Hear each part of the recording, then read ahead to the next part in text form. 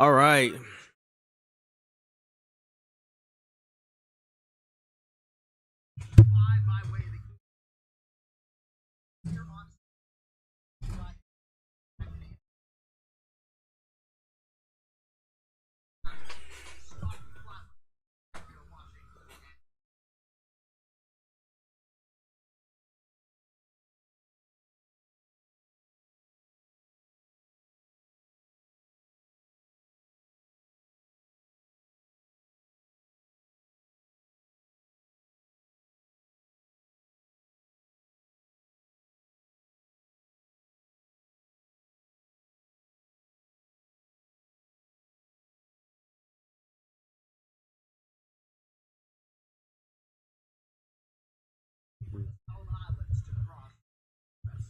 First fight of the night.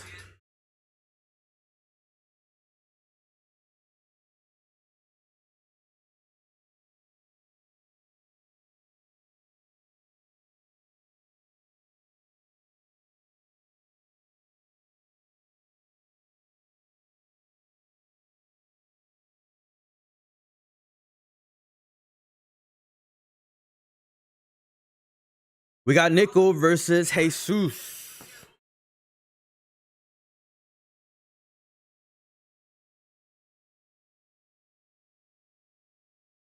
I think Jesus beats him. We're gonna go ahead and see what's up.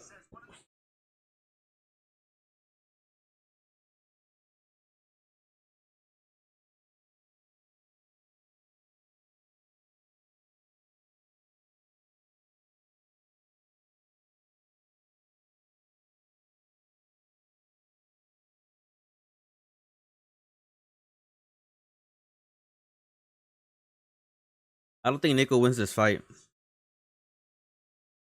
Everybody's hyping up Stuart Nickel. Everybody thinks that Stuart Nickel's gonna win this one. I really don't.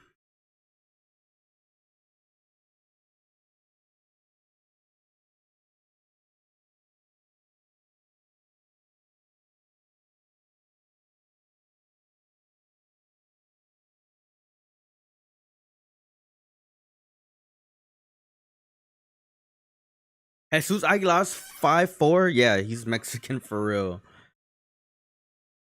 I don't know how Stuart Nickel is the freaking favorite. He hasn't even had one fight in the UFC.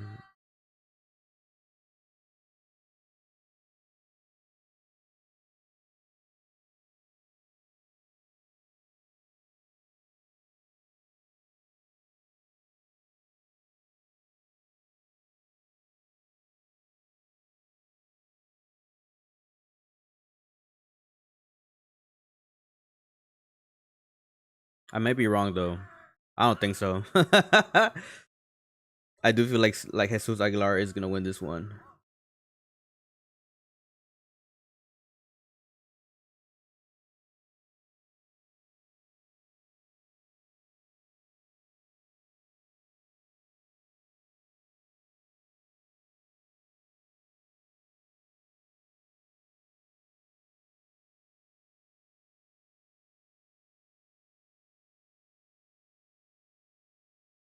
Stuart Nickel has beat nothing but like non high level fighters. Somehow he's still the favorite. That's crazy.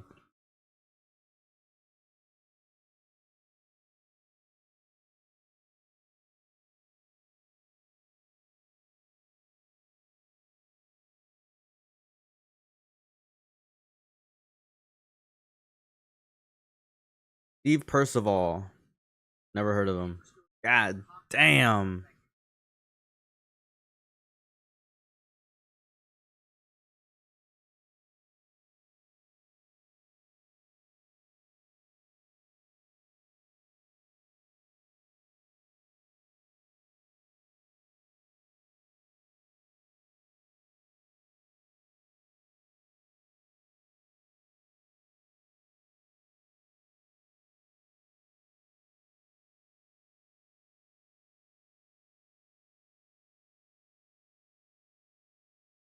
Aguilar's already. He's about to pin Stuart Nickel. Aguilar needs to fight the hands right now.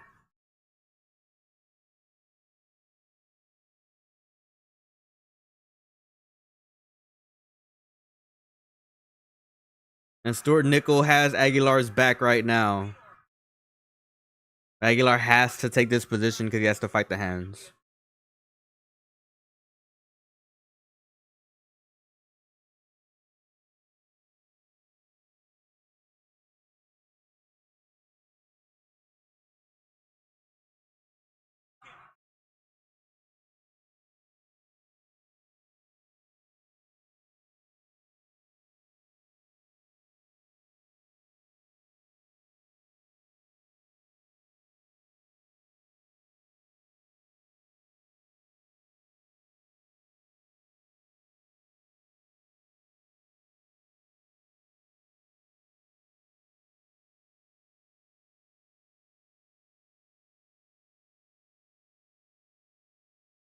Jesus Aguilar needs to fucking get to his feet, bro. He cannot stay here with Stuart Nickel.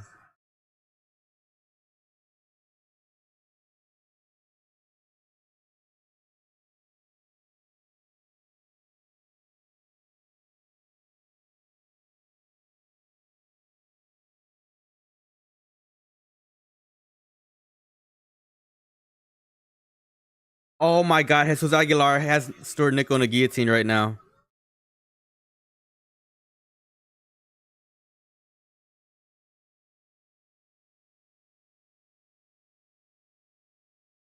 And I think Stuart Nickel's about to get free soon.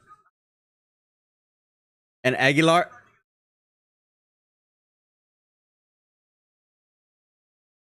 has a guillotine right now against Stuart Nickel, and it's freaking tight. Oh my god, Jesus Aguilar's about to win. Oh my god, Jesus Aguilar just freaking submitted Stuart Nickel. I freaking, man, I'm not even at all surprised, bro. Like, I can't believe people were actually thinking that Stuart Nickel fighting a bunch of cans. I freaking told y'all Jesus Aguilar was gonna freaking beat Stuart Nickel, man. I knew this one because saludos de Monterrey.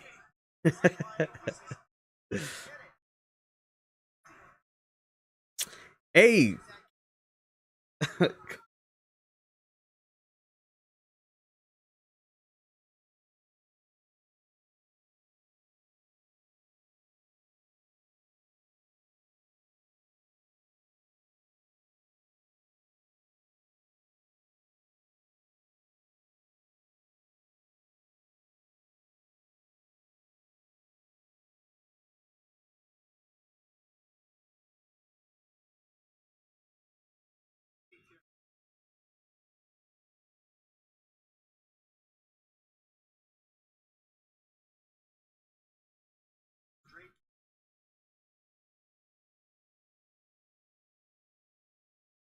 We got the first fight of the night right.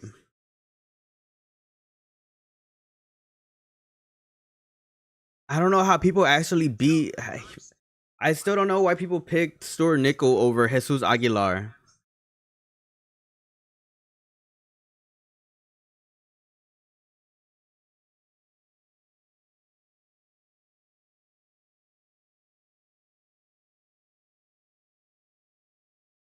A Mexican winning a fight in Perth, Australia. Hell yeah.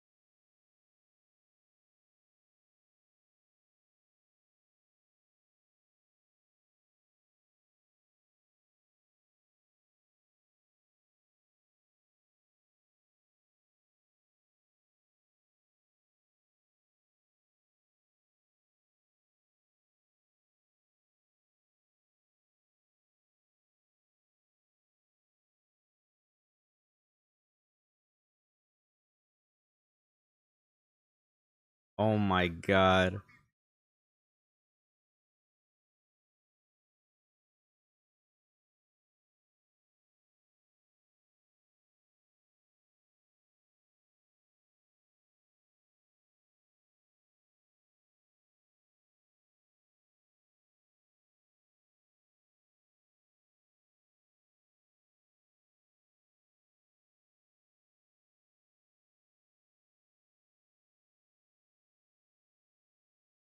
Jesus Aguilar needs to freaking work on his English, bro. I cannot understand shit he's saying.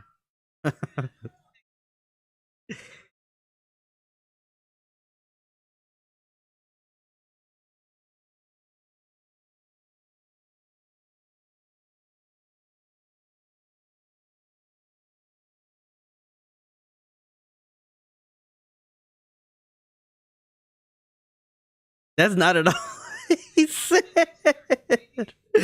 Bro, the translator's like not asking the same questions DC asked. That's funny as fuck.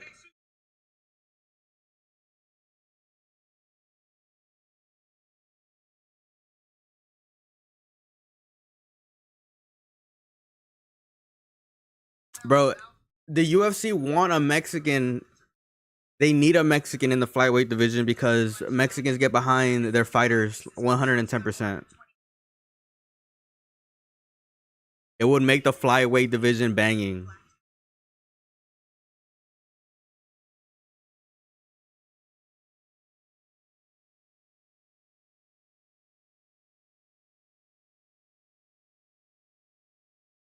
Son Kenan versus Ricky Glenn.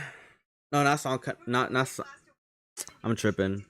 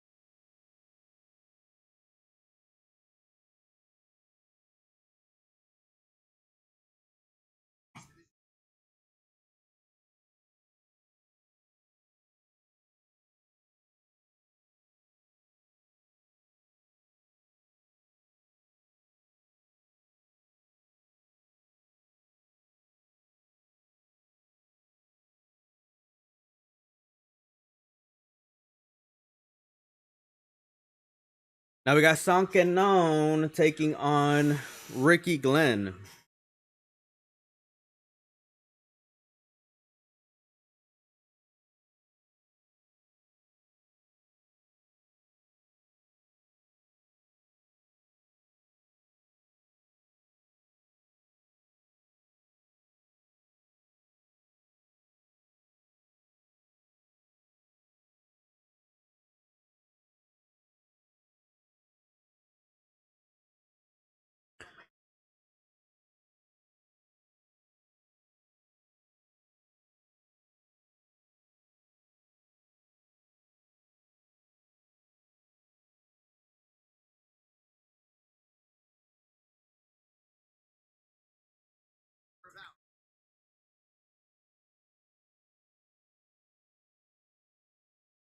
Damn, the venue is kind of empty still.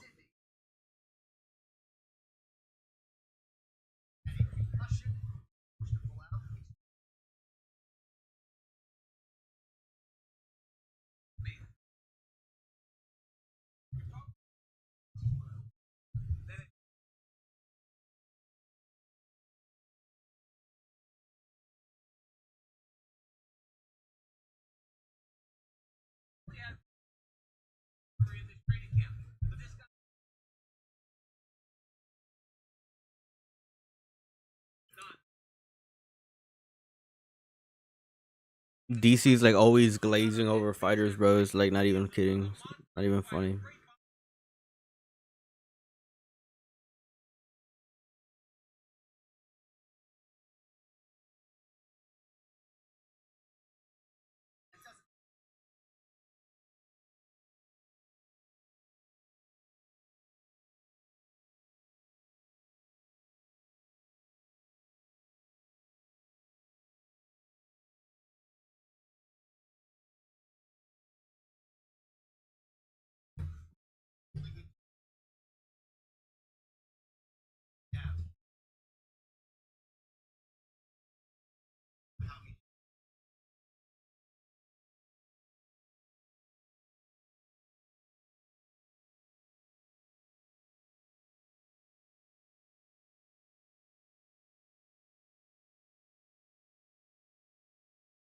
Even though Steve Erceg's like a grappling specialist, he has really, really good striking.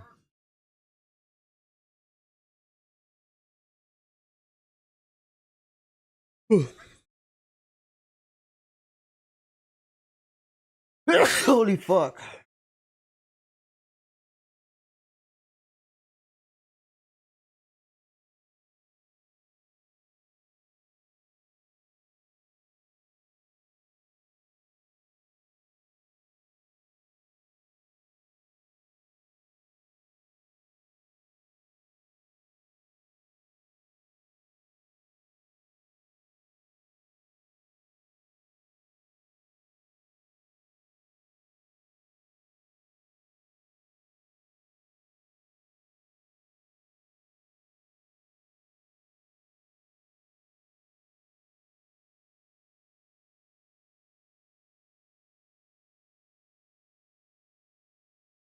All right, ladies and gentlemen, I'm gonna go and grab a beer real quick. I will be right back.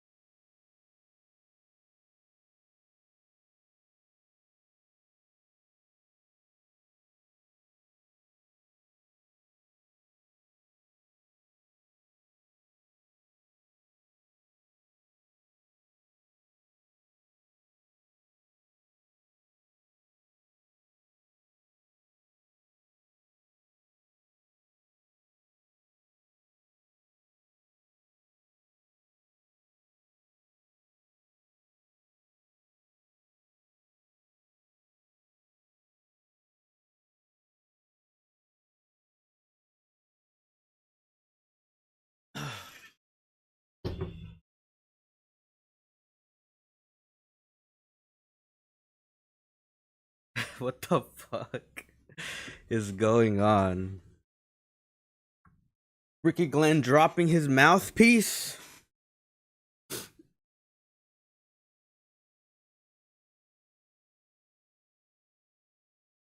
Alright, the stream is acting up a little bit. With luck, we can get it back running.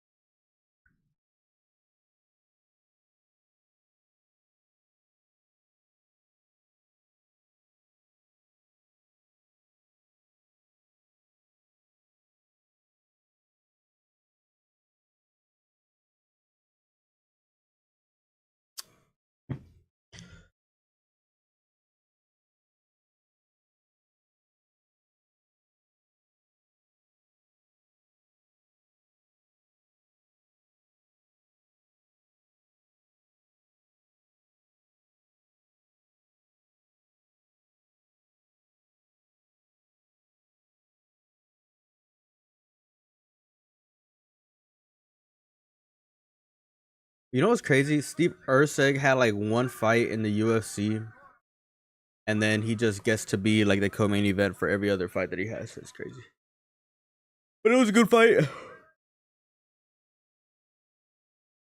Holy fuck. I needed to sneeze so freaking bad.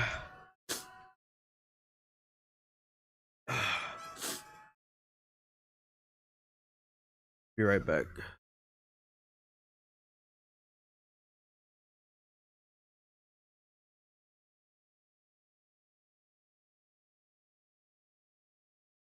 Shit.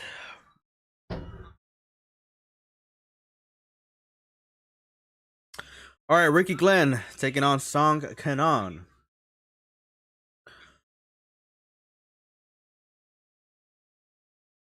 Ricky Glenn has some really good boxing. Holy shit. And right when I said that he's able to take down Song Kenan with a looping hook,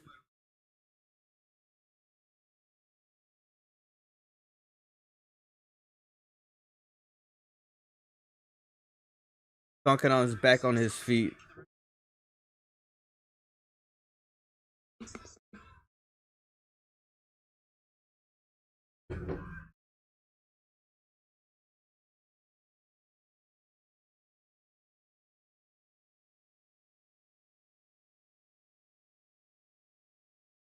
Holy.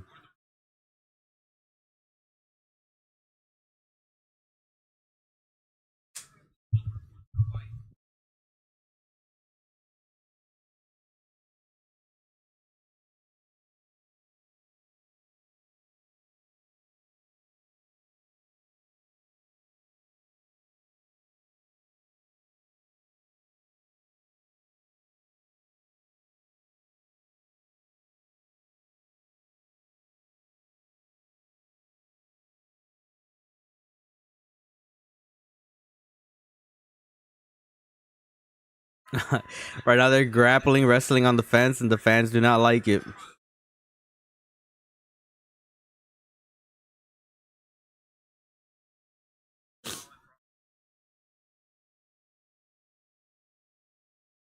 Right now it does look like Ricky Glenn is controlling the fight a little bit more. Within like the first 2 minutes of the first round.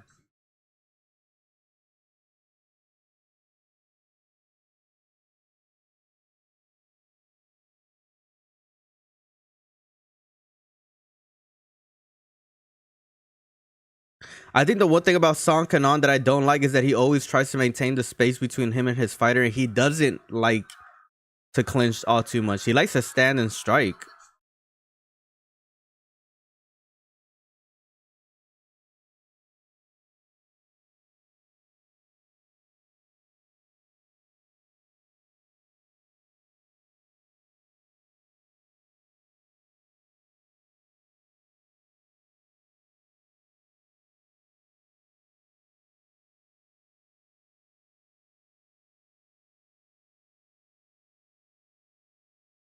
Song Kenan landing some really good shots on Ricky Glenn. Ricky Glenn covering up.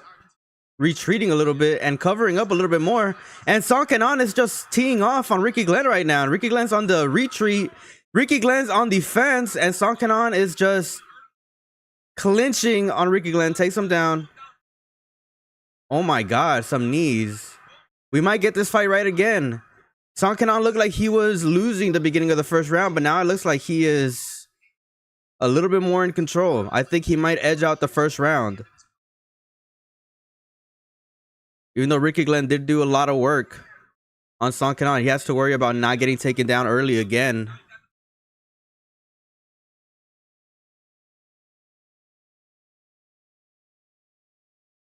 And again, Kenan gets taken to the fence, man. This is not a position where he wants to be at, and he gets freaking taken down. That's going to be big for Ricky Glenn. Kenan needs to get on his feet before the round ends and land some shots, man.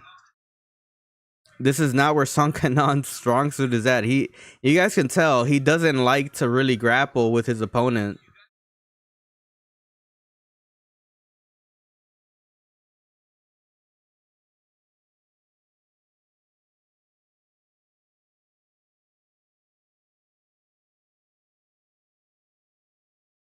I really don't know how to score the first round.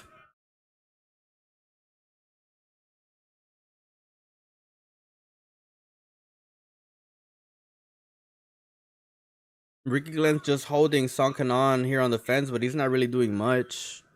I still feel like Kenan probably edges out the first round. I think it's 1-0. There we go. We separate, and let's see if Kenan can land some strikes. He needs to land a couple of strikes here on Ricky Glenn so he could get the definite win over Ricky in the first round. Oh my God, and he lands an uppercut. He lands some hooks. And Kenan is, yeah, he won the first round for sure. I think Kenan won the first round. Competitive. But I think it's 1-0 right now, Kenan. By like a hair. But I think he's winning.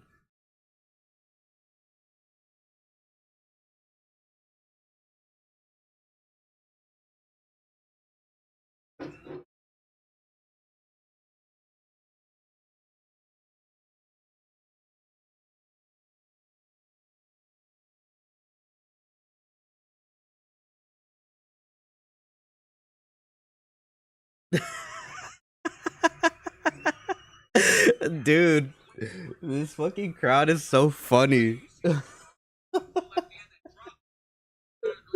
They're all whistling at the ring girl.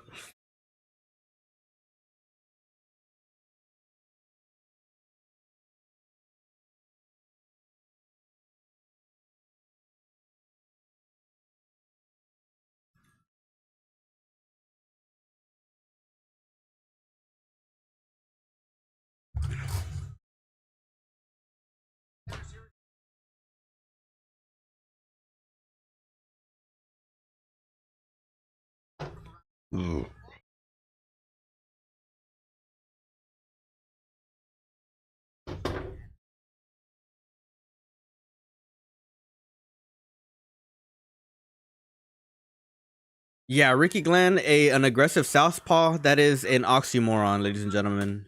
And if you know striking, you know exactly what the fuck I'm talking about.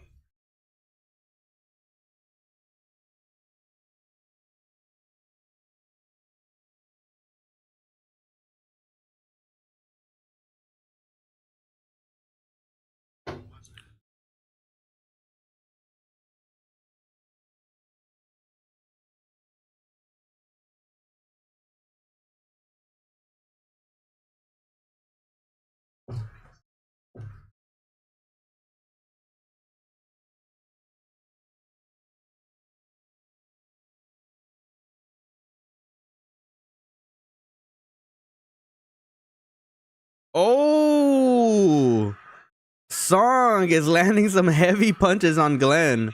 Glenn has to grapple, man. He cannot stand and bang with Song. Song is just blitzing at him with punches. Oh my God, he just landed one of the craziest freaking elbows that just opened up Ricky Glenn right now. And Kenan is just taking a step back a little bit. And Ricky Glenn is just putting his head down, right, man? This isn't boxing, bro.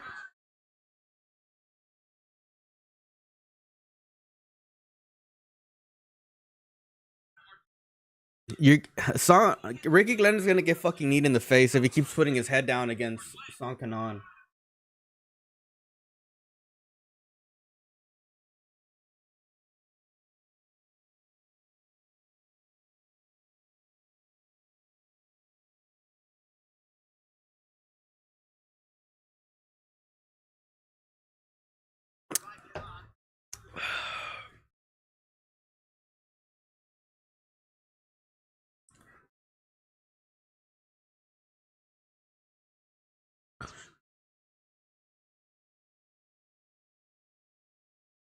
Well, Ricky Glenn landed a good cross against Son Kenan, able to go for a single leg and drag or really push Son Kenan to the fence again. That really seems to be Son Kenan's weakness, but Ricky Glenn just isn't, he's not really putting himself in favorable positions. He has to get hit to get into the grappling. It's not really the smartest idea. Ricky Glenn has not thrown out one single kick, I think, this entire fight.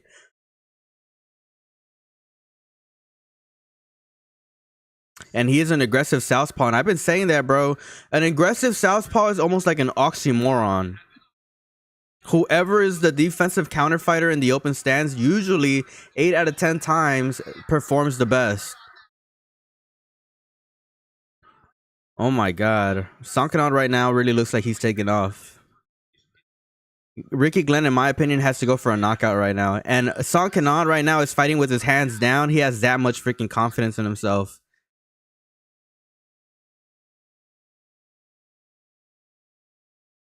Damn. Ricky Glenn has a friend on the side of his face.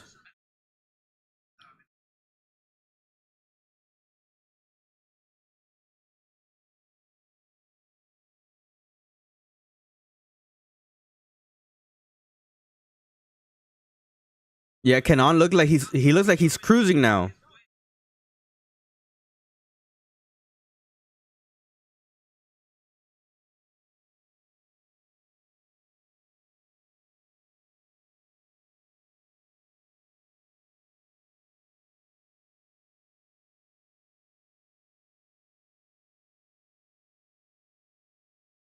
Yeah, Son Kenan right now is dominating Ricky Glenn.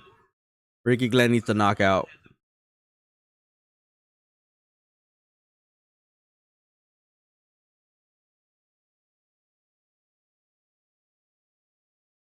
Son Kenan is giving Ricky Glenn a little bit too much respect. He needs to end the fight. He's letting Ricky Glenn live. I don't know why.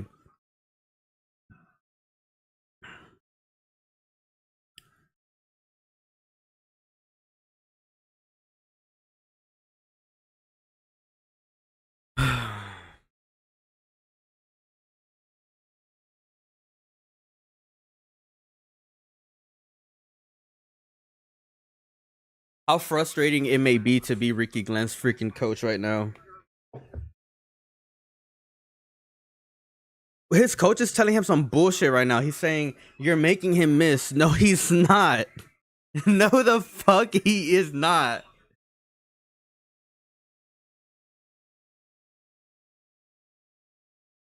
Well, his coach is telling him some good advice right now. He's pretty much telling him, you need to send it, which is, yes, he needs a freaking Hail Mary right now. He cannot try to win just a round. He needs a knockout or a submission or a finish or something.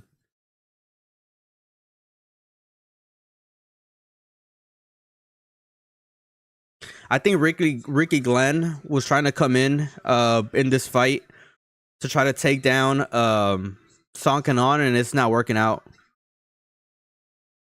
Even though Ricky Glenn does have some good boxing, Son Kenan is just being the defensive counterfighter right now in the open stance, because like I said, Ricky Glenn being an offensive or ultra offensive southpaw is almost an oxymoron. It's like not good positionally to be a offensive and to be a southpaw in the southpaw. Oh my god, man. Yeah, Ricky Glenn, bro, he puts his head down in exchanges, and then Son Kenan is just landing. He landed a freaking knee on Ricky Glenn's chest.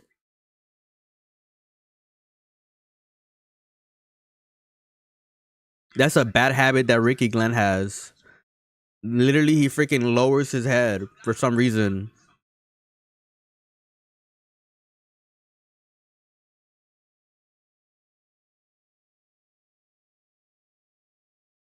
Yeah, right now it does look like Song Kenan is kind of cruising a little bit.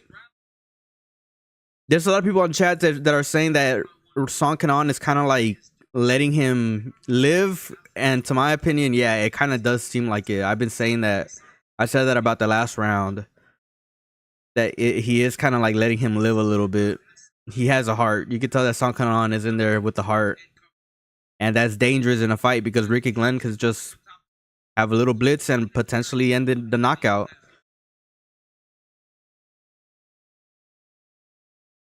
And Ricky Glenn is literally kicking Song Kenan's foot. Like, that's crazy. Like, Ricky Glenn is desperate.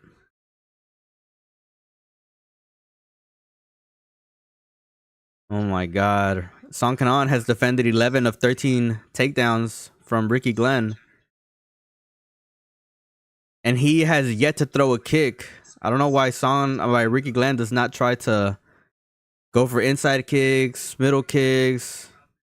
He blitzes in with his head like literally forward instead of his feet switching positions. He lunges in with his freaking face and he just ate another knee to a chest from Song Kenan.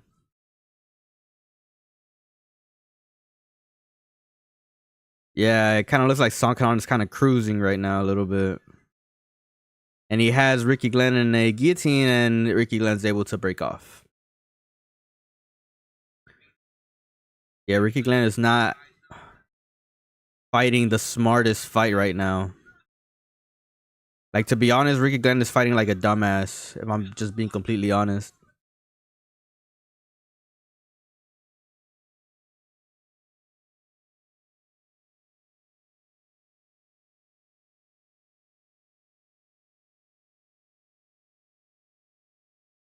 Wow. Song Kenan's able to land another cross on Ricky Glenn. I think Song Kenan has landed a total of like 80 punches to like 40. And Ricky Glenn again blitzing with his fucking face forward. It's like his face comes first and then his hands. Instead of his hands, then his head. And Song Kenan landing another knee on Ricky Glenn, bro. Like, what is going on? It's not that Ricky Glenn is fighting scared. It's just that he just has not the smartest positions because he's an aggressive southpaw. Which, like I said, it's a freaking oxymoron.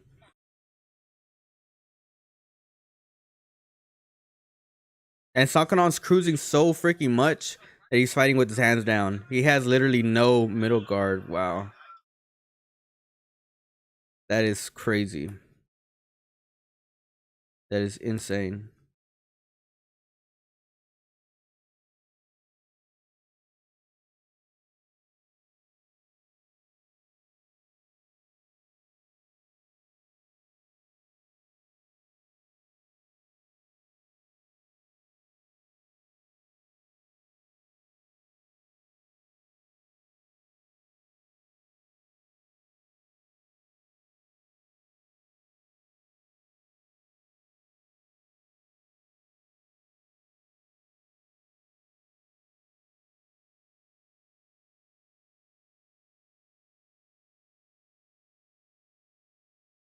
Bro puts his head down every time he punches. Yes, he does.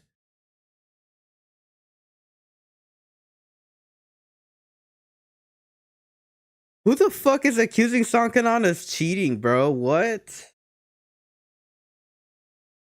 I do not get that. Who is actually saying that Sankanon cheated? I think he beat the shit out of Ricky Glenn pretty decisively. To call that like cheating is like crazy.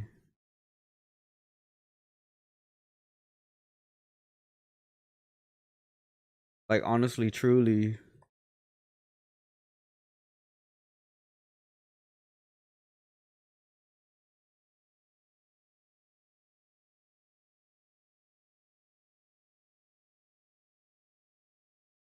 Let Ricky Glenn go, bro. Let him fight. Let him end the fight.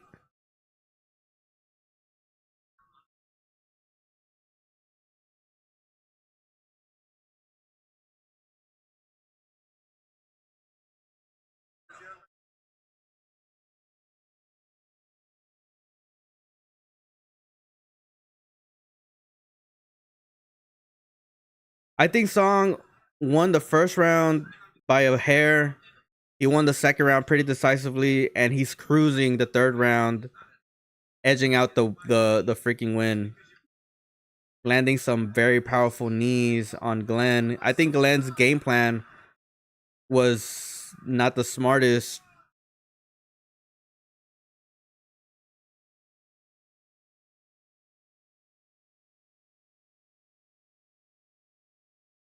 A lot of respect between these two guys.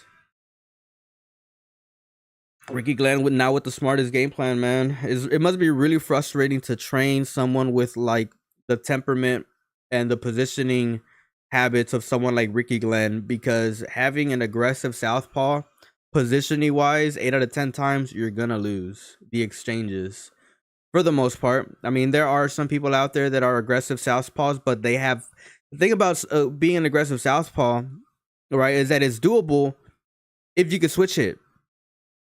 If you cannot switch hit as an aggressive southpaw, in my opinion, it's very amateur. It's not high level to just be an aggressive southpaw. Because from a positioning standpoint, if your opponent is not being aggressive also, and he's being a defensive counterpuncher, you're probably gonna lose. Like, there's an 80% chance that you lose these fights, and this is all backed up by data, ladies and gentlemen. We could actually do a breakdown on this entire topic.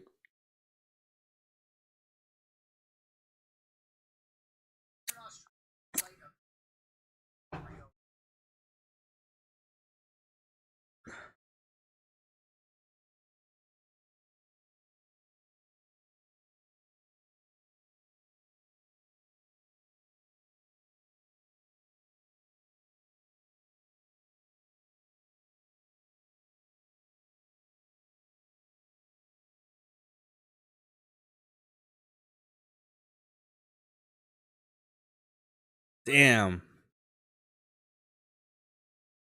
30-27. It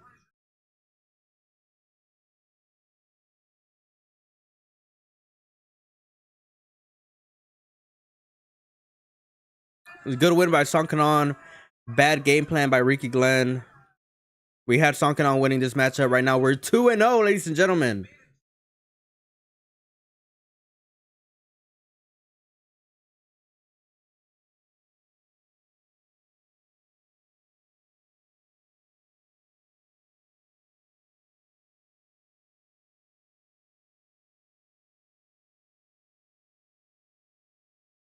Good win by Sankanon. Really, really good win.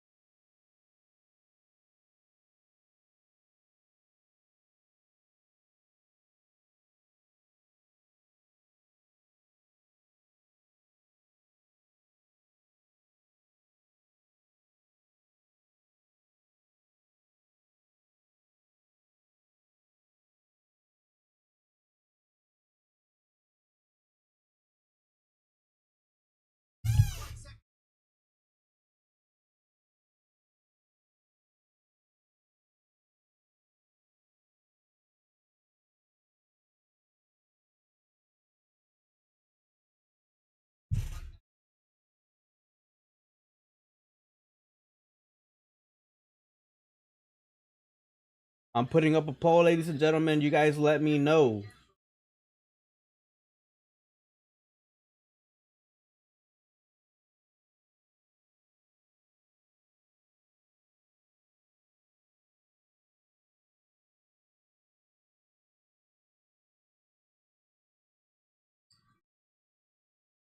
Putting up a poll. Who is going to win? Adesanya or Plessis? Make sure to freaking vote on this poll right now.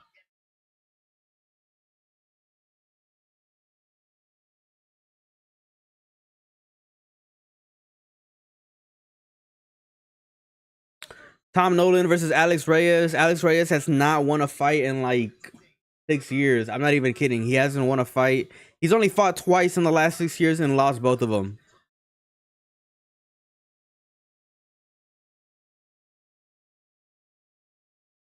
We got Tom Nolan winning this matchup via murder.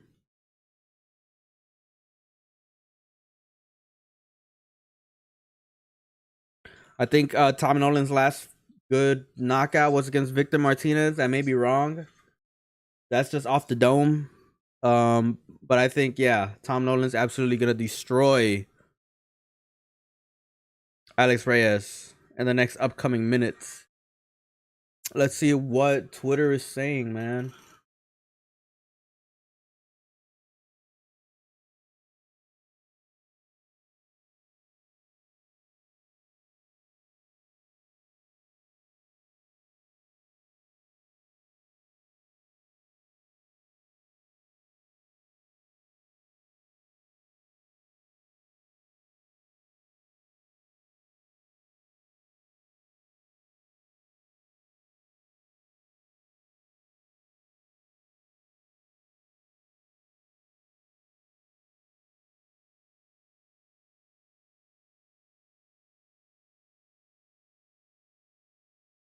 How did Sankanon not finish Granddad Glenn? He kept smothering his work. Quite an embarrassing performance. He won every round, bro. I swear, people on Twitter be having like the worst fucking takes. Weekly long shot goes to the okay.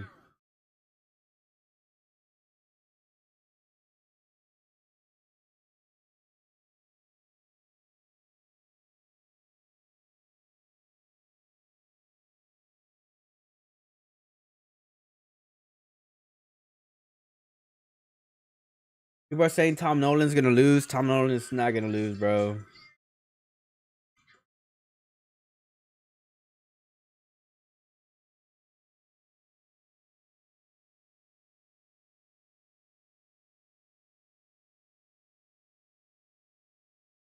What the fuck?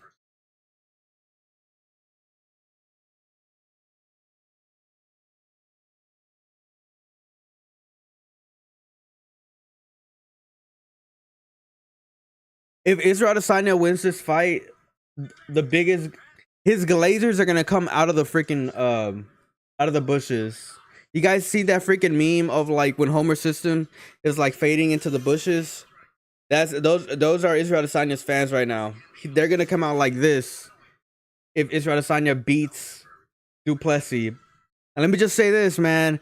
Adesanya needs a career-defining victory after crying in front of millions and millions of people at a press conference. That's something you just don't do.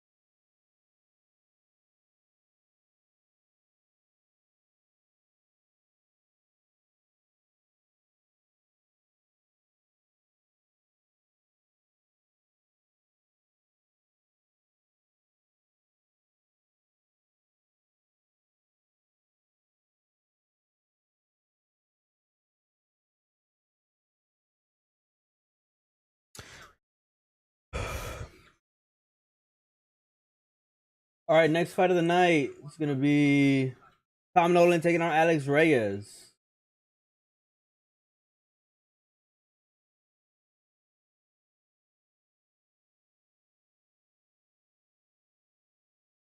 Tom Nolan is gonna win via murder, bro.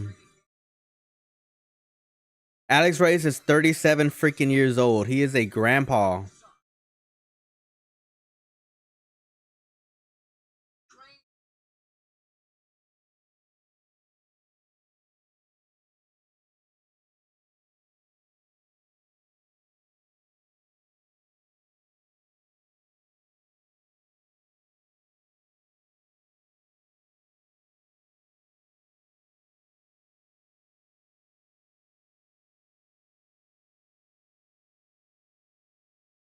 Nolan's gonna absolutely destroy this guy.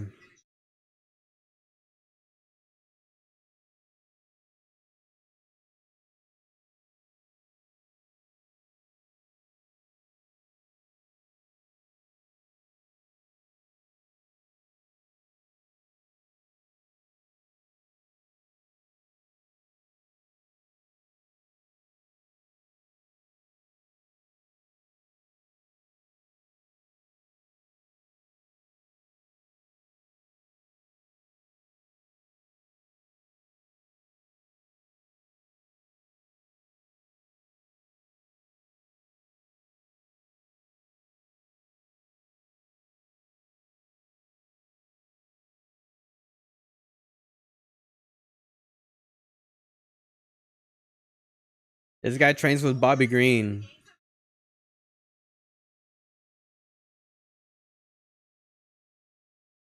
His brother's Dominic Reyes.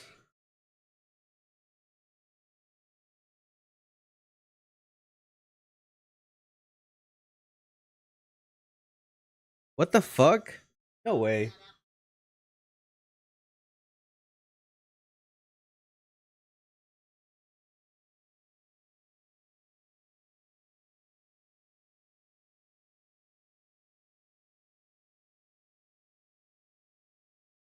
What the fuck?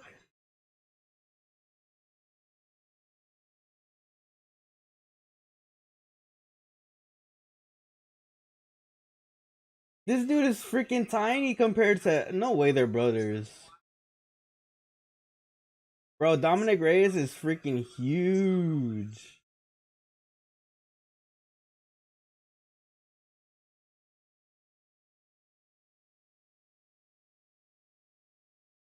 I did not know that was his brother. I think they don't fuck with each other actually. I think that Dominic Reyes and Alex Reyes they don't really like each other. I think he said that like in a podcast somewhere, but they're not really like cool like that.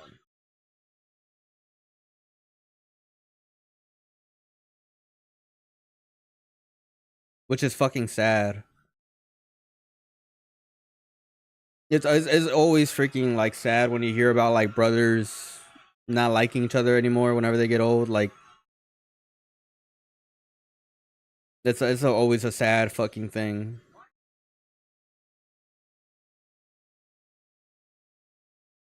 Tom Nolan absolutely gonna fucking win this match by murder. He's gonna absolutely destroy Alex Reyes. I have no faith that Alex Reyes wins this fight, by the way. None at all. I haven't been more sure about someone winning a fight more than this one. Simply for the fact that Alex Reyes hasn't fought. He hasn't been consistent. You know, he's only fought like twice in the last like 6 years and lost both fights. Like, why would anybody pick? Why would anybody pick that motherfucker to win? It doesn't make any sense to me.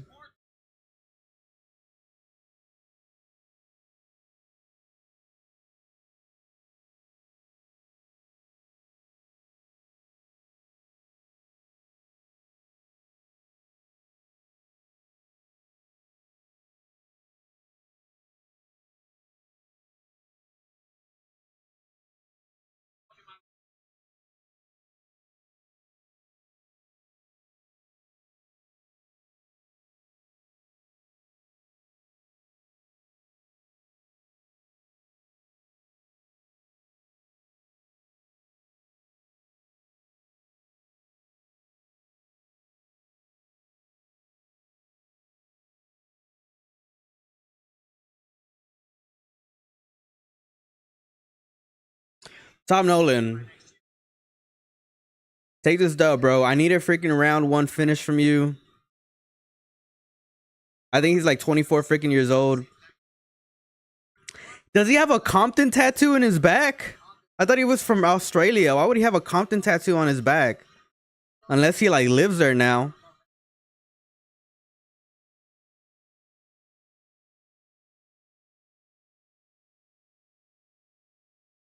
Damn, Alex Reyes is 5'11". He got hit with the shit genetics compared to his brother.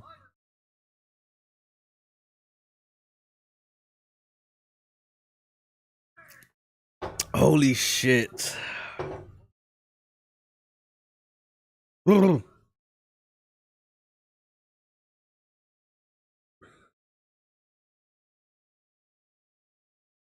crazy, severe underdog. Plus 750.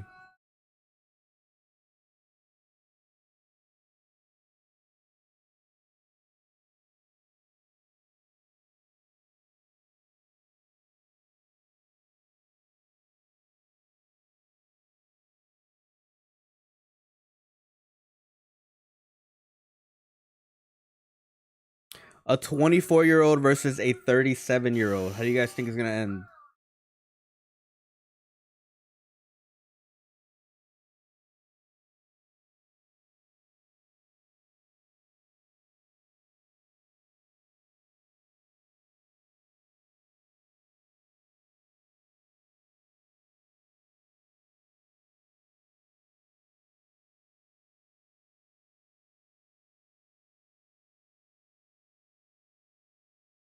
Here we go, ladies and gentlemen. Tom Nolan taking the center of the ring. Oh, he needs to be careful being the aggressive southpaw right now. Alex Reyes lands a body kick.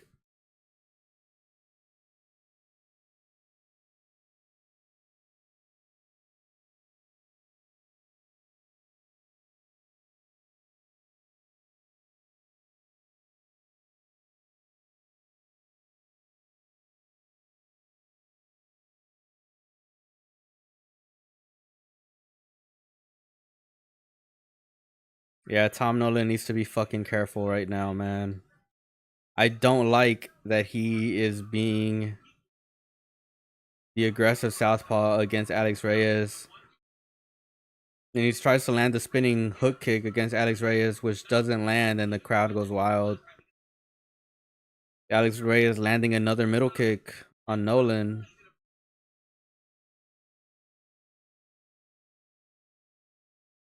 Then Nolan goes for a blitz and gets fucking taken down. Come on, Nolan, bro. Nolan, man. Nolan.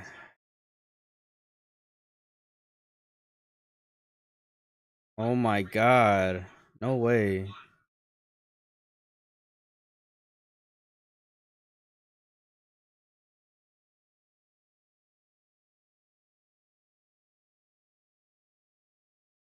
No way. Right now, Alex Reyes is winning the fight. Surprisingly.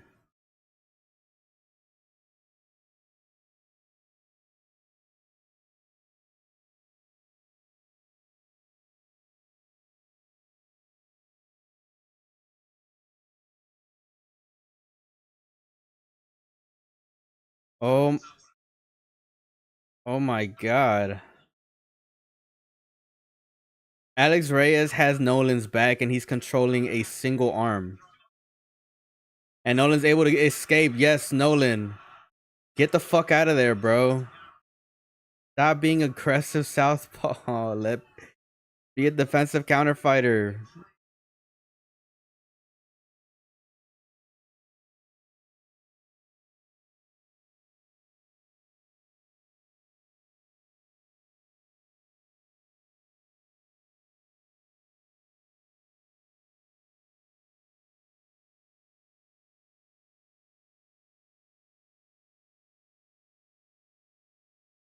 Oh my god. Okay, yeah. Nolan is a little reckless. Surprisingly, I thought he would be a little bit more calculated. You know, that he's fighting the older freaking guy, and be a little bit more calculated and methodical in his approach. But he's just aggressive, which isn't a bad thing. You always want a fighter to be aggressive, but not to be reckless. Reckless aggression is never a good thing. Calculated aggression is where you want a fighter to be at. And right now, Nolan is showing a little bit of reckless nature.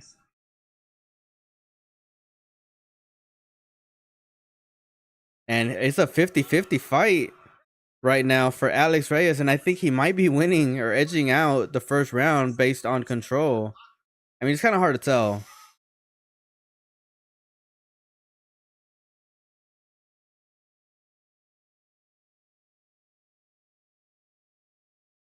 And now Nolan keeps going for these freaking spinning hook kicks. We're just like, come on, bro. Like, what are you doing?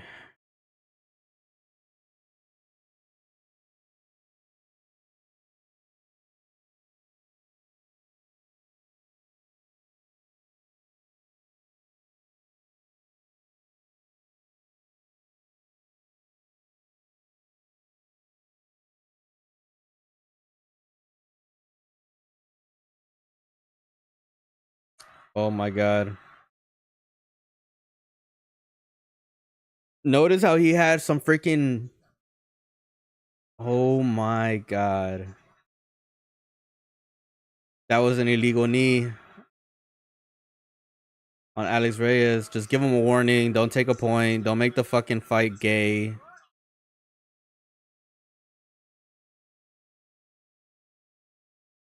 Give him a warning.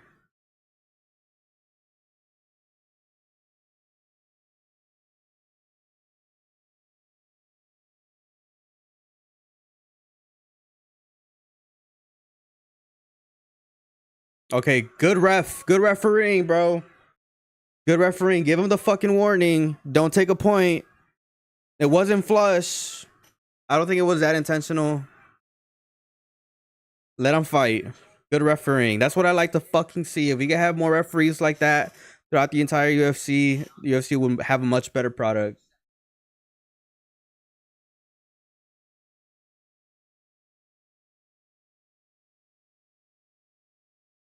Round one, man, really, really reckless from Tom Nolan, and surprisingly, Alex Reyes is finding some pretty interesting entries.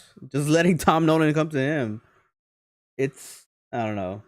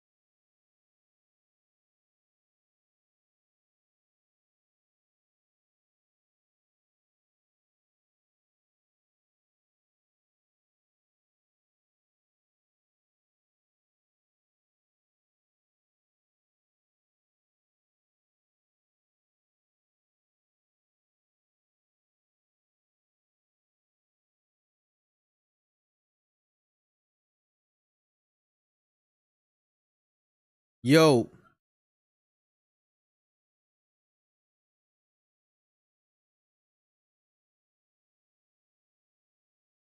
so surprisingly, Tom Nolan isn't winning this fight decisively like I thought he would. He's giving Alex Reyes a lot of freaking momentum right now, which is pretty surprising.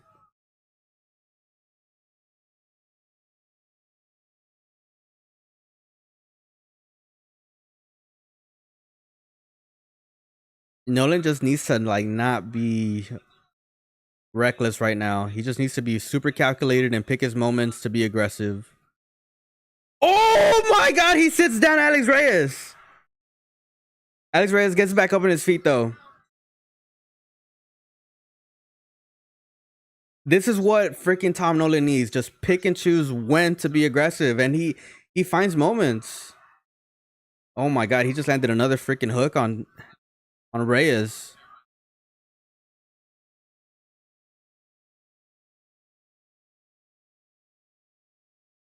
Oh my god, just landed another freaking left cross on Alex Reyes. Another freaking elbow. Just barely edged out. Didn't land super flush, but it landed.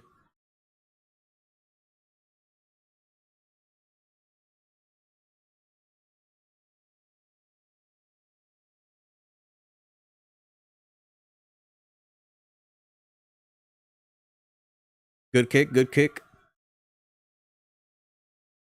He checked that inside kick by Reyes. Good stuff, Nolan. Good stuff. He made the proper adjustments in the second round. I think his coaches told him to chill a little bit.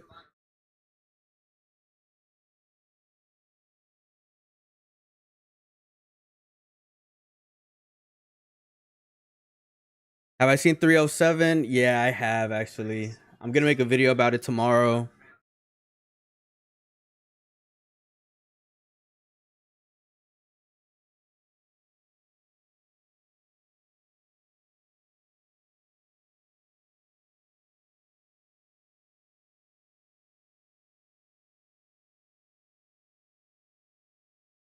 They're fighting on the fence right now. Somebody needs to break.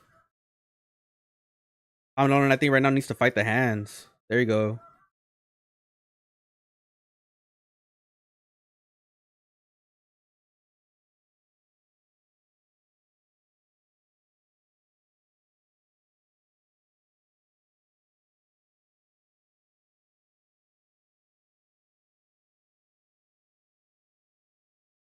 Good knees, good knees. Yeah, yeah. Surprised Ankalaev didn't get the title fight. I think a lot of it has to do with the UFC looking to sell pay-per-views. Even though, yeah, Ankalaev 100% deserves to fight for the title. No doubt.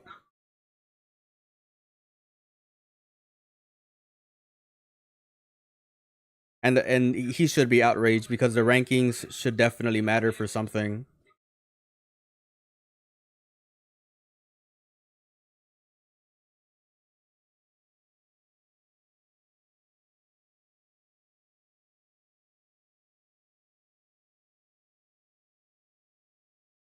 What?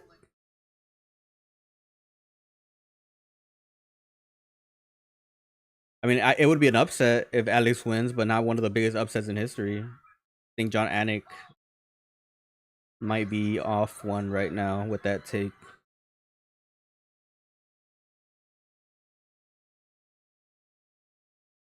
Oh my god.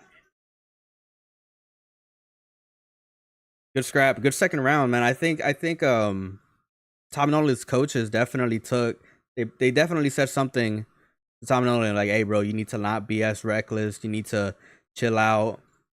You need to respect Alex a little bit more because he came here to fight. Even though he is 37 years old, he is moving around really, really well. UFC want Pereira to be the yeah. The thing about Alex Pereira right now, I think his last main event against Jiri Prochazka 2 was like really, really close to touching Conor McGregor type numbers. So they are definitely like trying to milk him for as much money as possible. And I think, in my opinion, if he were to lose to Ankalaev right now, it would be harder to sell future pay-per-views like maybe Pereira versus Tom Aspinall, because they are looking to definitely take him to the heavyweight division. So I think, yeah, you're right. They are probably looking to safeguard Pereira right now because they want to sell pay-per-views later in the future. Exactly, because Jones is gonna retire. Last round right now between Tom Nolan versus Alex Reyes. I think Tom Nolan is edging out the fight right now, barely.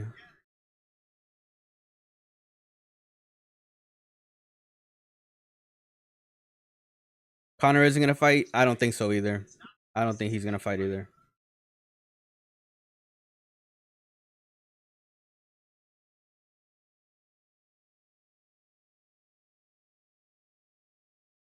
Good parries. Good parries from Tom Nolan.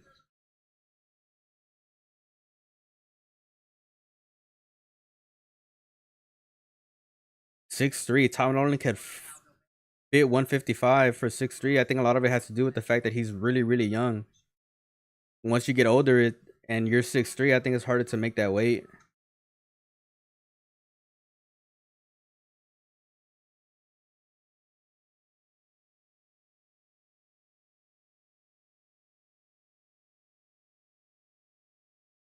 Another good middle kick by Reyes.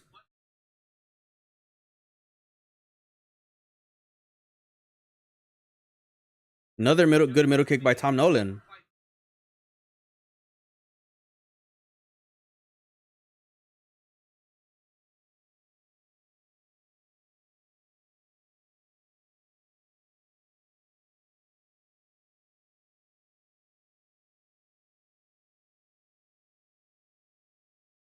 Yeah, Tom Nolan, I feel like he is starting to be a little bit more patient as the fight goes on, but he needs to do that immediately. I wonder how he's gonna look in his next fight, because I do think he's gonna beat Alex Reyes. But being very reckless in the first round is kind of green. It shows that he is little green on that aspect. But once the fight starts to settle in, he really starts to be a little bit more calculated with his entries. But he needs to do that off the get-go, and hopefully we start seeing that from Tom Nolan in the future.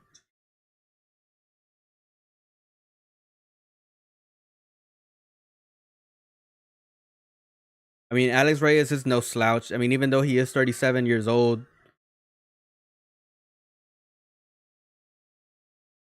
Oh, he has a Darth over Reyes. Is it tight?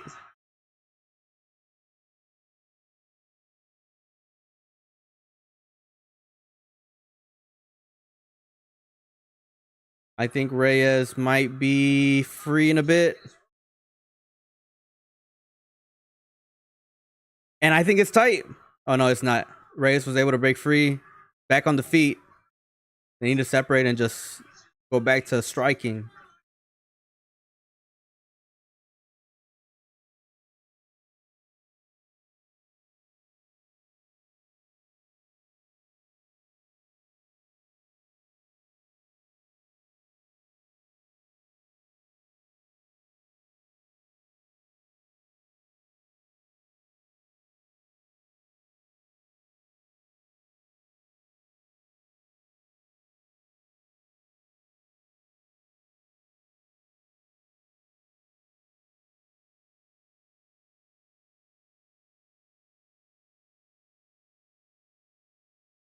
Doing a lot of fence fighting right now.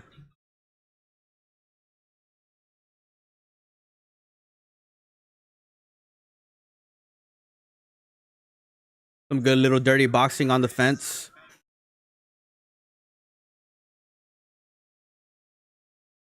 I think Tom Nolan is gonna edge out the win because he's been a little bit more active and like pressuring Reyes right now. But hopefully he goes back to watch this film and makes the proper adjustments. But this guy, Tom Nolan, has a lot of potential.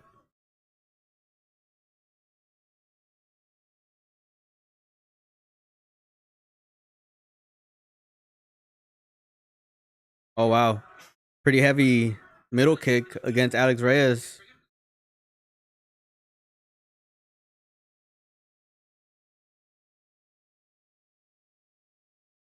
Really close fight, man. I'll be honest with you guys. I feel like Tom Nolan pretty much is gonna edge out the win, but Alex Reyes made it very, very competitive.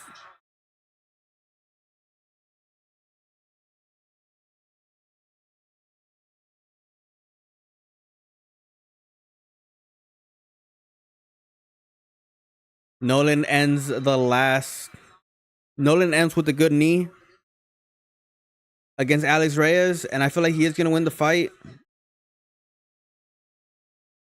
But some very questionable decision making from Tom Nolan in the first round, man. I'll be honest.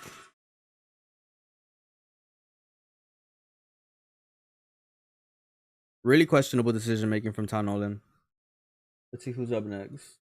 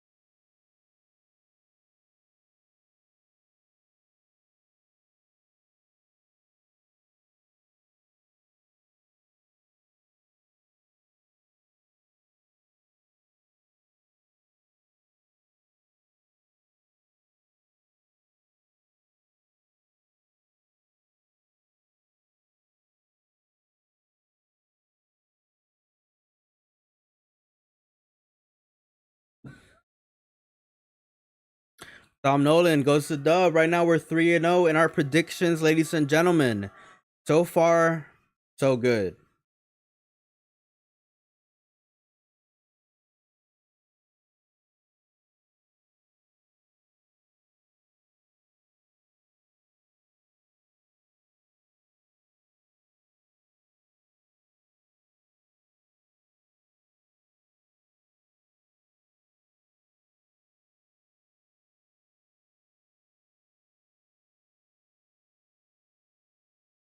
Good win by Tom Nolan, man. He just needs to fix a couple of the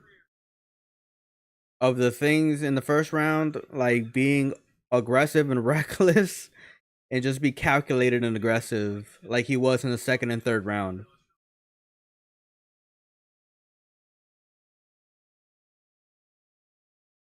Australia does, in my opinion, probably have some of the best upcoming fighters right now, definitely in the MMA scene in terms of amateurs. One of the best.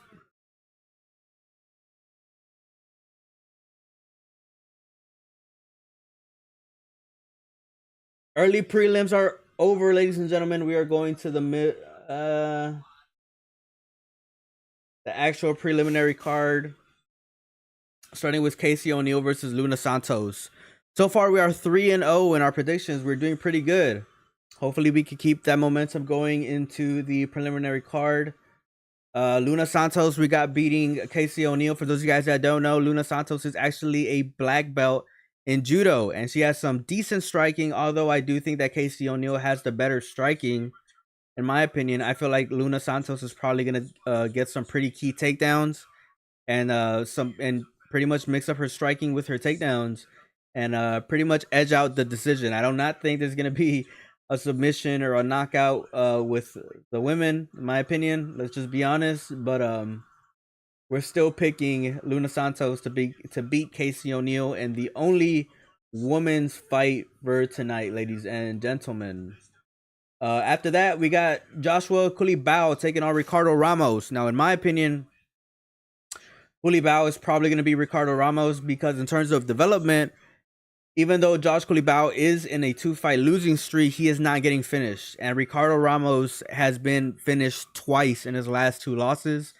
And that speaks volumes, in my opinion. I feel like Joshua Culibao is probably going to edge out that win. After that, we got Junior Tafa versus Valter Walker. Now, Valter Walker is the taller, he is the heavier dude, and he has a wrestling base. Not too bad in the striking either. I feel like Valter Walker's probably going to try to wait for Junior Tafa to get into range and then look for his wrestling to go for some takedowns. Probably take Junior Tafa to the fence and just keep him there. For the main card, we still got Mateusz Gamrot. Actually, we got Jack Jenkins versus Herbert Burns. Herbert Burns only fights 1 time a year, ladies and gentlemen. He is not the most consistent fighter. Jack Jenkins has the most active resume in terms of his fights in the last 2 years. I feel like Jack Jenkins is probably going to take the win in this fight as well. And after that, we got the main card, Tuivasa versus Jairzinho Rozenstruik. Then we got Mateusz Gamrot versus Dan Hooker, Kai Kara Friends versus Steve Erceg, and of course the main event, Dricus du Plessis versus Israel Adesanya. So a lot of interesting matchups coming our way, ladies and gentlemen. Well, actually, I think Jack Jenkins versus Herbert Burns is the fight that's coming up next. So let's see if Jack Jenkins is able to defeat the least one of the most inactive fighters in the entire UFC. He's only 11-5, and he's been in the UFC for a long time. I guess dude doesn't really need the money. So hopefully Jack Jenkins is able to do his thing.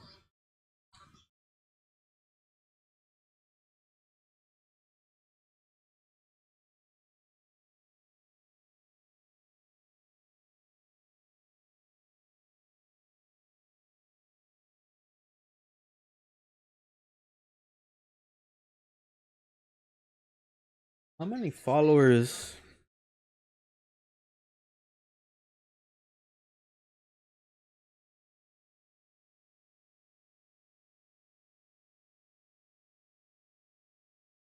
Damn, I would think that like Alexander Volkanovski would have like millions and millions of like followers, but he doesn't have too many followers. I mean, it's 2.5, but I would imagine that he would have more.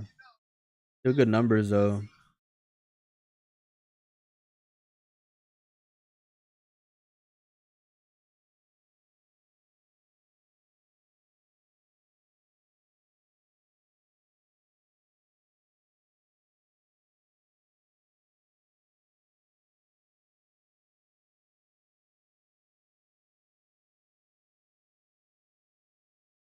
Crazy. I will be right back. I'm going to go get another beer.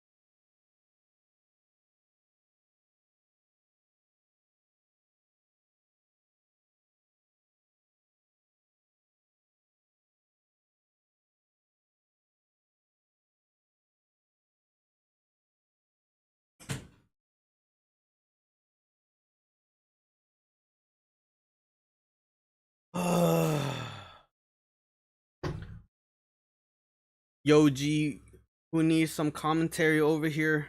Arajo, Carlos Silva. What's up, brother?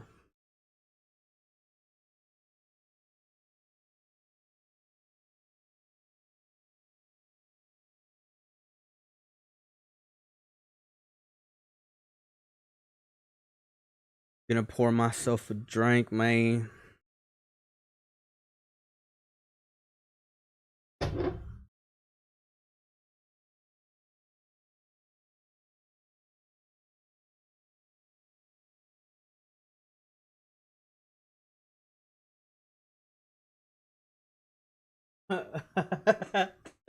What the fuck? I just looked up what carajo means, bro. It's funny as fuck.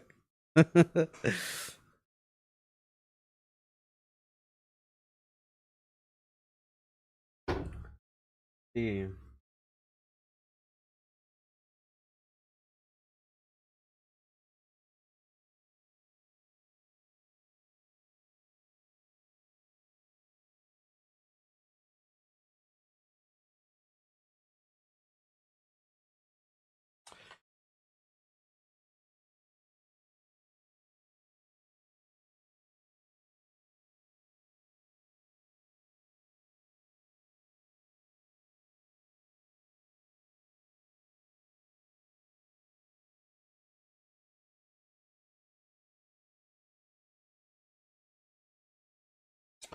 All right, we got Jack Jenkins taking on Herbert Burns. Herbert Burns has been in the UFC since like freaking forever, dude, and that dude's like the most inactive fighter in the world.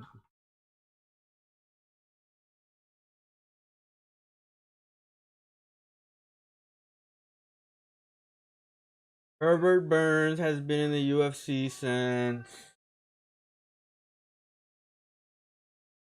Oh no, he's had. I mean, yeah, it's been a while, 4 years, but since 2020, and he's only had 5 fights in the UFC in 4 years. That's not good. He is in a 3-fight losing streak. Oh my.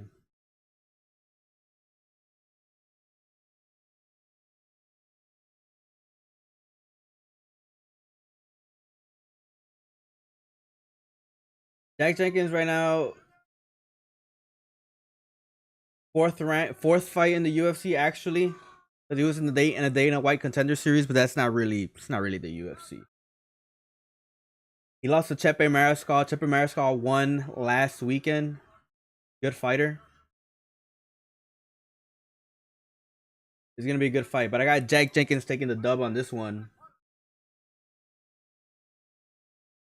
Herbert Burns probably gonna look for a first round submission here, so Jack Jenkins needs to survive the first round because Herbert Burns has some of the highest percentages in terms of takedowns and submissions in the first round.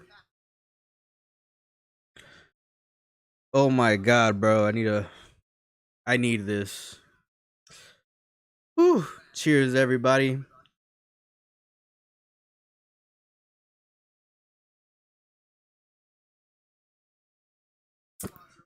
God damn. All right, Herbert Burns looking to strike, actually. Holy shit.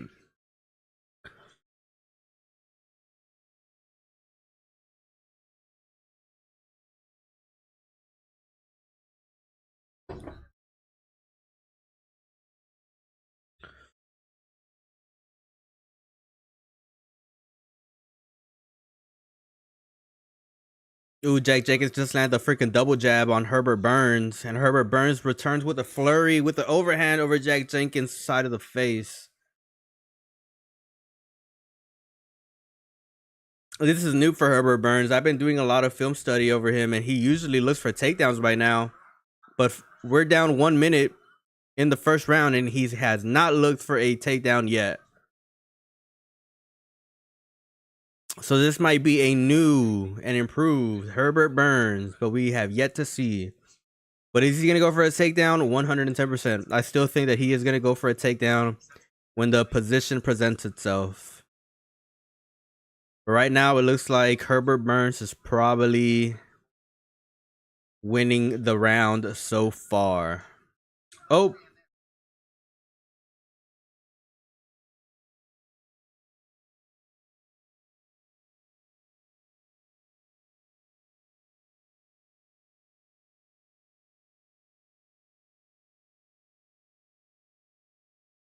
Two minutes into the round, it's kind of a 50-50 right now. You could go either way. I feel like Jenkins has been having a little bit more of the striking, but Burns has landed a little bit more of the kicks. Landing a body shot. Oh, and Herbert Burns goes for a cheeky knee up the middle on Jenkins and barely misses.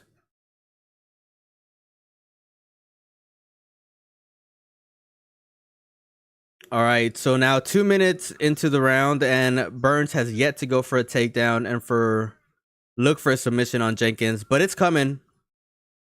It is coming. Herbert Burns cannot be on the fence right now. His back is literally on the fence. His only way to move is forward or left or right. He needs to do something to get out of this position.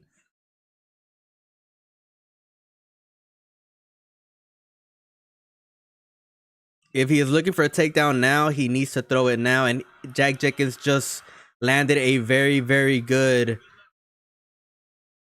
body shot over Herbert Burns. Herbert Burns blitz in with another boxing combination.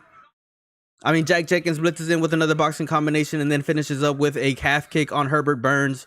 And Herbert Burns looks like he is just running away with this. And Jack Jenkins was able to take down Herbert Burns, and Herbert Burns is getting up back into his feet. We're going back and forth into the striking, and Jack Jenkins lands a powerful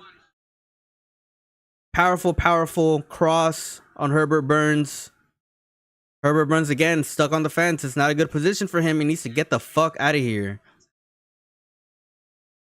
He needs to move, and putting his head down in front of Jenkins is not the move either. Burns is getting beat the fuck up right now.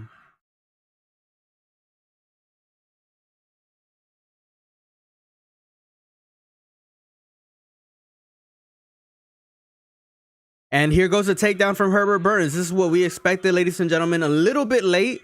Actually, late as fuck. This is the last minute of the first round, and he finally decides to go for a takedown after getting beat up on the fence for like 2 minutes straight. And even though he holds his position right now on Jack Jenkins, if he's not able to land any big shots, he is not going to win the round. I think the first round is probably going to go to Jack Jenkins, but we have 40 seconds left to go. Herbert Burns needs to do this immediately in the second round to probably edge out the win, but waiting for the last minute to do this in the first is not the smartest thing to do. Even though he's not doing nothing with this position, he's still gonna, get some points for this. But I still think that Jack Jenkins is definitely winning the first round decisively.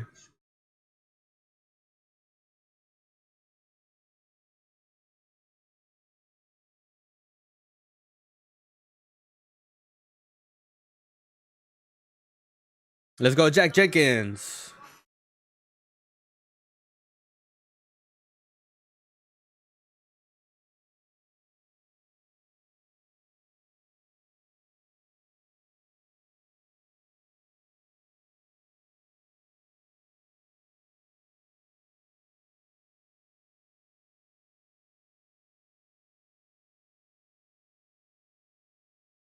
All right, start of the second round. Oof.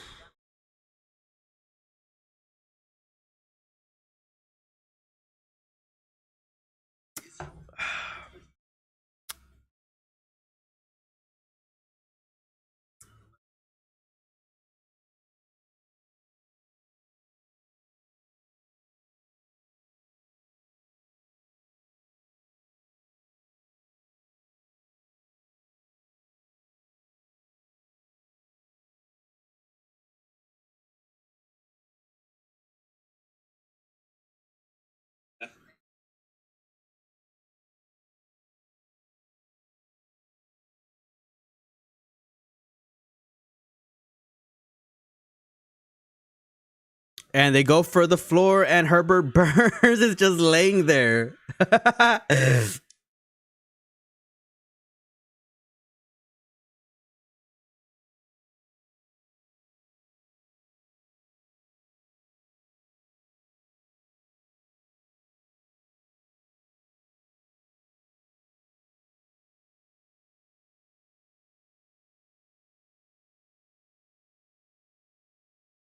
So right now, Jack Jenkins has landed 43 out of his 67 punches, and Herbert Burns has landed 19 of his 65. So even though Herbert Burns looks like to be a new fighter, right, with including a lot more strikes into his game, this is not working too well for him. It's like almost he's not as precise as Jack Jenkins. And this is what we expected, man. We thought that Herbert Burns was gonna go to a freaking takedown a little bit earlier into the second round, and he was able to get it pretty freaking easily over Jack Jenkins. Jack Jenkins needs to get the fuck up right now. Herbert Burns is fucking dangerous. He's a dumbass freaking striker, not the best striker in the world, but he is dangerous in the grappling department. He has a really high percentage in first round submissions, but this is really dangerous. Leg lock, and he loses it. Jack Jenkins is able to get back up, and he's just starting to beat the fuck out of Herbert Burns. Burns has questionable decision making sometimes, man.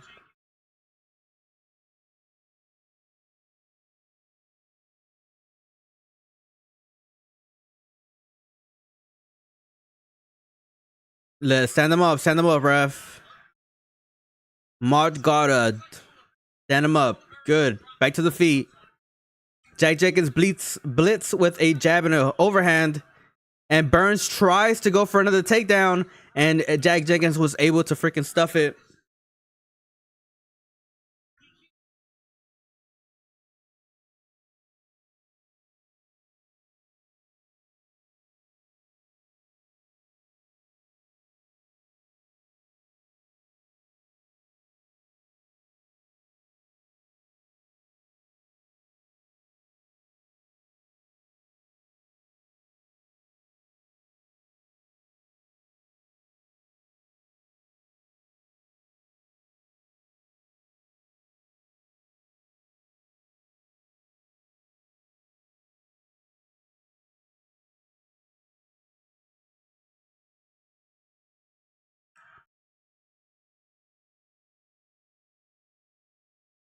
The ref stands him up again.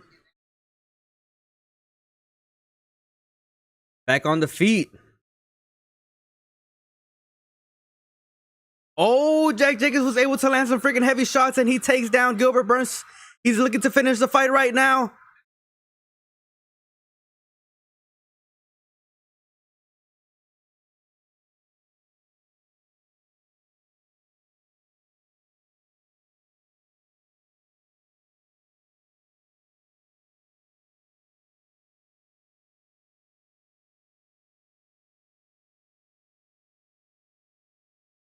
Herbert Burns again is just freaking laying there.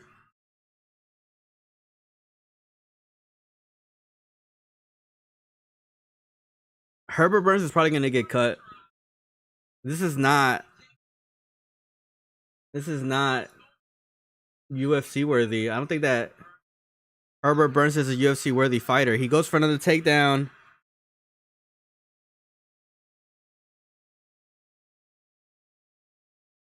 Herbert Burns, bro, like, what are you doing, brother? This is gonna be his fourth freaking loss in a row. I think this might be a result of him being not an active fighter at all.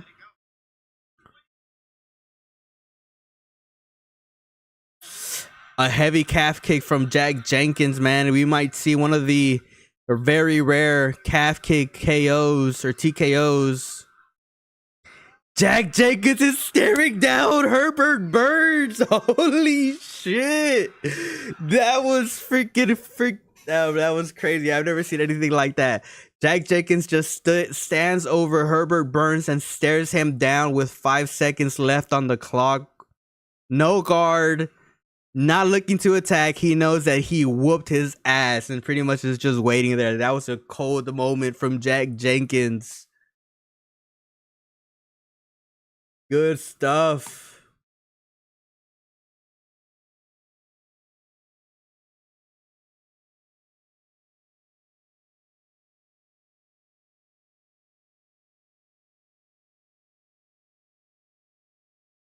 Right now, Jack Jenkins, the live heavy favorite. Interesting shit, man.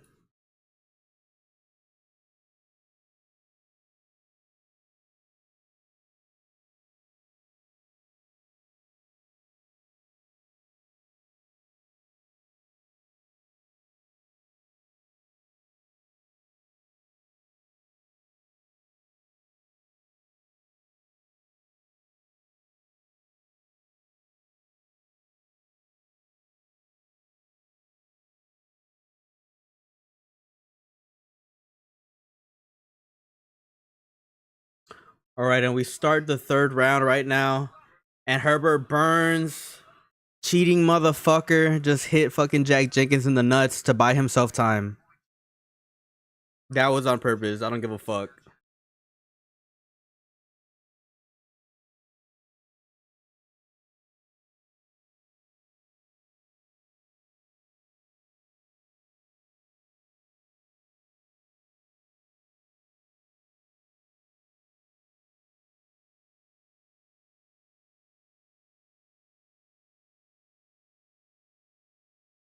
Jack Jenkins is gonna end the fight. Jack Jenkins is gonna end the fight. Herbert gets a warning.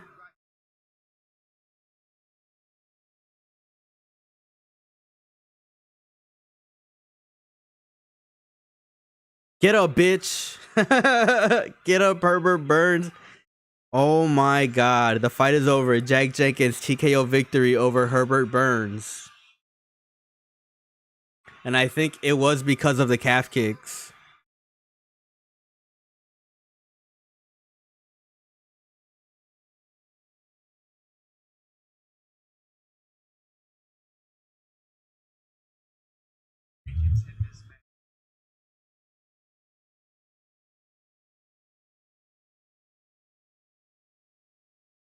Good win. We are 4-0 right now, ladies and gentlemen, in our predictions.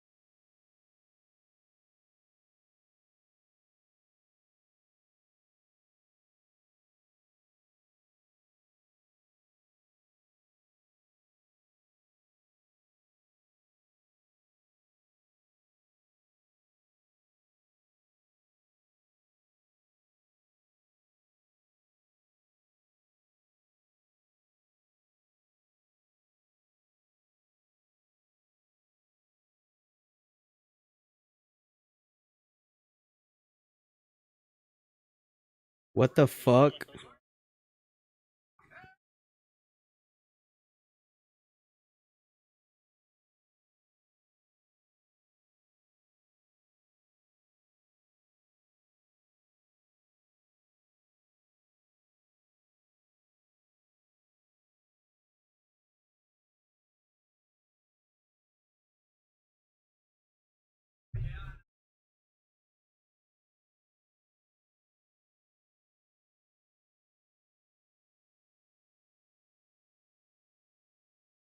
Right now we are 4-0 in our predictions, man. I don't give a fuck. I'm freaking happy about that.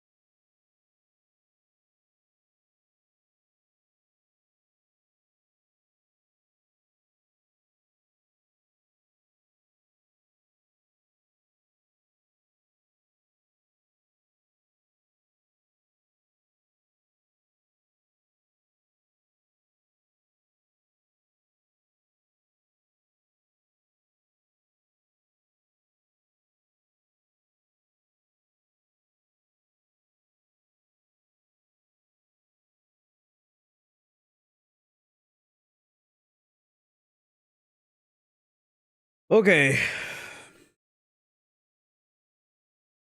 Casey O'Neill versus the black judo belts, Luana Santos. That could strike a little bit.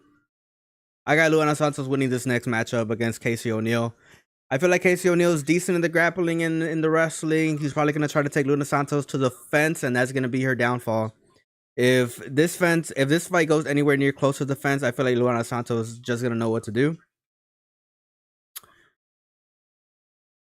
And this fight is going to a decision.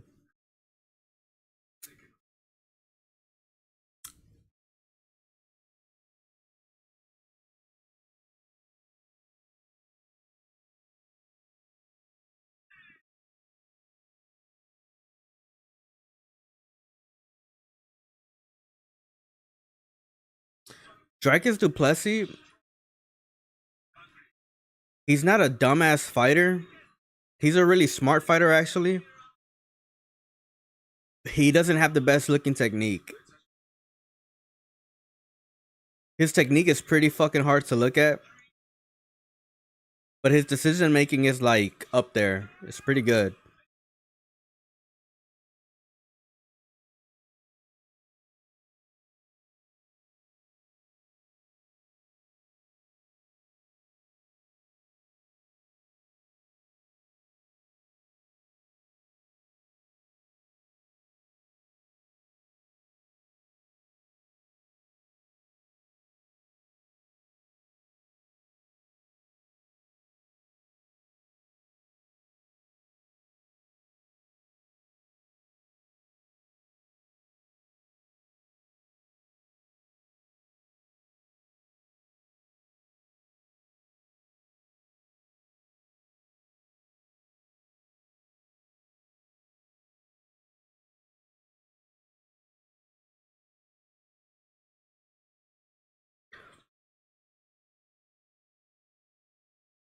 Dricus is one of the greatest. If he beats Israel Adesanya, chill the fuck out.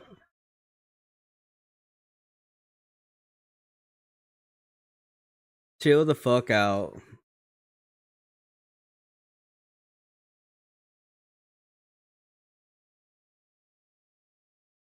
Wonderboy Thompson's gonna be fighting Joaquin Buckley.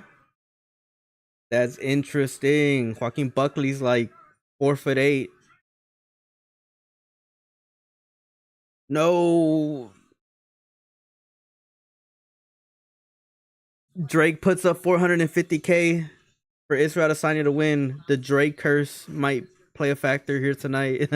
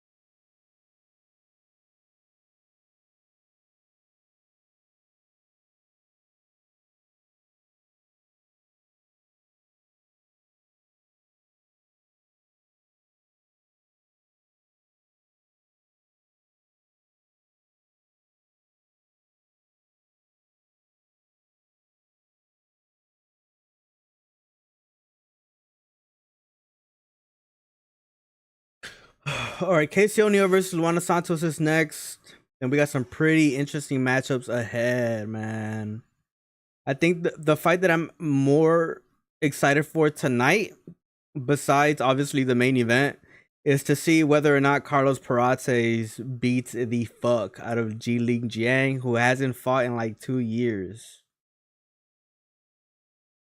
Kai Kara France versus Steve Erceg is also going to be a pretty important matchup because I feel like that one's kind of a toss up, especially after the performance that Steve Erceg had against Alexander Pantoja.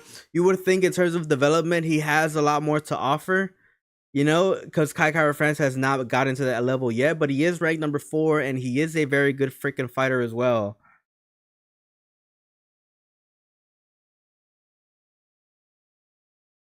But we will see, ladies and gentlemen.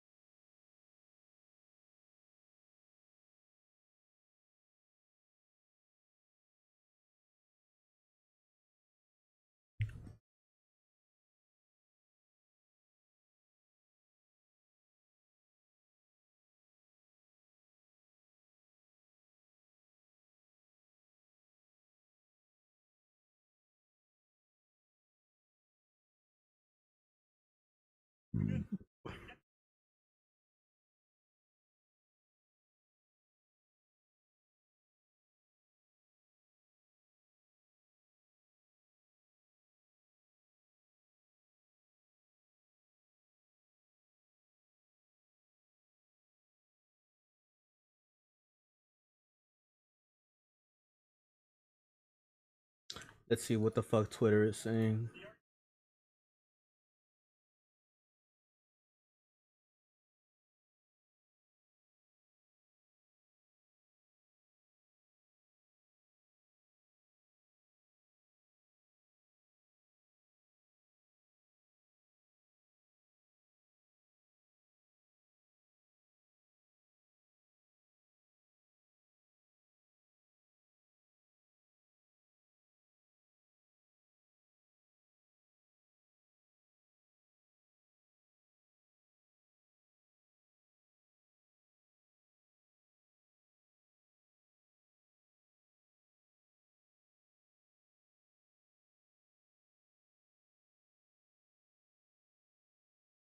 Israel Adesanya accusing Dricus to Plessis of having slaves is like the dumbest fucking shit ever, man.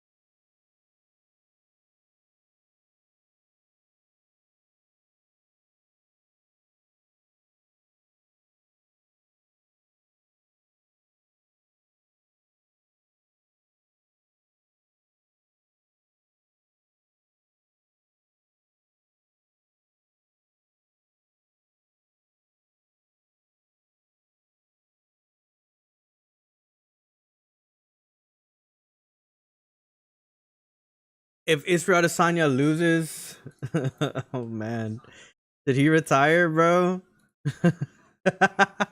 All right, we start off, man. Santos versus O'Neal. Round number 1.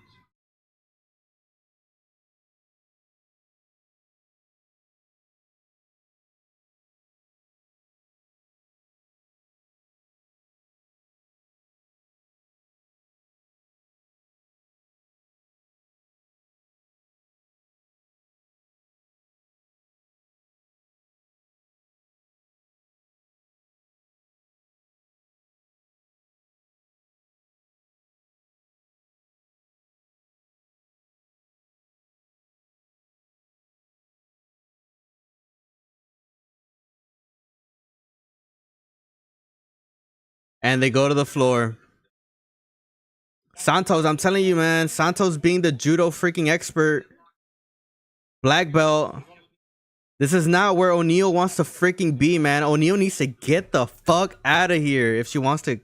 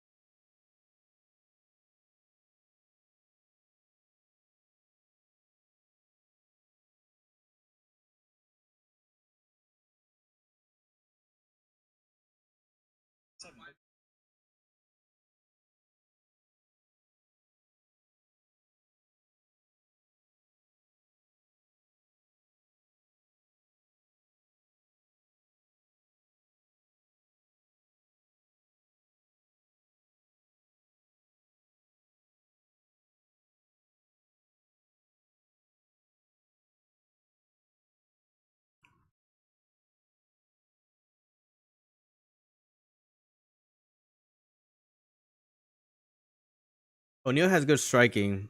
Santos has good striking as well, but nowhere near as good as O'Neal's.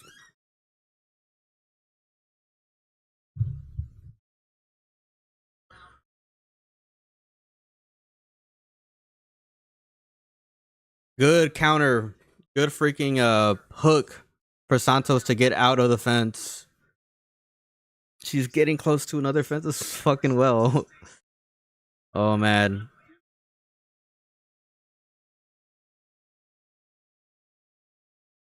Good teep. Nice teep from Santos.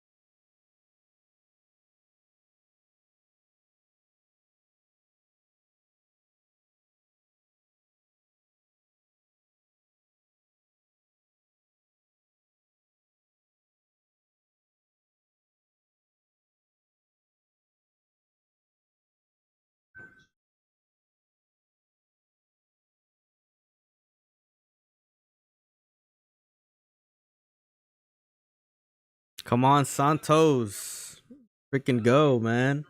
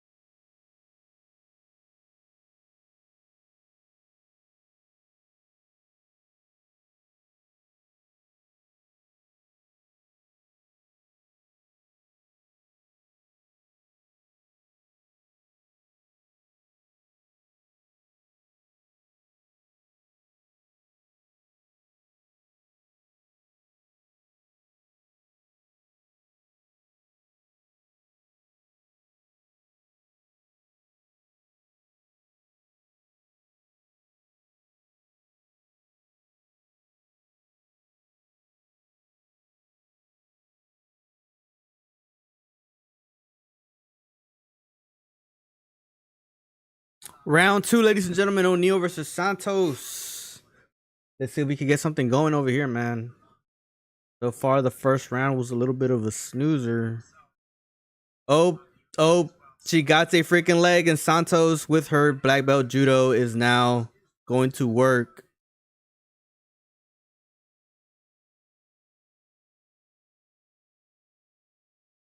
Now Santos is.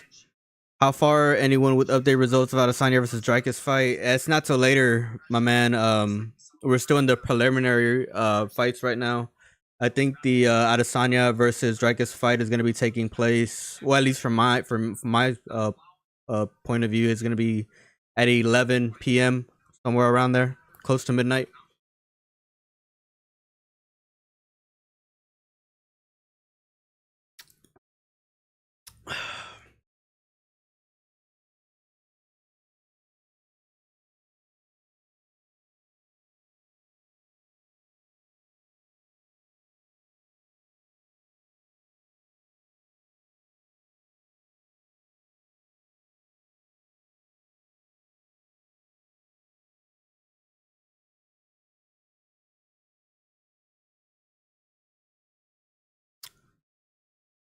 Santos just seems a little bit small for O'Neal. O'Neal looks like she has a bigger frame, if that makes sense.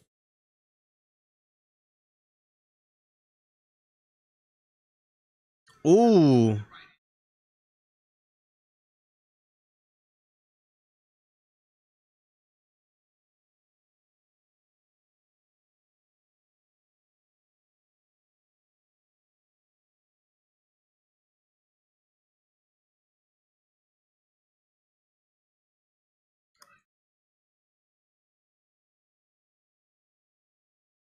Santos needs to take this fight to the floor.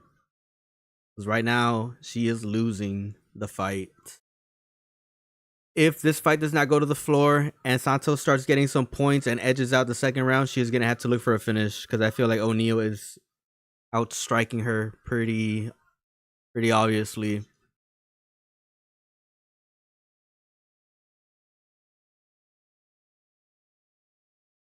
Might be closing out. Might be our first loss of the night in terms of predictions, which sucks because we were on a roll, ladies and gentlemen.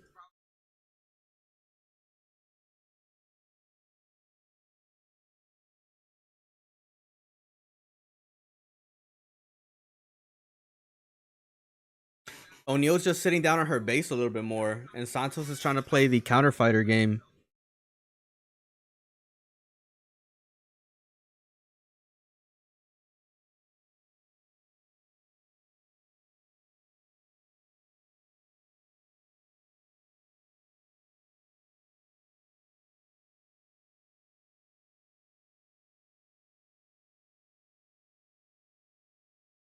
$35 strikes to 18. Wow. It looks like it's not even close in terms of the striking. O'Neal's probably going to run away with this one. Unfortunate.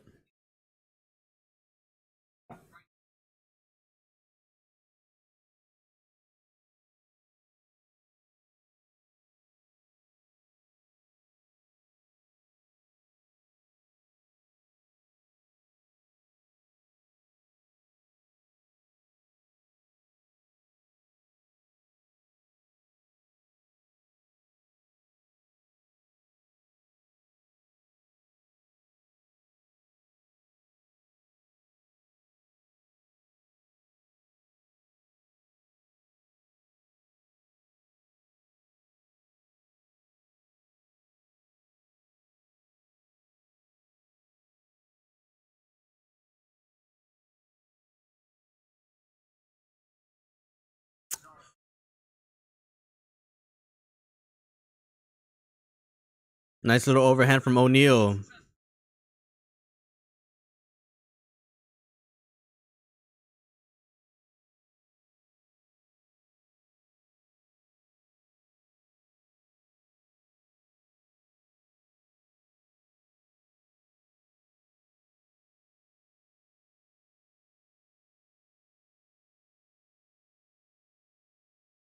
O'Neal really seems to just be outstriking Santos right now. I thought Santos was going to do a lot better with her takedowns and her aggression, taking O'Neal to the fence, but that seems to like not be the case for some reason. And O'Neal looks like she's going to get the win. Unfortunate. Really, really unfortunate.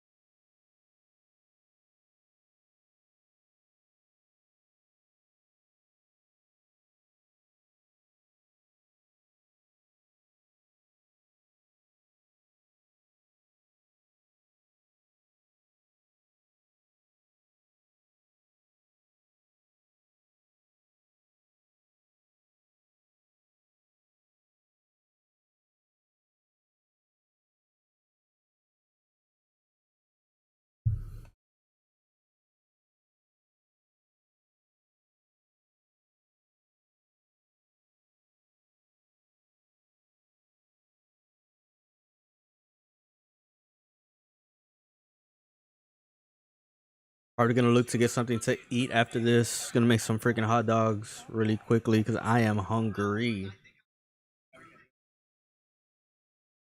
Take another drink.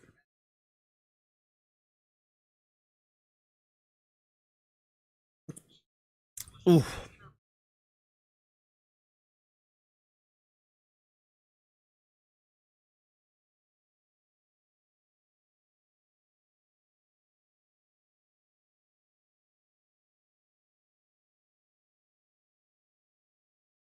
Good little blitz by Santos, but not gonna be enough to win the fight, man. She needs to finish. She needs a submission. She needs a knockout, even though I won't think this fight will end that knockout ever. Her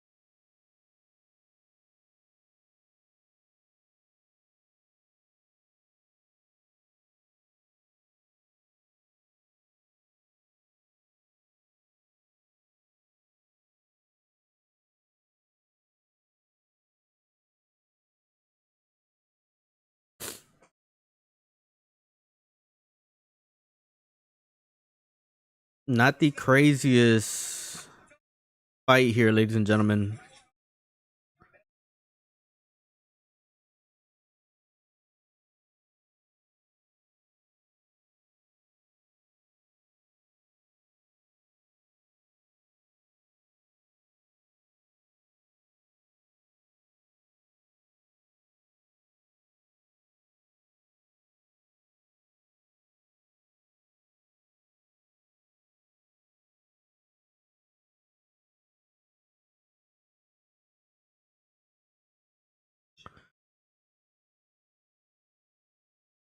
Yeah, O'Neal is just gonna win this fight based off strikes, man. It's really not much else to it. Trying to find, you know, stuff to talk about on this fight, but it's just like, oh, here's a jab, here's a cross. Finally, Santos goes for a freaking takedown and is getting reversed right now by Casey O'Neal.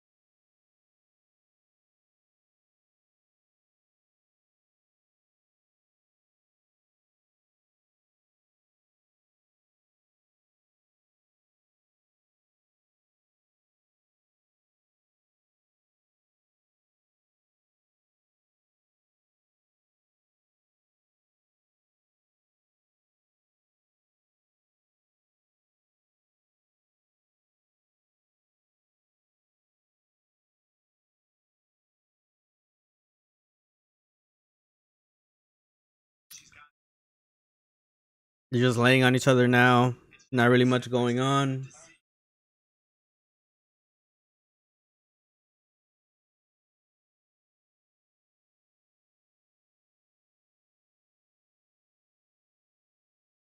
And Casey O'Neal is just gonna take the win. I feel like she won each and every single round. Wasn't even close.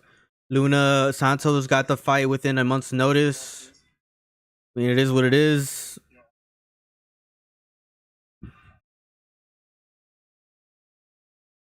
Casey O'Neal's looking to submit Luna Santos right now. I don't think she gets it though.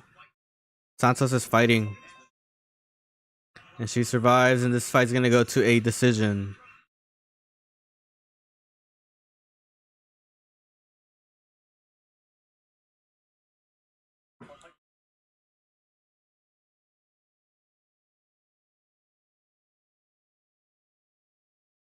Damn.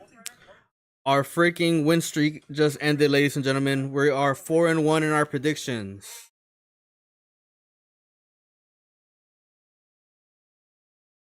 Oh my god, Luna Santos, why? I feel like she could have done a little bit things better.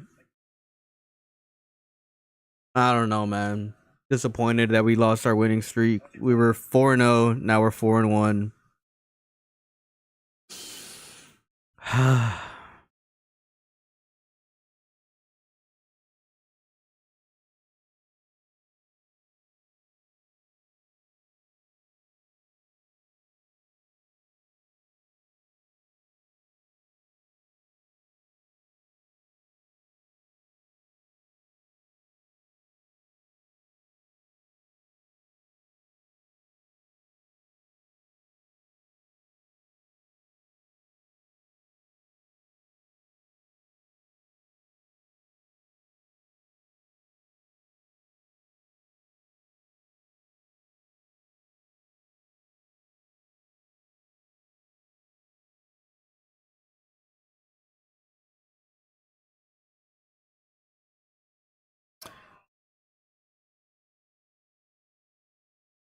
Holy shit.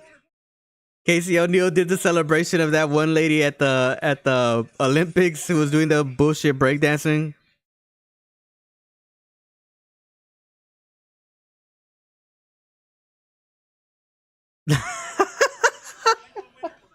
That was funny as fuck, man.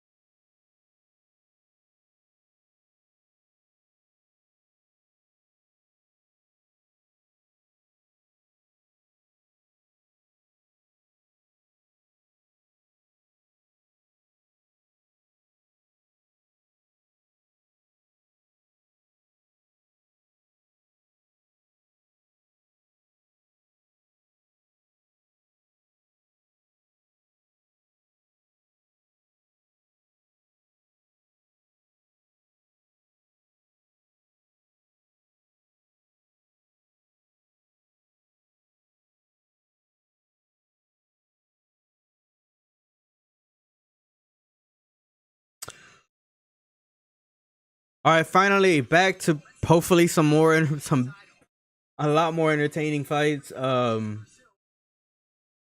Josh Culibao versus Ricardo Ramos. We got Josh Culibao winning this fight.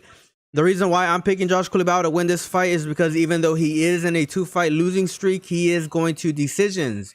Now, if we look at Ricardo Ramos, Ramos is also in a 2-fight losing streak, but he's been finished the last 2 times.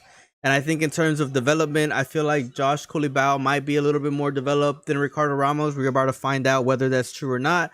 But I am going ahead and picking Josh Culibao to beat Ricardo Ramos. And also in the global rankings, he is in a higher rank than Ricardo Ramos. Ricardo Ramos also has a little bit of some questionable positions. He finds himself into some really bad decisions sometimes, in my opinion. And for those reasons alone, we are picking Josh Culibao to get the dub over Ricardo Ramos. Hopefully this fight's more entertaining, man, because goddamn.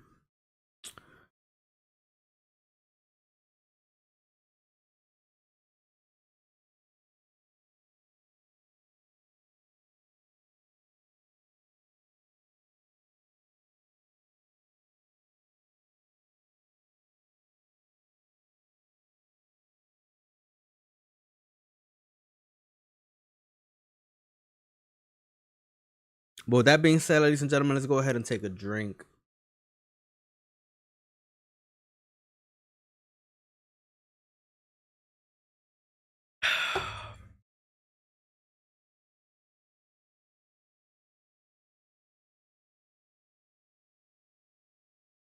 Let's see how we're looking on the polls, man. For the polls, 78% of the people think Adesanya is going to beat Dricus Plessis. I also think that as well. I also think that Adesanya is going to beat Dricus Plessis. But I at least hope it's a very entertaining fight. But I've been saying this all week. Dricus Plessis, he is not a dumbass fighter. He's a very, very smart guy. In terms of positions, in terms of decision making, he is a very, very smart guy. He understands tactics, and that's good to see. He doesn't have the prettiest technique in the world, you know, but he's not a dumb dude. He is a very, very smart individual, and hopefully, you know, he at least makes this fight entertaining. But at the end of the day, I would be lying to each and every single one of you guys if I told y'all that I thought that Dricus Plessis was going to win this fight, because I honestly do believe, my gut is telling me, you know, that Israel Adesanya is going to win, you know, and I'm going to go with my gut. I feel like Israel Adesanya is going to win this fight.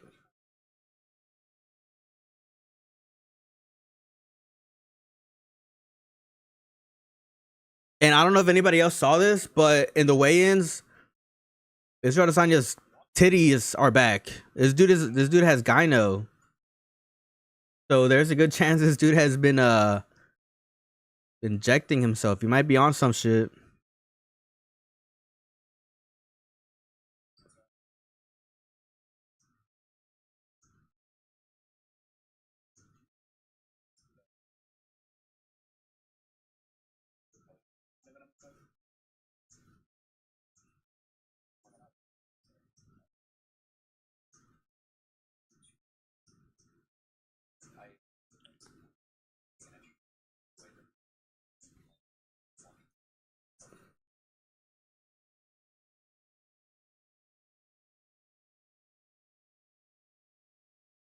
Two more fights until we're in the main card, ladies and gentlemen.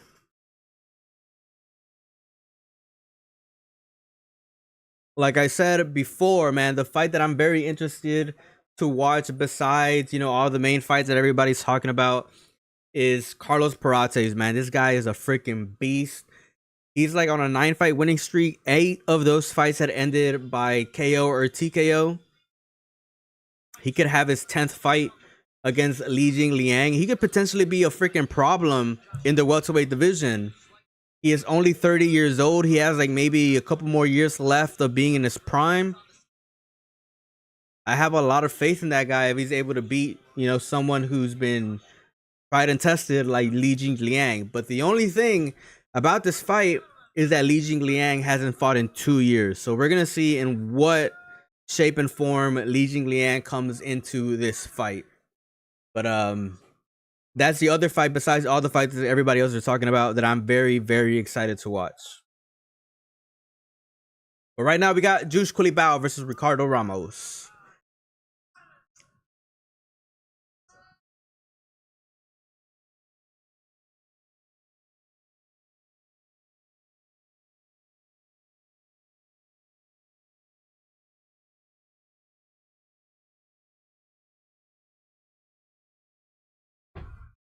Josh Culibao, 11-3 on a 2-fight losing streak. But they're all going to decision, which is promising.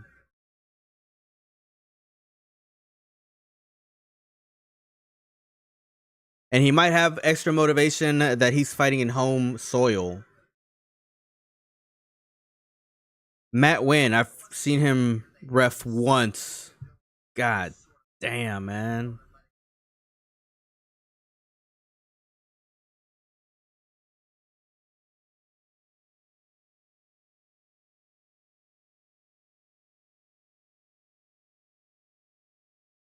And here we go.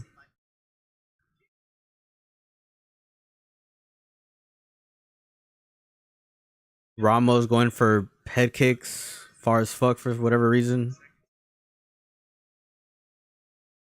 Ooh!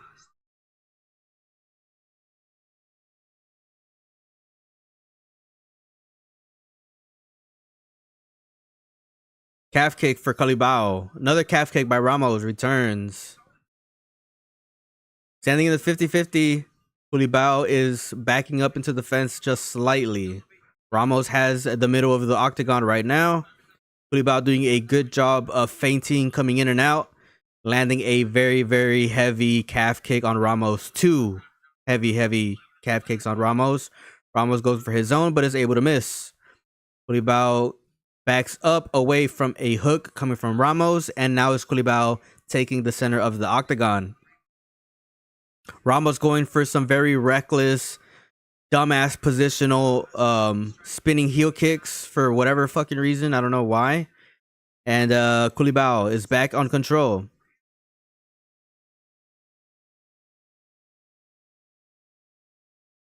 Culibao goes for a little blitz, but misses each and every single shot, but is able to land a calf kick while in a disengagement.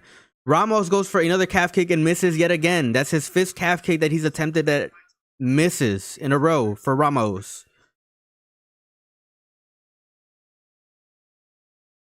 Ramos, another head kick that misses, man. This guy is hitting air.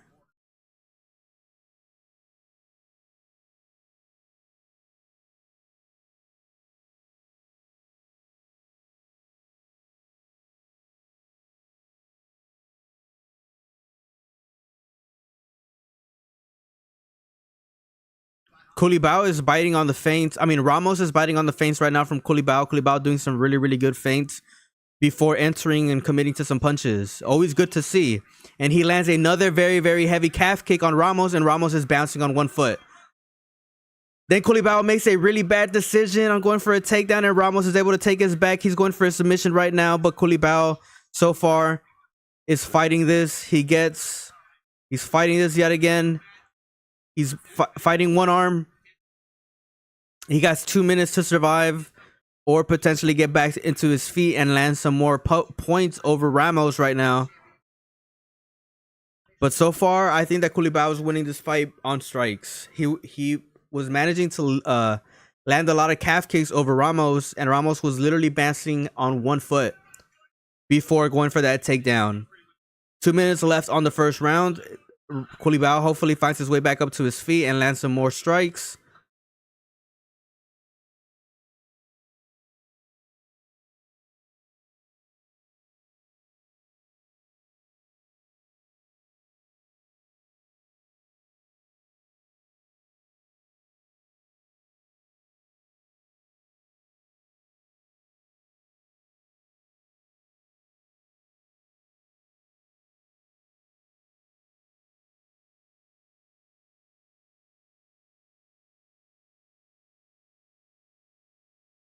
Oh my God, Ramos could potentially get this.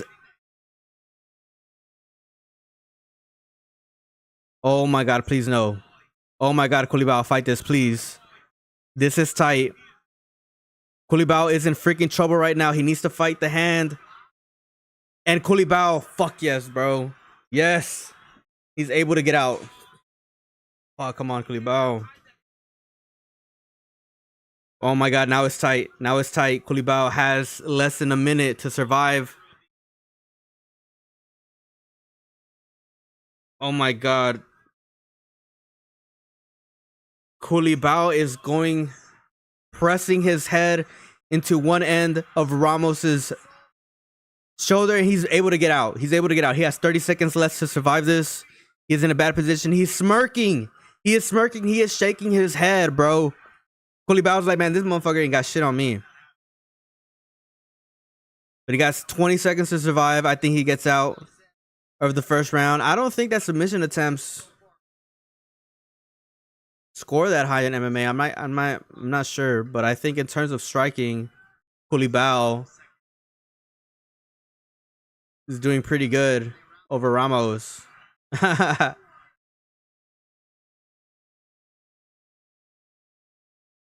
Good stuff from Culibao, man. I thought it was over there for a second.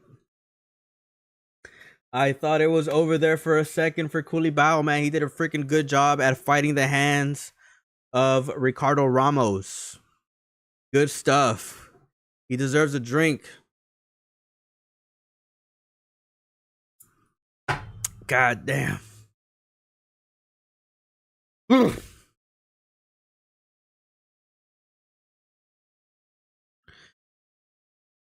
What I expect to see in the second round, Josh Culibao is gonna look to try to feint a little bit more. He's gonna go for those calf kicks that were getting Ricardo Ramos to literally bounce on one foot. Ricardo Ramos is probably gonna look for a takedown, and Josh Culibao has to stuff it. He has to stuff that takedown and keep the fight standing. He cannot give his bag that easily again, because I don't know if he's gonna have the energy to fight second time around. But we'll see. The second round is seconds away.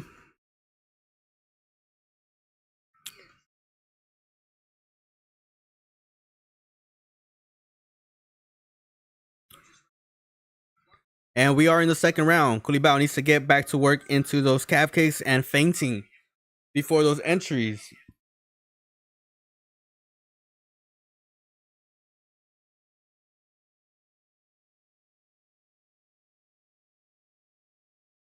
Good middle kick from Ramos.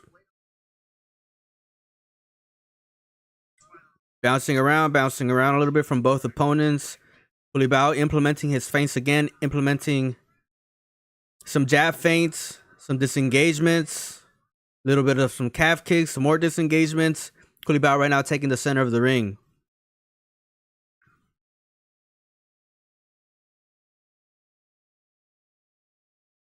Culibao might be getting a lot of confidence right now that he was able to defend those submission attempts against Ricardo Ramos. He looks laser focused right now. Let's see if he is able to use that focus to land some really good shots against Ricardo Ramos right now. And Ramos looks like he is very, very, very aware that his calf is getting mulched right now.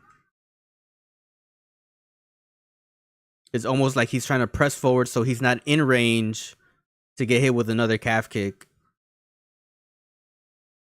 He is falling for a lot of the feints right now that Culibao has been implementing since round 1. Good stuff from Culibao in terms of the striking. Another heavy calf kick for Culibao.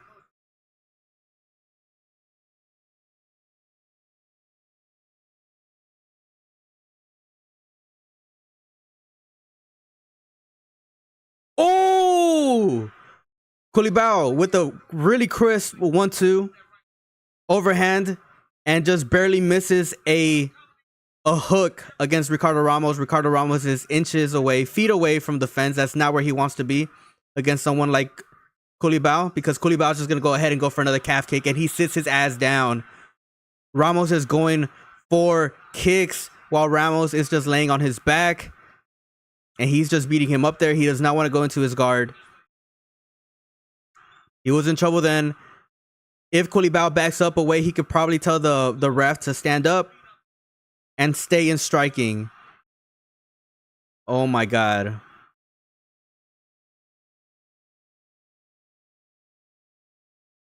Culibao's just beating him up right now. He could pretty much pick and choose whenever he wants Ramos to stand back up.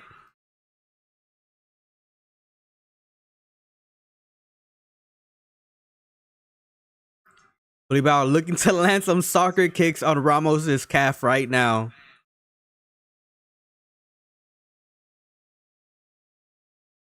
I think the decision right now, the play or the move, is for Culibao to step away a little bit and make the ref stand Ramos up and just end the fight. Literally just win the fight. This was a dumb move. Oh my God, Culibao, why are you going into his guard? Not go there. Just let Ramos stand back up.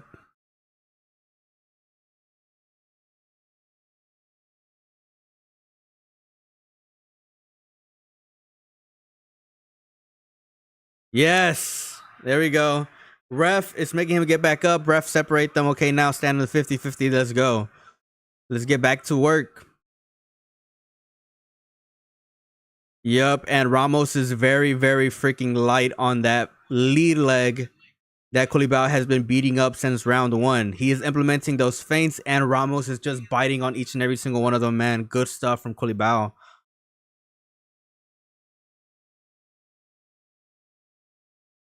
Ramos goes for a spinning heel kick, and Culibao goes for a little Cinderella dance.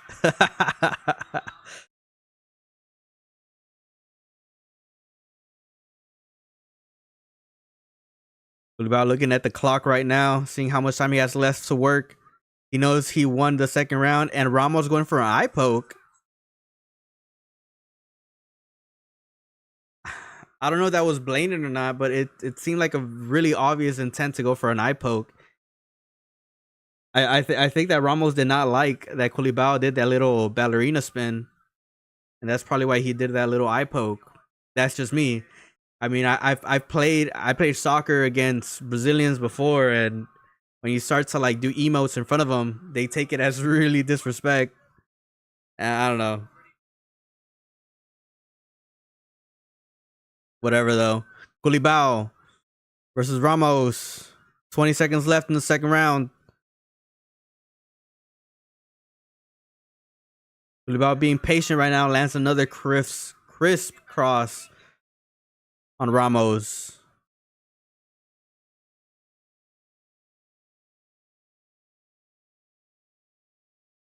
Good round from Culibao. That's what we want to see. Same thing, rinse, wash, repeat as the second round. Beat up that calf for Culibao. Implement some of those things. We know that Ramos is pretty much biting on each and every single one of them. If the fight goes to the floor, because we know that Ricardo Ramos is probably going to go for a takedown. He's going to go look for a Hail Mary. He cannot beat Josh Culibao on the striking, he is going to try to submit him. He is going to go for do or die situation here right now. Josh Culibao has to defend it. He has to stuff that takedown as much as possible, and pretty much get the fight standing on the feet. And I feel like Josh Culibao probably runs away with this.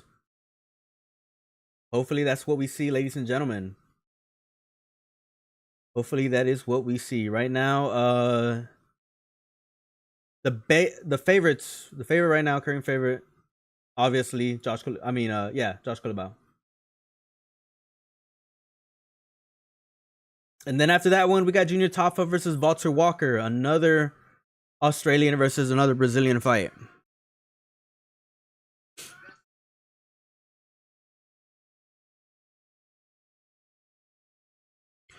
Seconds away, we are 34 minutes away from the main card, ladies and gentlemen. So far, the preliminaries have been pretty good.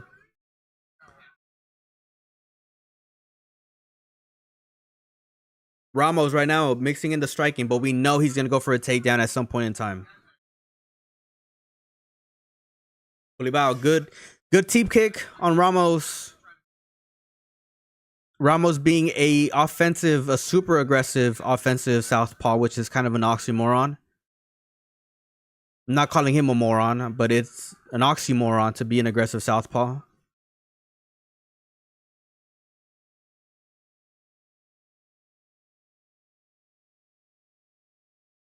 Culibao's corner telling Culibao to chill out, to stop doing all those emotes.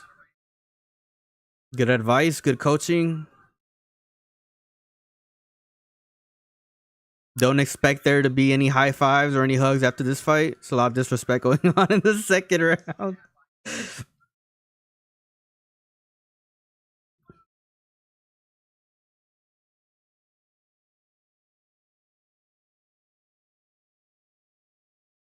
Culibao looking again laser focused.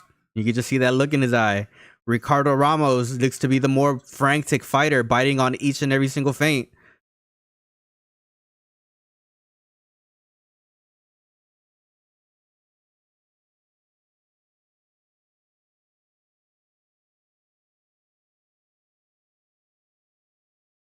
Ramos' decision making, bro, is very interesting. Lands a good freaking jab on Culibao, though.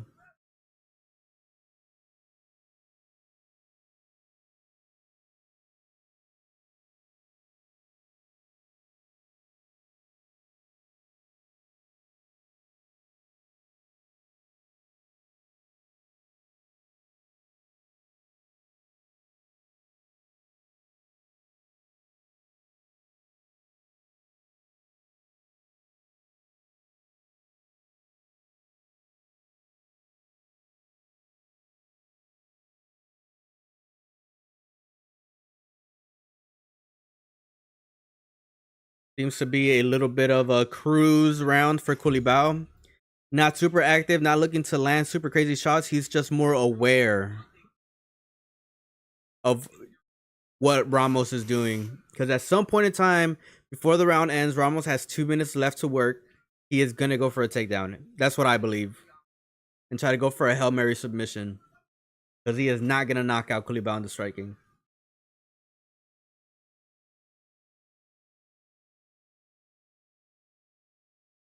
Nice cross from Culibao.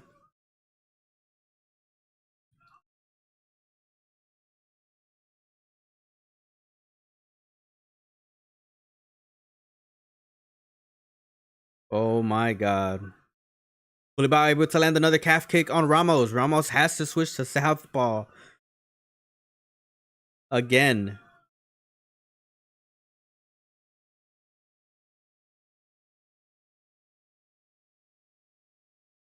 There we go. The takedown. The takedown that we were expecting all around, ladies and gentlemen. Ramos was able to successfully take down Culibao. He is going to go for a last second submission against Culibao. This is going to be the telltale decision making from both fighters to see what is going to go down. Ramos is obviously the more experienced grappler between the two fighters.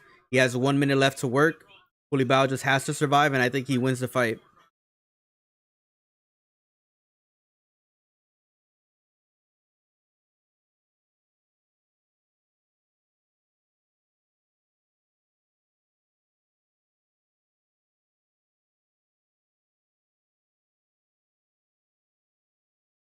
Ramos has 30 seconds left to work.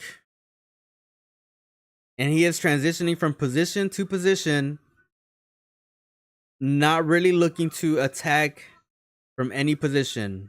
He's just looking for transitions. And he has 20 seconds to achieve something. I don't think he gets it. I feel like Culibao edges the win.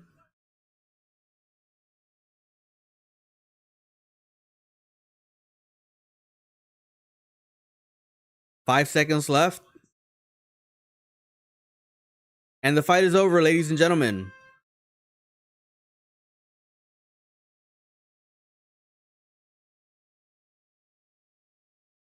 Josh Culibao versus Ricardo Ramos, ladies and gentlemen. I think Josh Culibao did enough to win.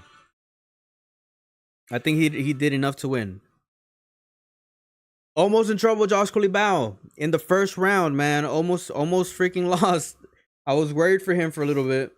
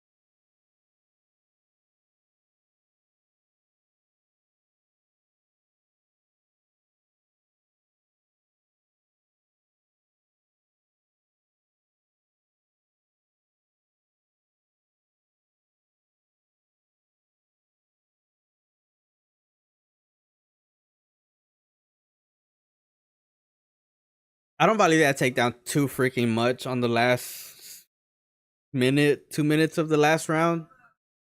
Because I mean, he really didn't do much with the position.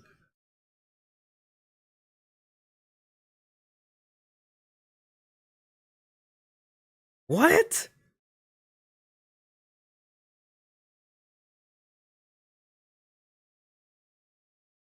What?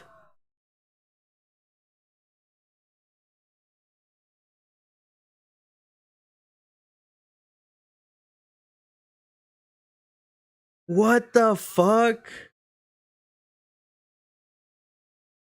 Ricardo Ramos won.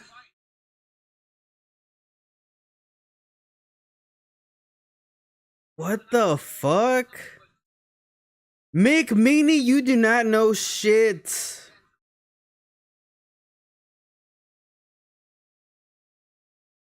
What the fuck?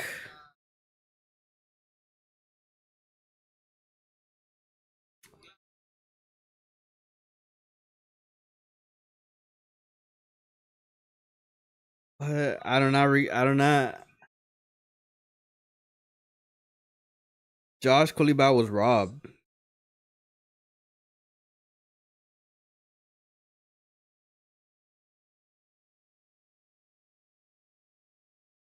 Josh Culibao was robbed. First robbery of the night.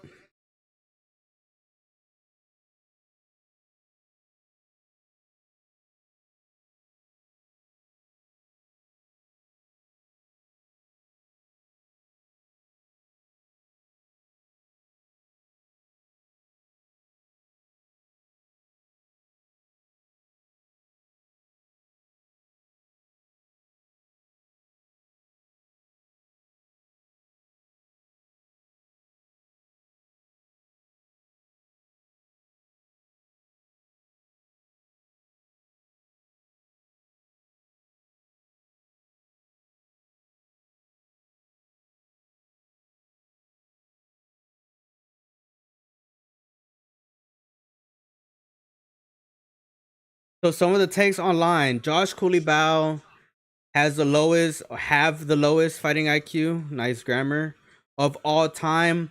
Motherfucker, you hurt his leg. Let him stand up instead did no damage and let the opponent recover. I hope he lost. I hope he lost because of that stupid mofo.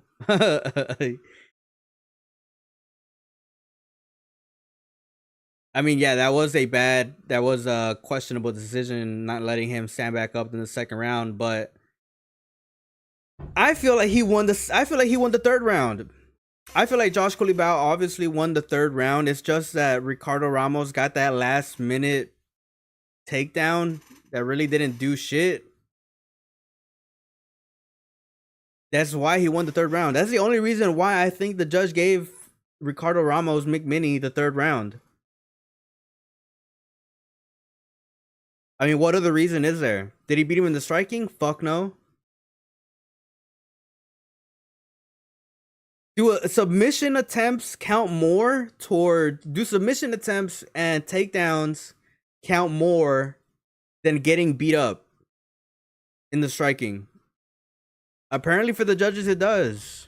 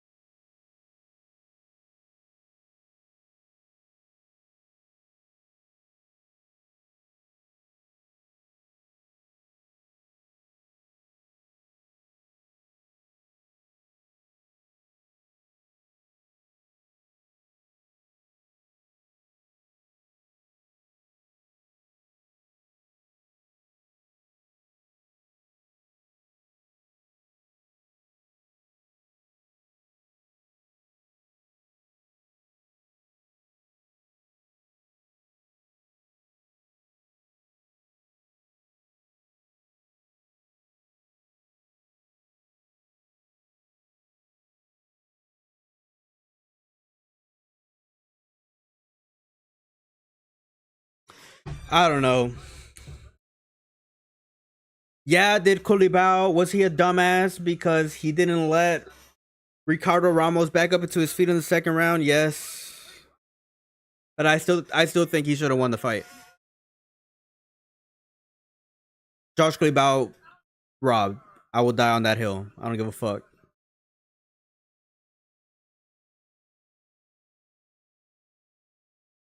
We got Junior Tafa versus Valter Walker, man. Junior Valter Walker 6'6", coming in at 252 pounds. I think he's gonna look for Junior Tafa to come into range, go for a takedown, take him to the fence, just get him there. Boring ass way to win, but I think he's gonna win the fight. Junior Tafa, I mean, yes, Junior Tafa has the better striking, 110%, man. I think Junior Tafa has the better striking. But in terms of the meta right now, he's a little bit at a disadvantage. He's the shorter, lighter guy. I mean, we'll see. I feel like Junior Tafa probably loses, but I mean, we'll see. We'll see if his striking is that much better. God damn. Than Valter Walker.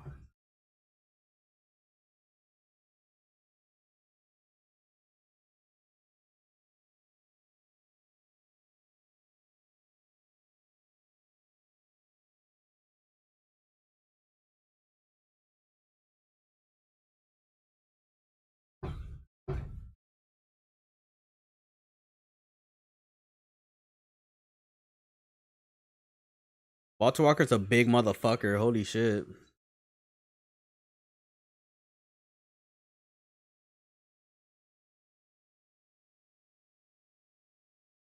Valter Walker lands a freaking calf kick on Junior Tafa. Heavy ass fucking kick, man. That's a big dude.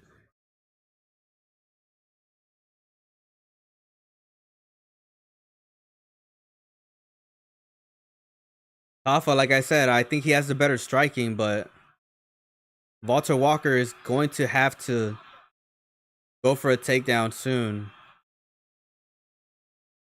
And Tafa does freaking throw. He is not afraid to throw. He lands a freaking hook on Valter Walker. Then Valter Walker's going for his first takedown right now. We'll see whether or not he's able to get it. Junior Tafa's fighting it, and he loses it. Now this is the worst position. This is the thing where Junior Tafa. This is where Junior Tafa does not want to be, on the freaking corner, on the fence against Valter Walker, because now he has 3 frames on him. Right now he is fighting this position very, very well, though. He needs to fight the hands.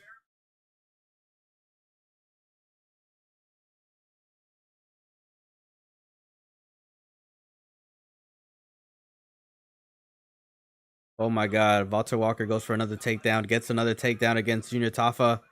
He is now controlling his base. By base, I mean his legs.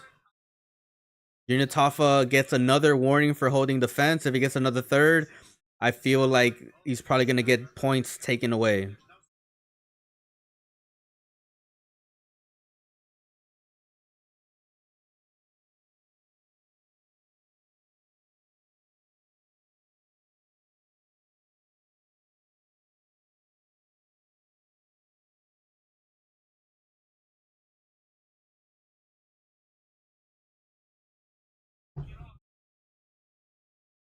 This is what I thought was going to happen, man.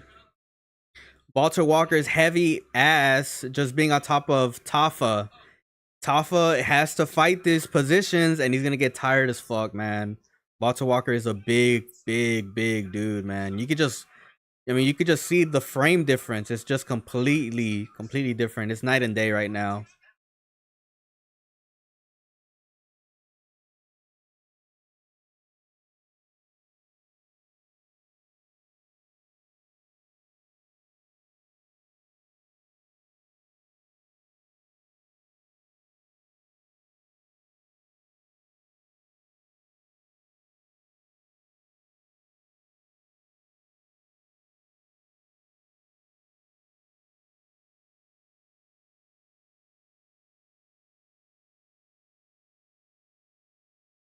Tafa needs to freaking get to his feet, man.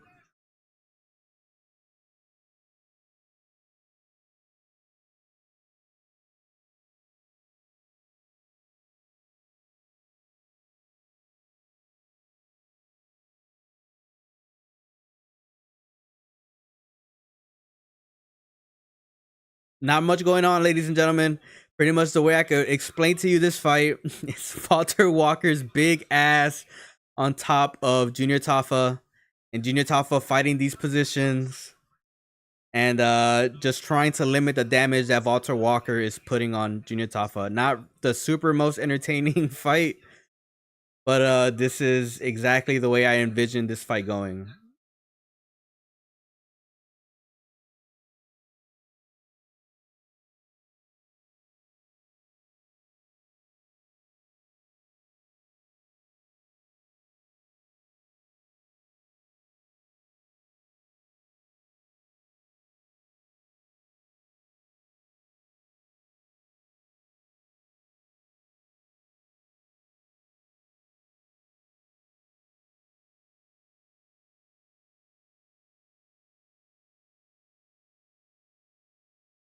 Oh, and Valter Walker going for a leg lock.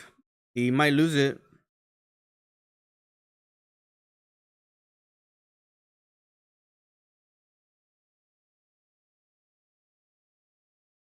Valter Walker submits Junior Tafa with 5 seconds left in the first round.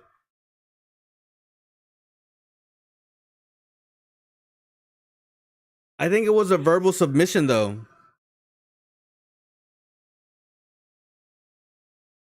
A little bit of some controversy here might.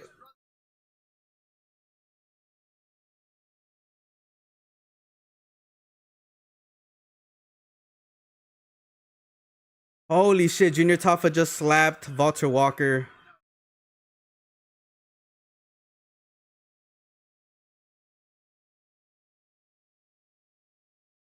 What the fuck is a verbal tap?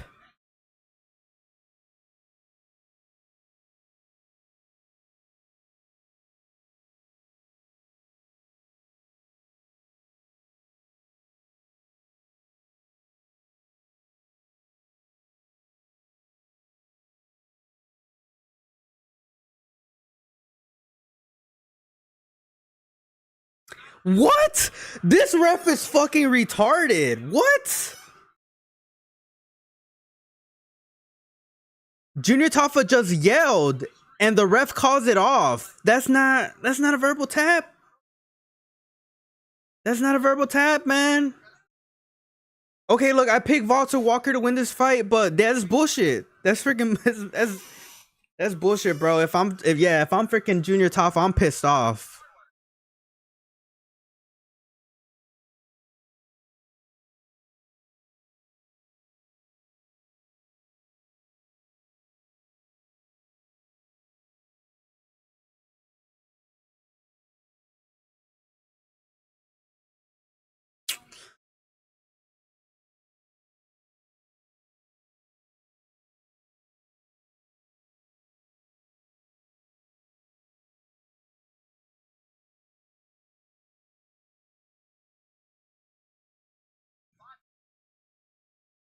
I mean, I don't know, man. I don't know.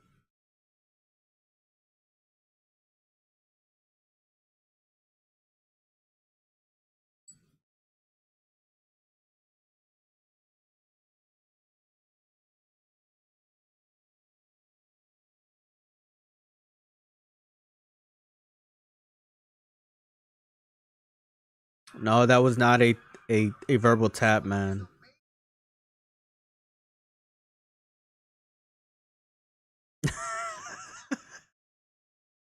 Junior Tafa slaps Valter Walker.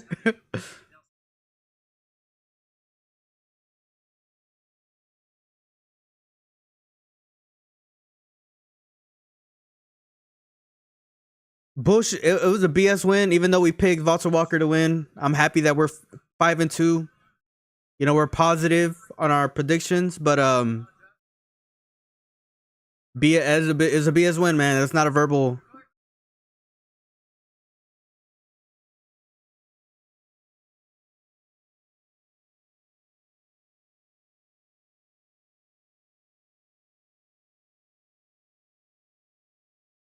It's a big ass dude, bro. Valter Walker's a big motherfucker.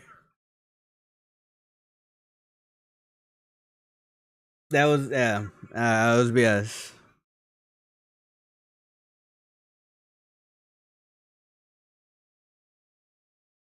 They Valter Walker's 12-1. He looks like he has a good good resume, man. This guy could potentially be like a heel in the UFC.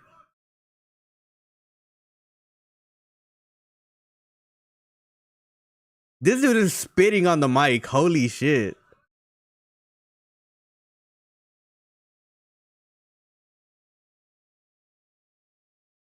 But of course, yeah, Valter Walker's a wrestler. We knew that he was gonna wrestle Junior Tafa. Junior Tafa's losses have come off him being on his back.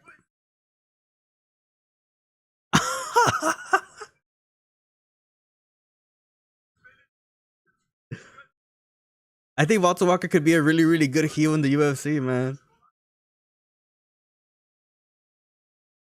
This dude is making it rain. Oh my god.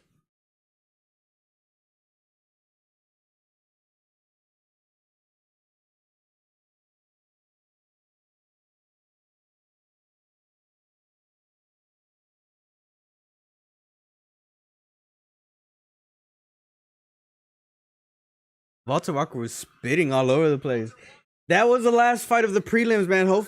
We we went 5-2 on the prelims. We got the Jesus Aguilar fight right. We got Son Kenan right. We got Tom Nolan. We were off to a great start.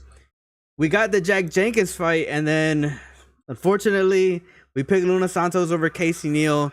He lost that matchup. I thought that Luna Santos, black belt in judo was gonna play a factor. It did not. I think that Josh Culibao was robbed from Ricardo Ramos. I think that Josh Culibao beat the fuck out of Ricardo Ramos, and Ricardo Ramos probably only won because of that last second takedown that really didn't transition into anything. And Mick Miney or whatever his name is gave him that last round, and he was able to win by split decision, even though that's kind of a BS win. And we picked Valter Walker to beat Junior Tafa, but he won in the most weird way, So far, we're doing pretty decent. We're gonna move on into the main card whenever the main card does start. And it looks like that's gonna start in like 10 minutes. Mateusz Walker is making his way out of the arena just laughing at the crowd. This dude is hilarious. 8 minutes. We got 8 minutes, and the main card is gonna start. So if you guys want to go ahead and make a hot dog, grab a beer, you got like 8 minutes to do so. I am gonna go ahead and take a little restroom break, and then come back, and we're gonna get right into the main card, ladies and gentlemen. I'll be right back.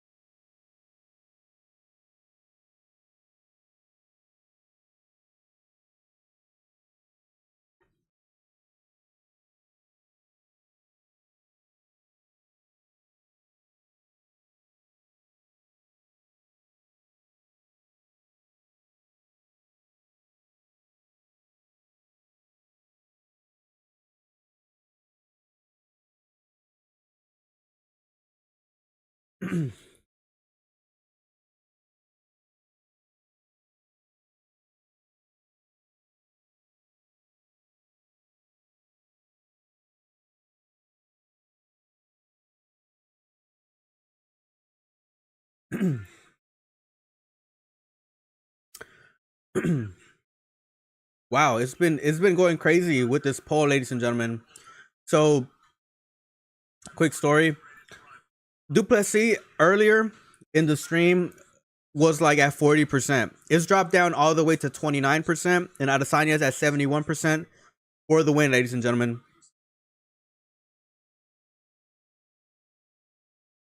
So obviously there's some more Israel Adesanya fans out there, or at least people that think that he's gonna win this matchup against Dricus Duplessis. This next matchup that we're gonna see is gonna be a treat, ladies and gentlemen, and it's one that I'm really excited to watch. And that's Carlos Prates taking on Li Jingliang. Carlos Prates has had like 8 knockouts in a row. 8 knockouts in a row in his last 9 fights. Li Jingliang hasn't fought in 2 years. Carlos Prates could potentially be a big problem in the welterweight division. He's only 30 years old. I have a lot of faith in him. He has a freaking Muay Thai tattoo across his chest. This dude is freaking dangerous, man.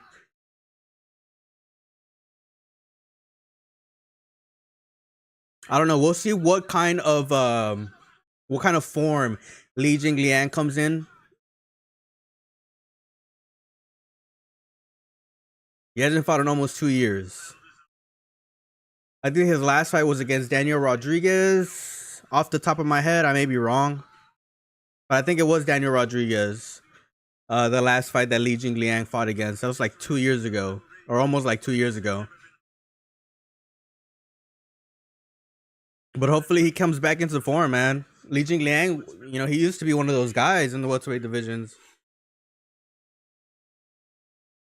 if he's able to get a big win over Carlos Prates, you know, I feel like his comeback would be insane.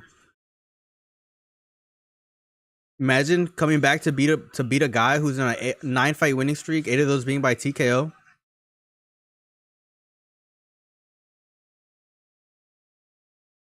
Carlos Prates has a freaking tattoo on his kicking leg that says danger. That's fucking badass, bro. He has like a tattoo on his shin that he uses. It's not his standing leg, but it's his kicking leg, and it says danger. That is cold, bro. That's cold as fuck.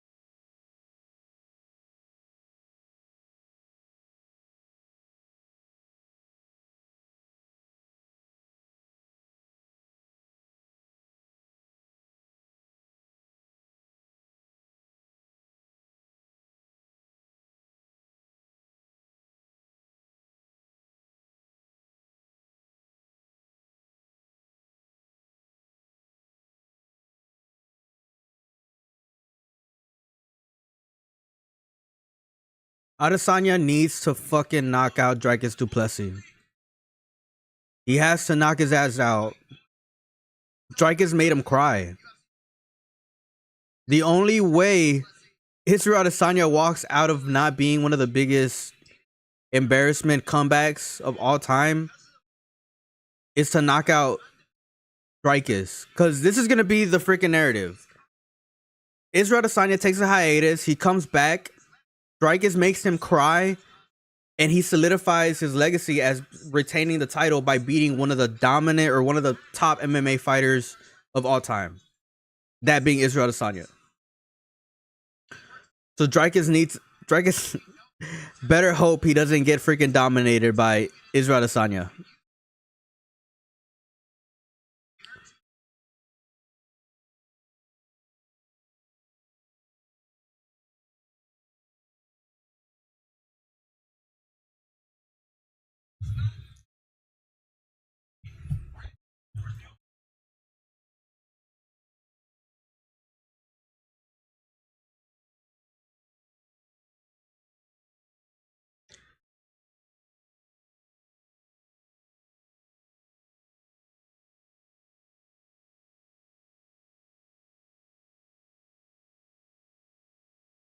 %67% on the polls, ladies and gentlemen.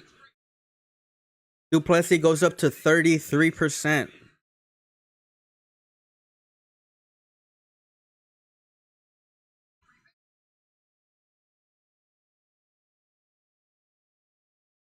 Dricus du Plessis went on like some Chembalone sandwich diet, bro. Is used to fight at freaking welterweight.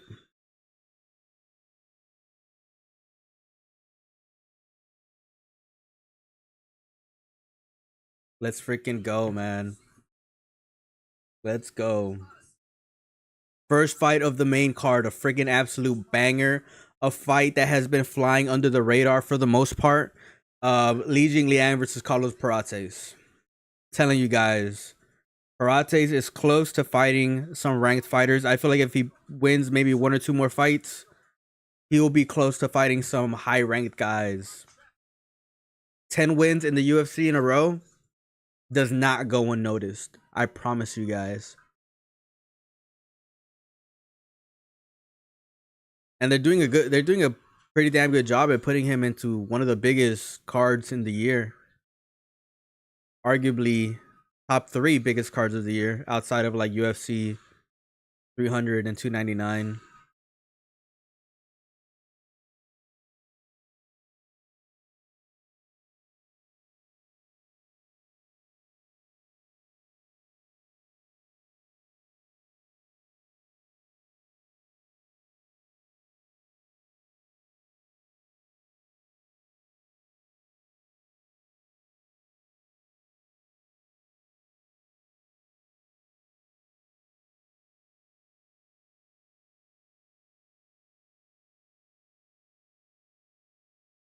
It's Adesanya.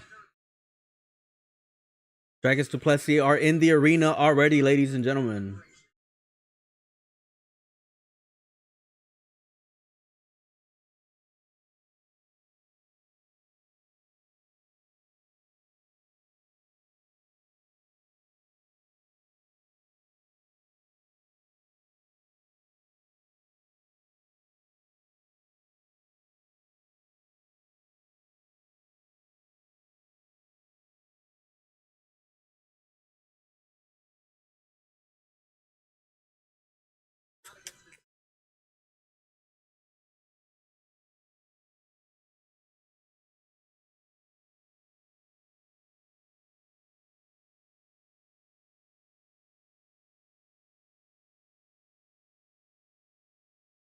Damn, the last time he fought, was it when they still had the Reebok deal?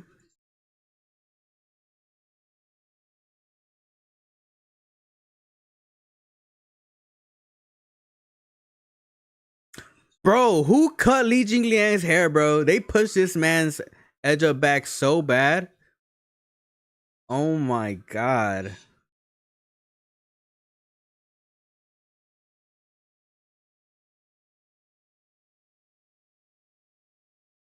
And Carlos Prates has some experience in other big organizations. He fought at one championship. And this dude has like some of the fakest teeth I've ever seen. Holy shit. The size of that dude's veneers. Oh my god. Like Carlos Prates' teeth look like his face looks like he's wearing a mouth guard at all times.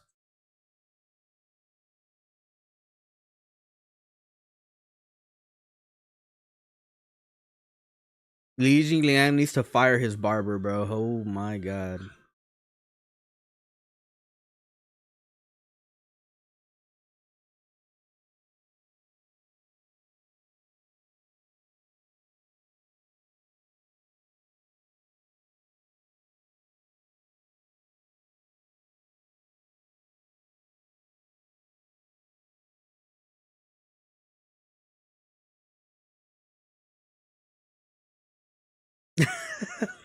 Fuck.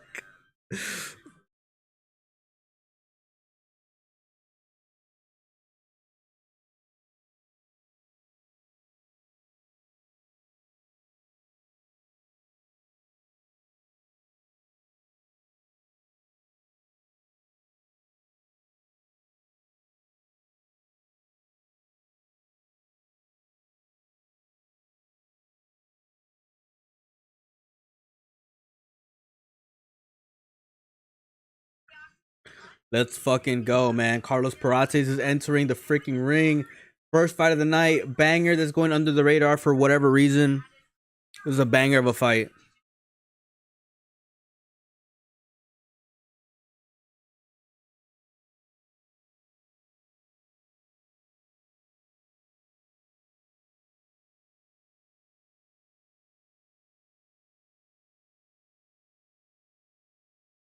And Prates, bro, I think he can market himself really, really well because this dude actually knows English to the point where he's able to conversate with people.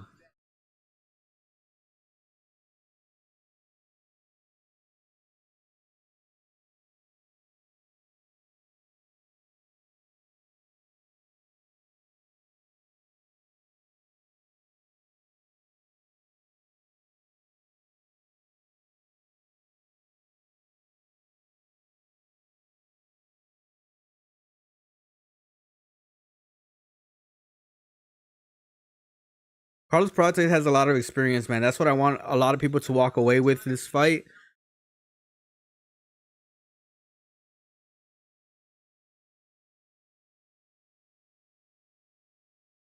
Nine-fight winning streak.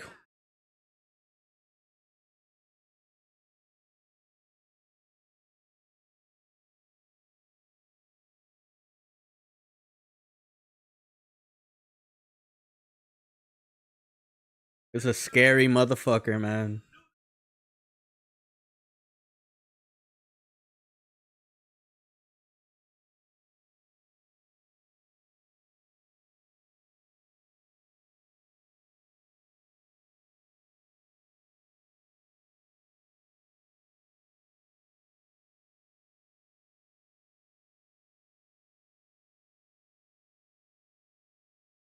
Let's go.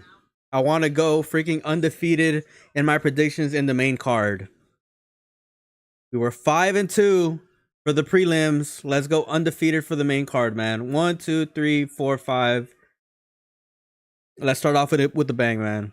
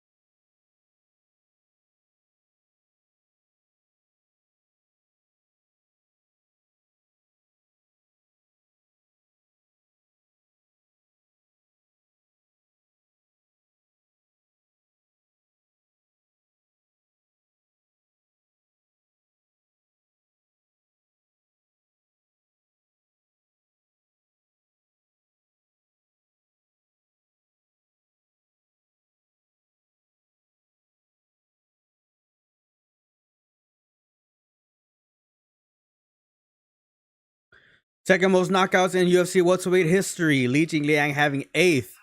Most performance awards in the UFC history with 7. Brazilian Jiu-Jitsu black belt. I mean, I don't know about that one. I mean, he has a belt, but really don't really see him use his jits too much. They push this man's freaking hairline back. Oh my god, I can't stop looking at it, man. I cannot stop looking at that. Fuck yes.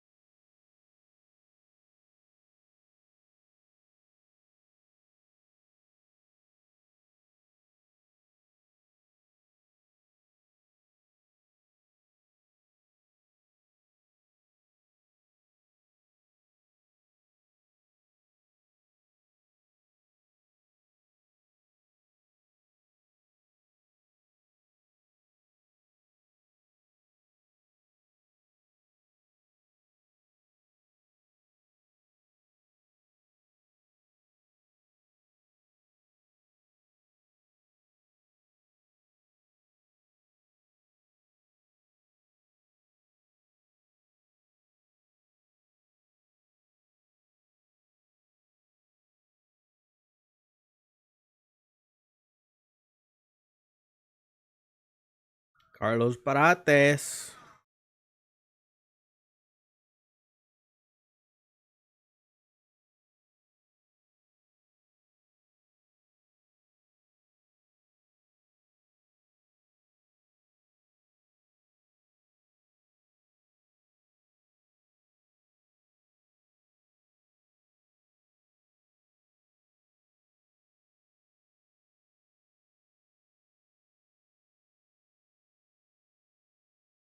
Matt Win. Li Jingliang, Carlos Prates. We're about to start round 1, ladies and gentlemen.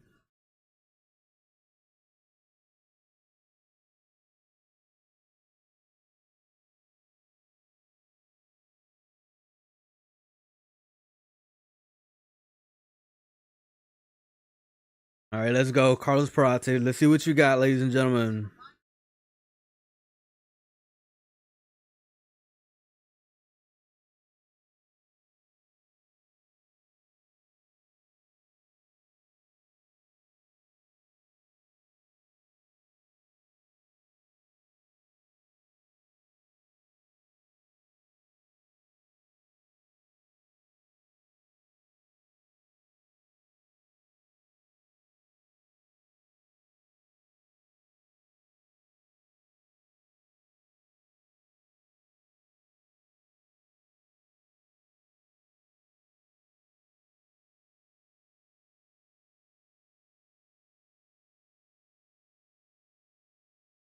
What's Maroon? What's up? Okay, I'll be right there in a bit.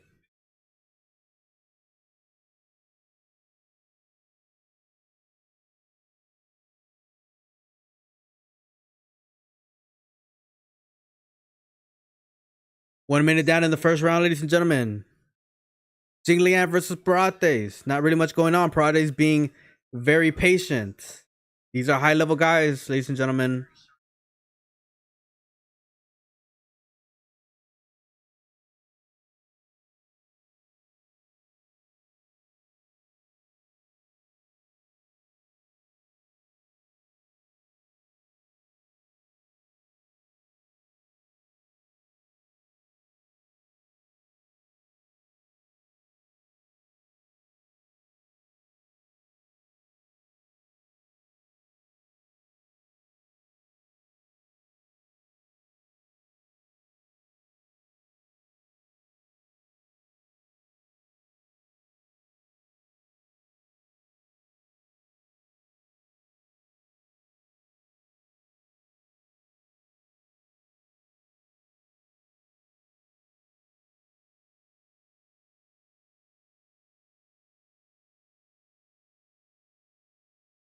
Prates being really, really patient right now.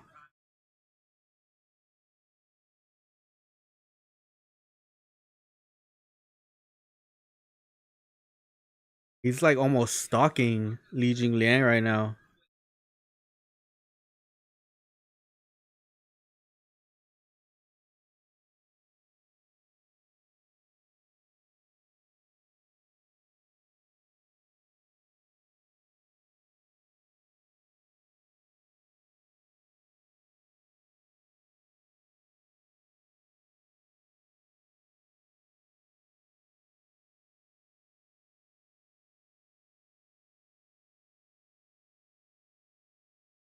Li Jingliang is looking for visual feints. For those guys that don't know what it is, he's like looking at his foot to try to get Li Jingliang to react to him looking at that. That's crazy. Not you really don't really see that too much in UFC fights. I think I've only seen like John Jones, Alexander Volkanovski do it like a couple times.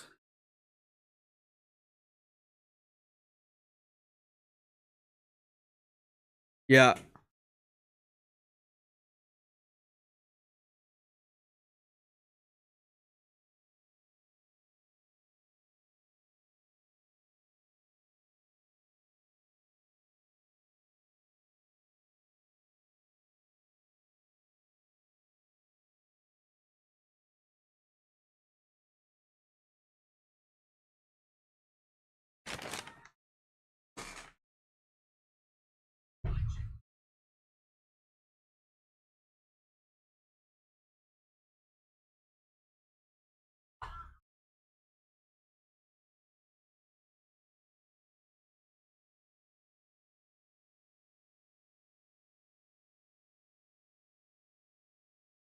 Jingliang looks like he came back in good shape. Oh, and Prates was able to land. He went for a freaking head kick. And Li Jingliang. Oh, he just knocks down. He knocks down Li Jingliang. Is he gonna get a knockout? Prates is very patient. He's not a dumbass.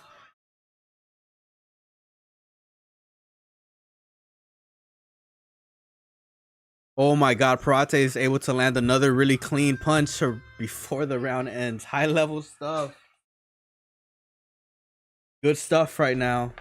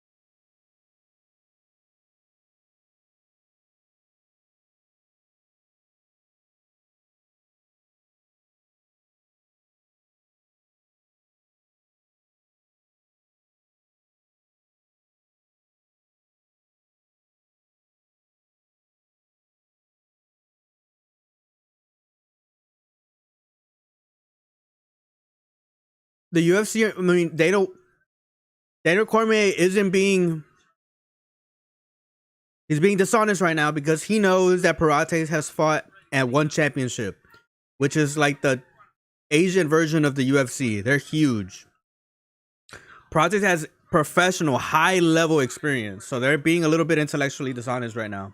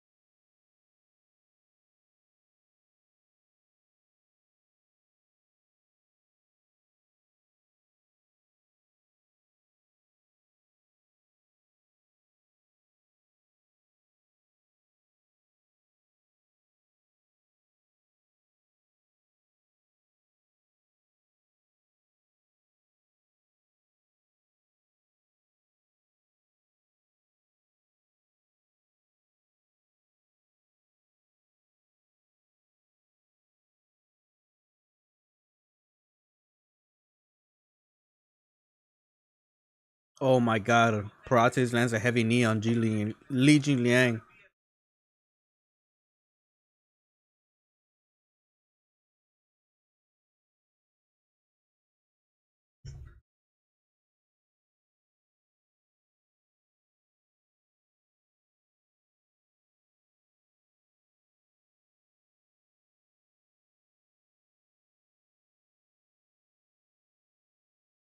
Oh, Superman punch lands for Prates.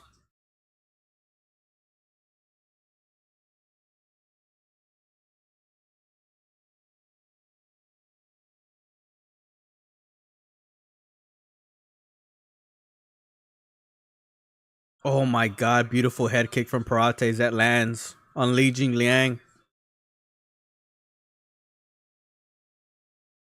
I think a lot of these freaking strikes probably would have knocked out a lot of people, man. Li Jingliang is a tough motherfucker.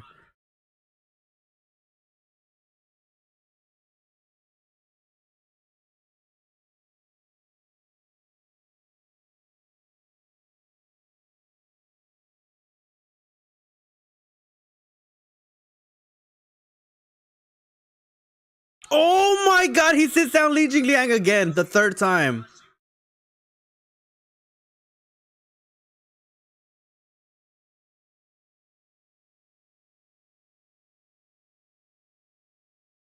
Prates might be one of the best positional strikers the UFC has right now in the welterweight division.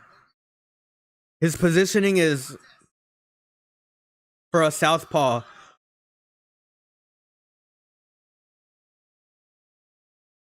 10 in a row.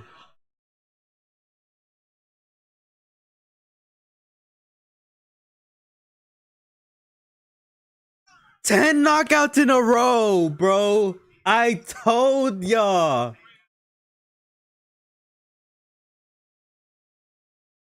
Oh my god.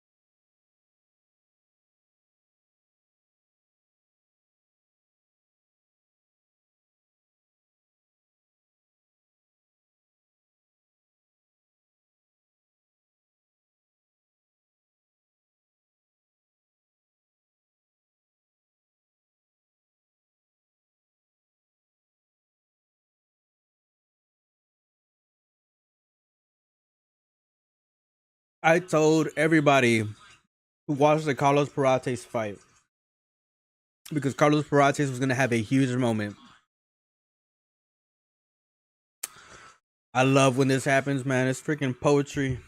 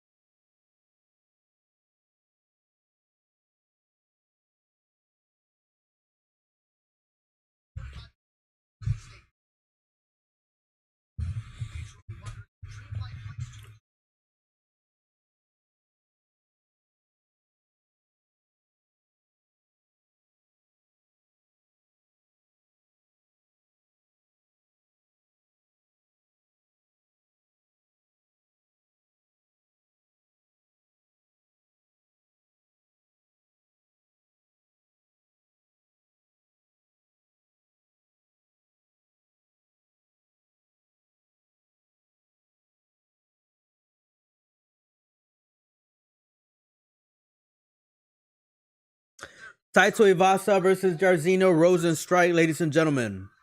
That is the fight that is going to come out next. Somebody's getting knocked out in this fight, man.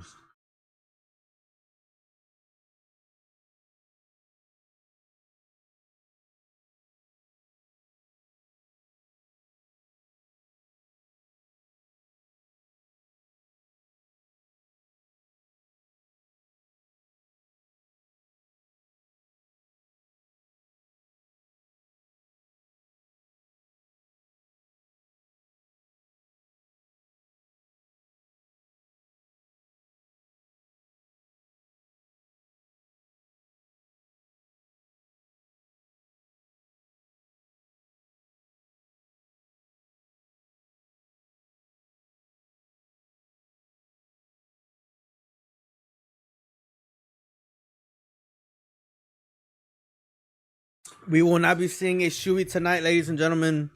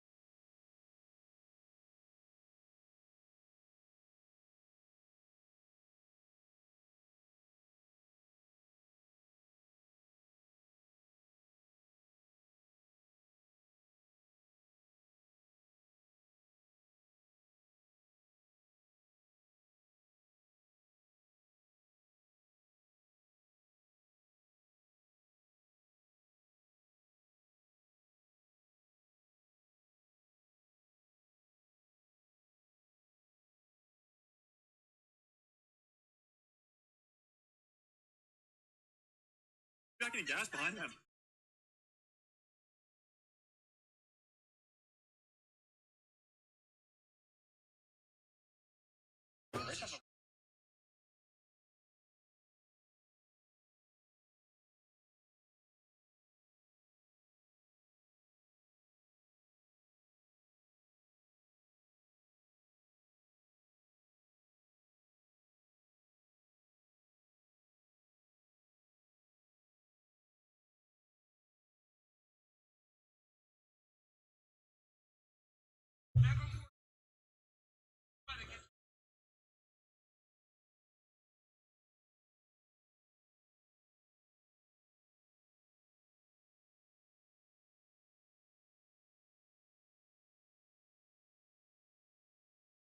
Rozenstruik, I think he's gonna win this fight.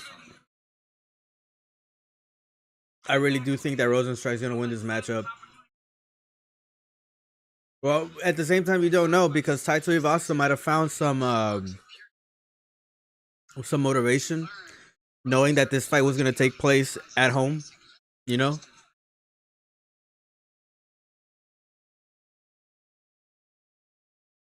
But I still think that Rozenstruik is gonna win this matchup.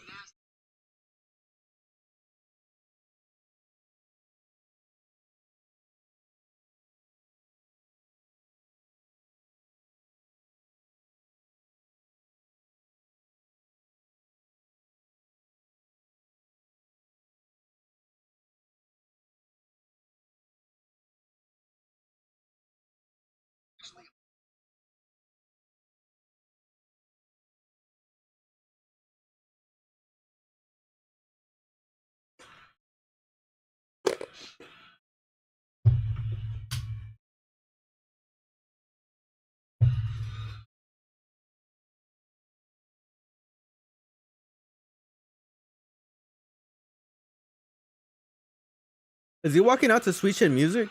Can't tell.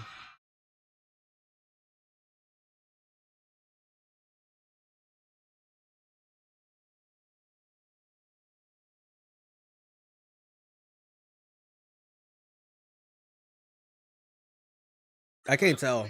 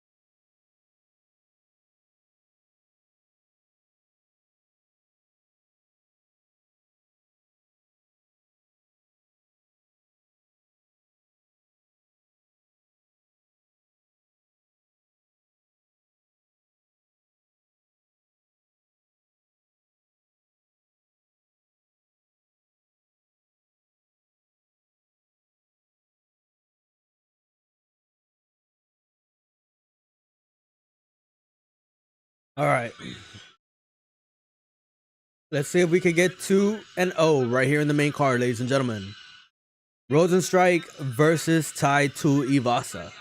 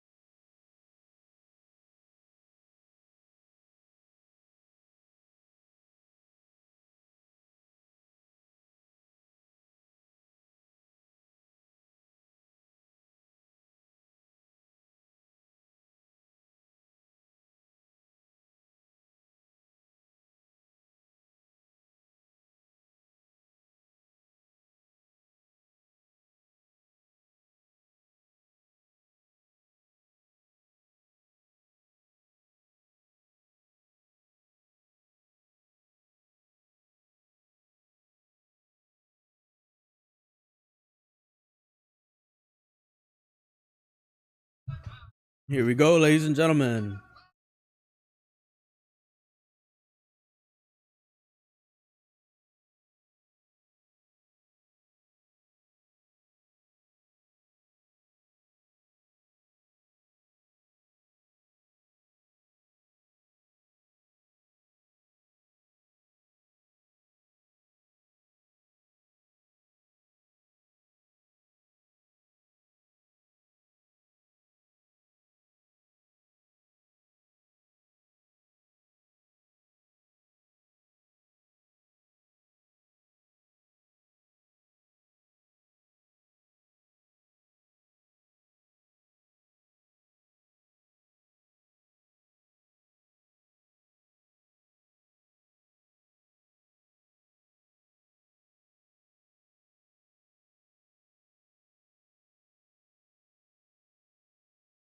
Mark Goddard's gonna be the referee for this matchup.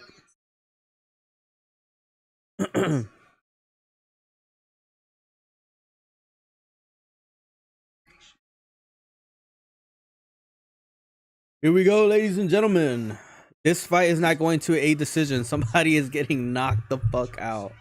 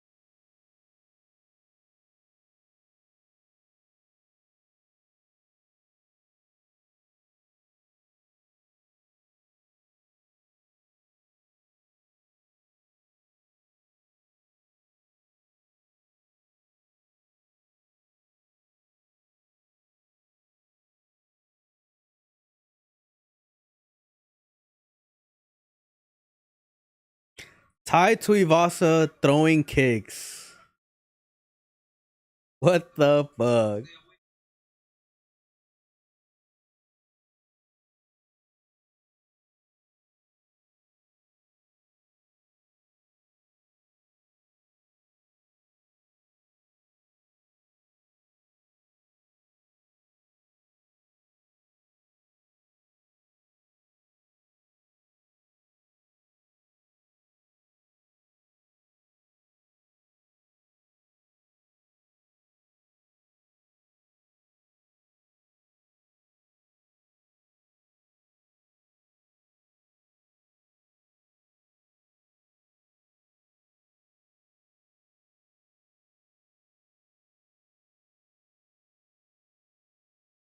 What the fuck?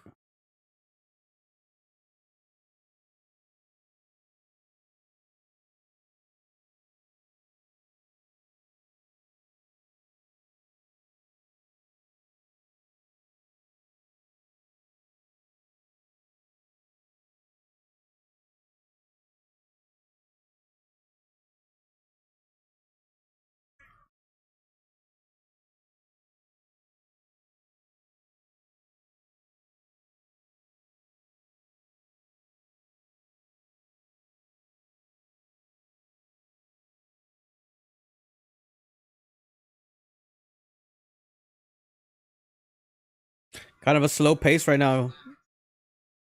A lot of inside kicks right now from Rozenstruik against Tuivasa. But Tuivasa needs to get in there, man.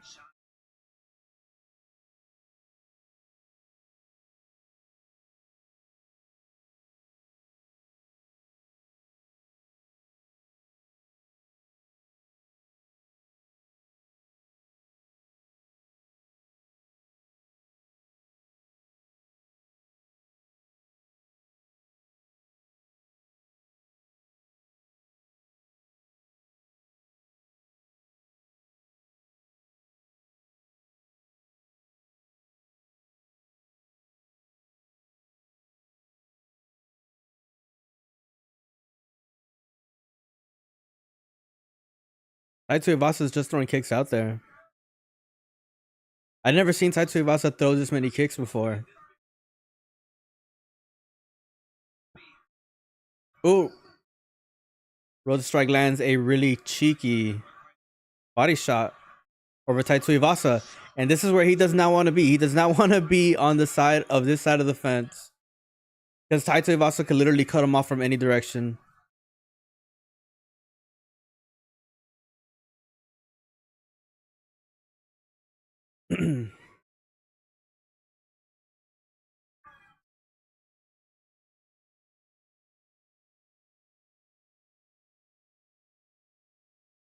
Nice kick from Rozenstruik.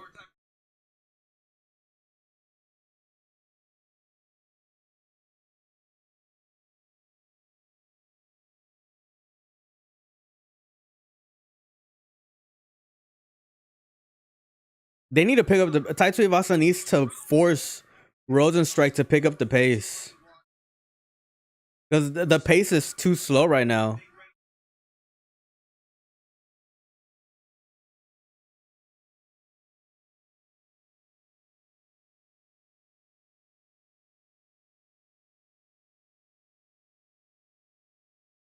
Oop.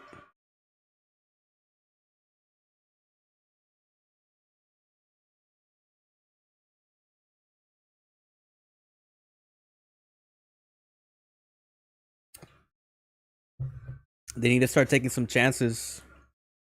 Chances need to be taken now.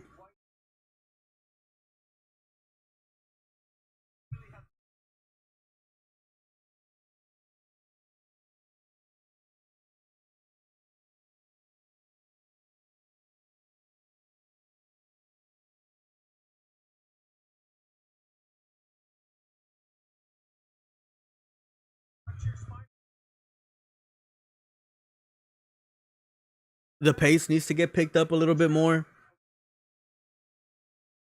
Somebody needs to get some momentum. And then I think we'll see a knockout.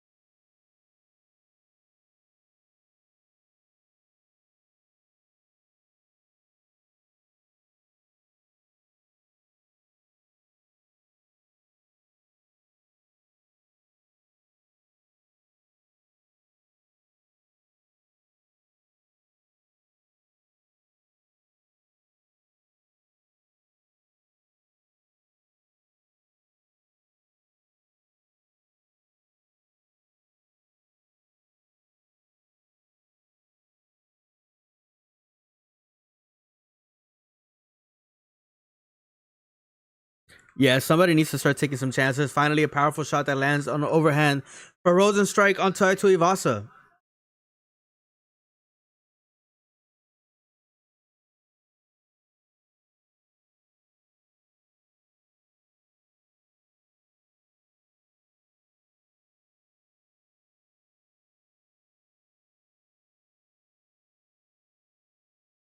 Oop.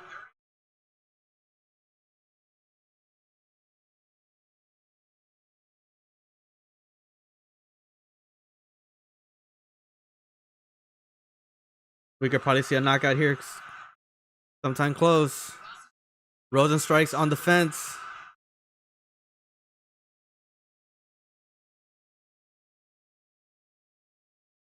Rozenstruik looks a little shook.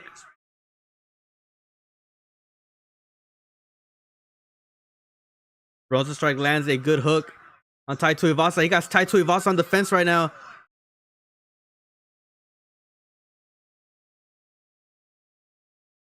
It's a little bit more entertaining second round, and we still got 3 minutes left.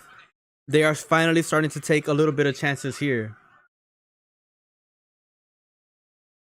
Whoever lands the clean one, man.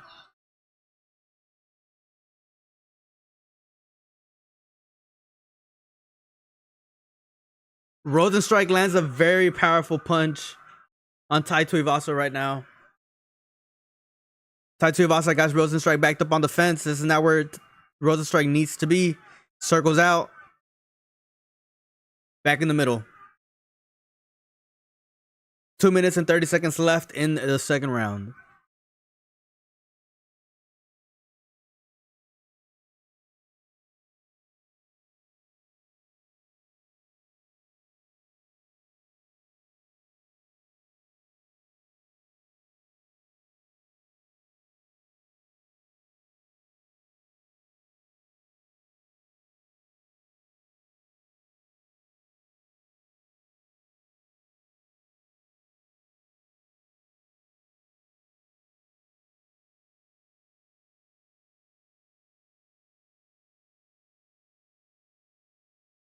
Oop.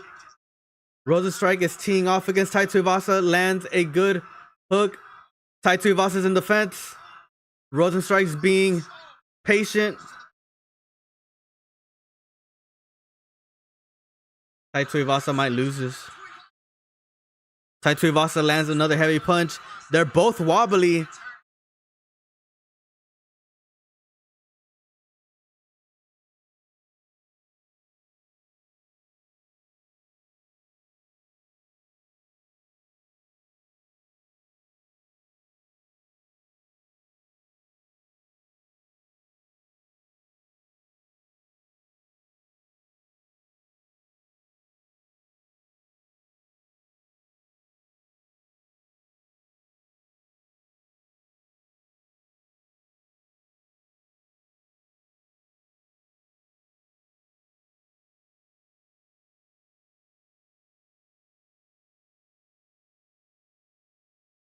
Overhand by Rozenstruik. Rozenstruik is outstriking Tuivasa right now.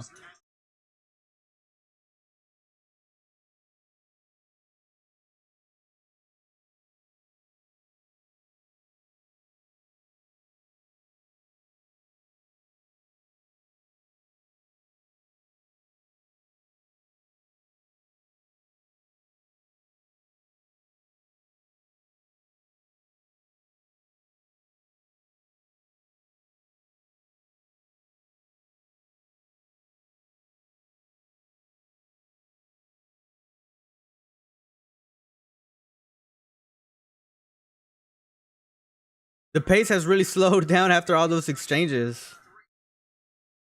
They might need a little break. Oh.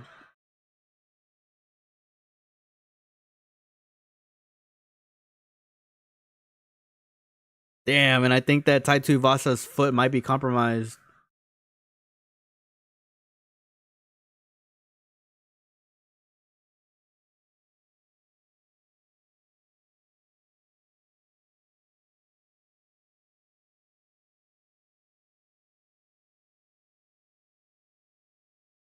What's up?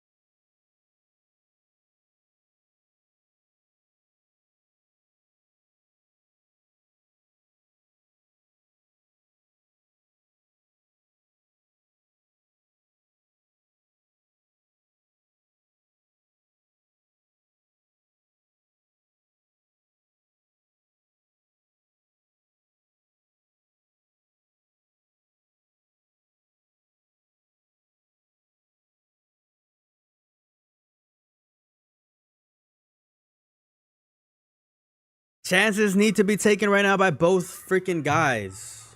Not just Tai Tuivasa. Both guys need to take chances now. Now is the time. 3 minutes left in round number 5.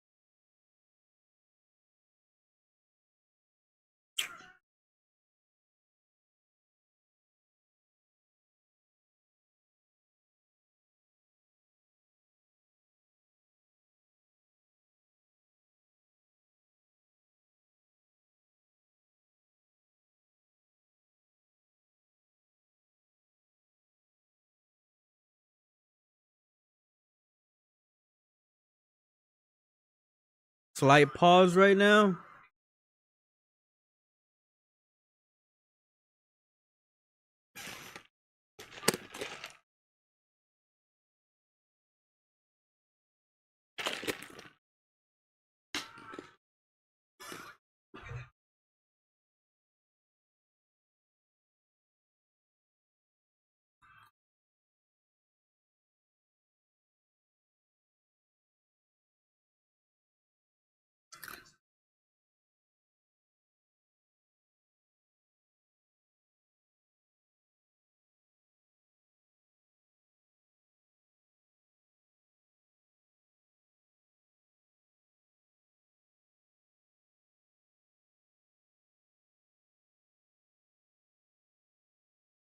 One minute left on the fight, ladies and gentlemen.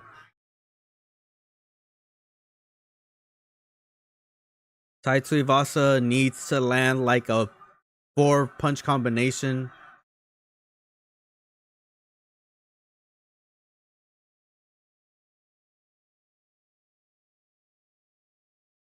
He might be freaking tired.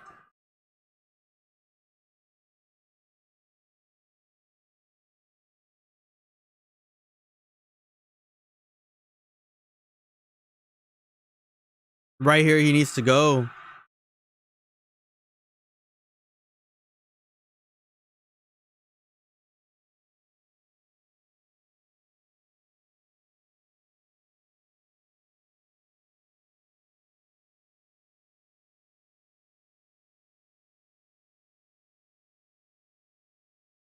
They try to do the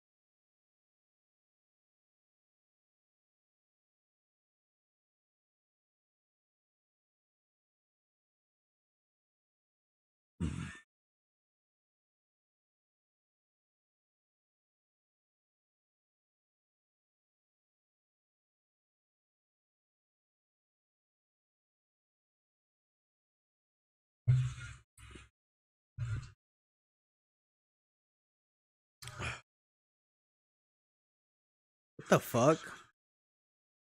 I don't know why it's called Noche UFC if the main event is gonna be Marab from like Georgia and Sean O'Malley, who's like who has a Mexican daughter.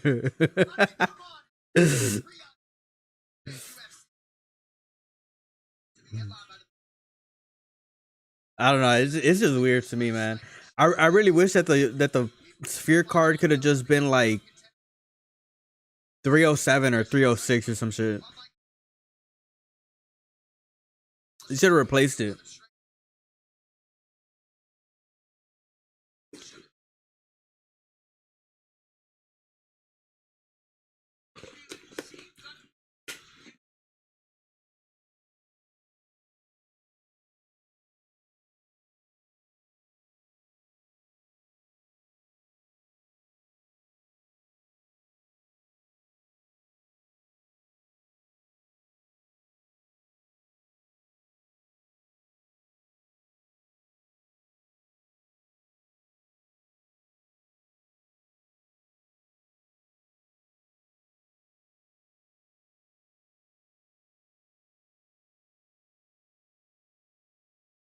Valentina Shevchenko, man, killer.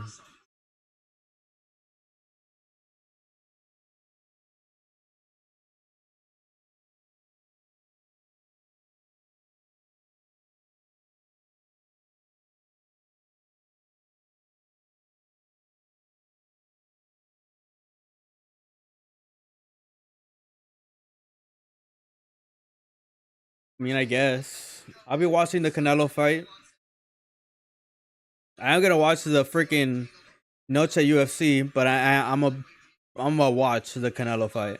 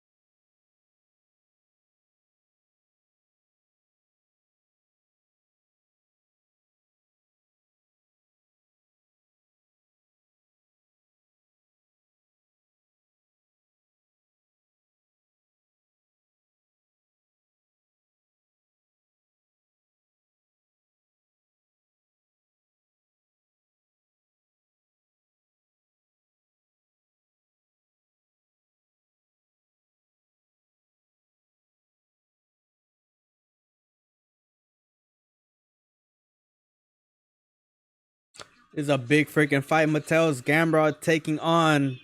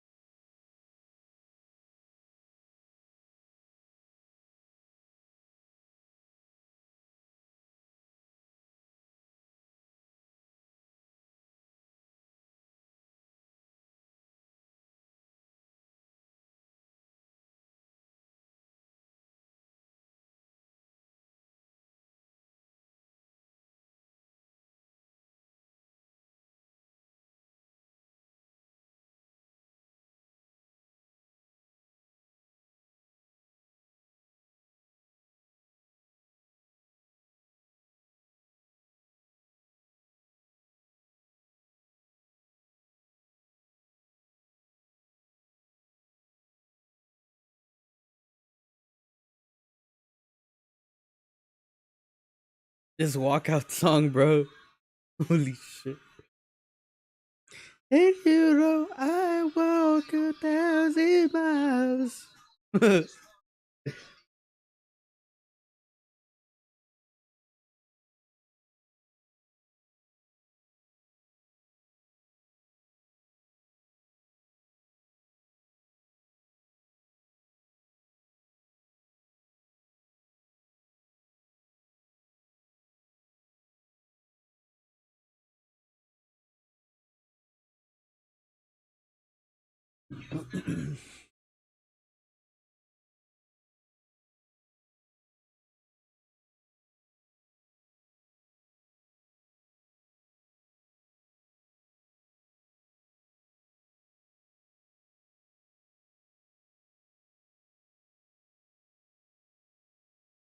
I don't know if Dan Hooker wins this one, man. I really doubt he wins. I'm just being honest.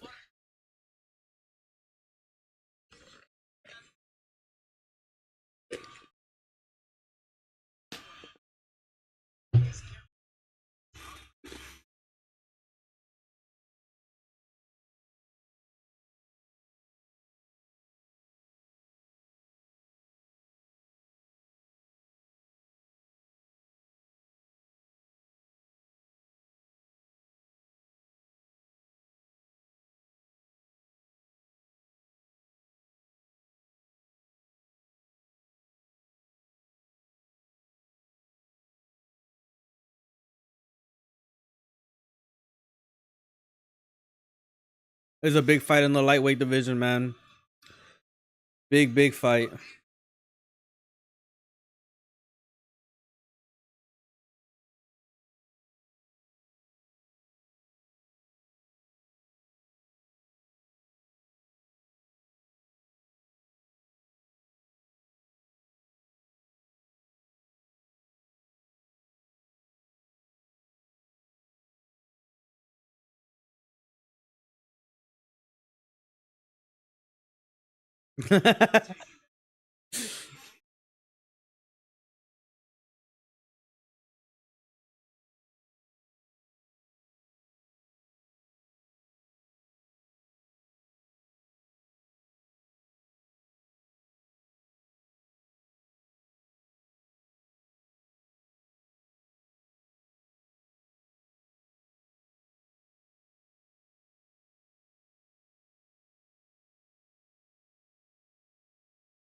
Fucking hate this song. Who is this band? Imagine Dragons? Most ass. Sounds like a Disney movie song or some shit.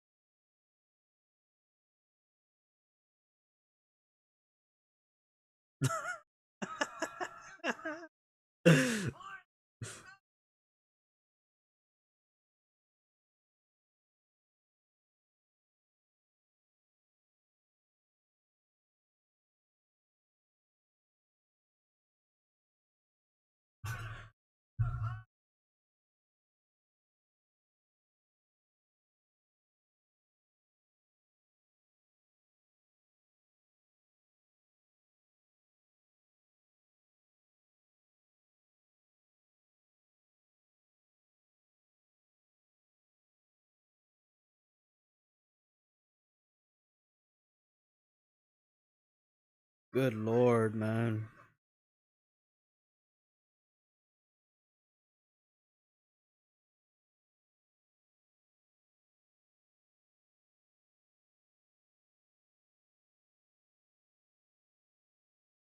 All right, here we go, ladies and gentlemen. Round one.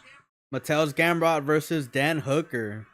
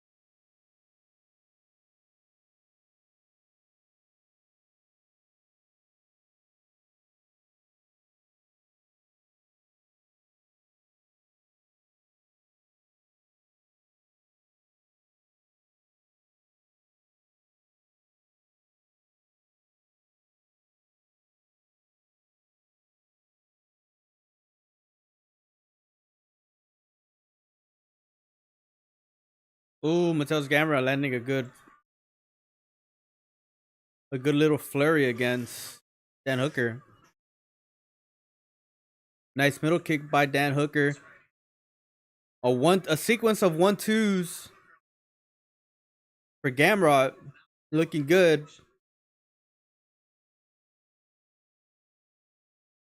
Nice middle kick by Dan Hooker.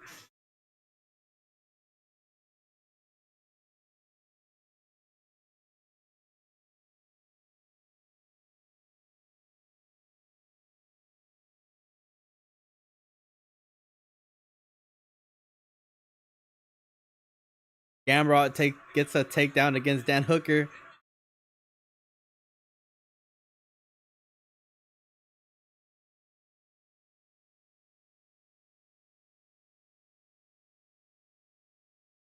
Gamrot's wrestling. Has Dan Hooker against the fence.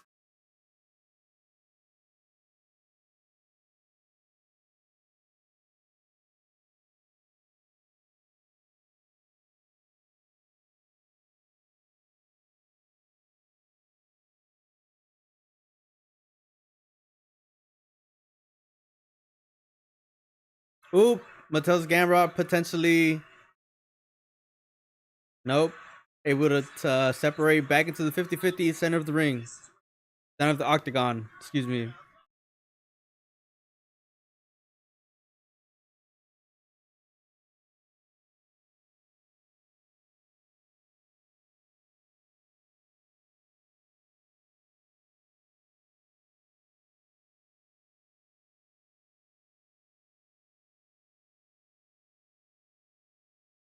Mateusz Gamrot teeing off on Dan Hooker.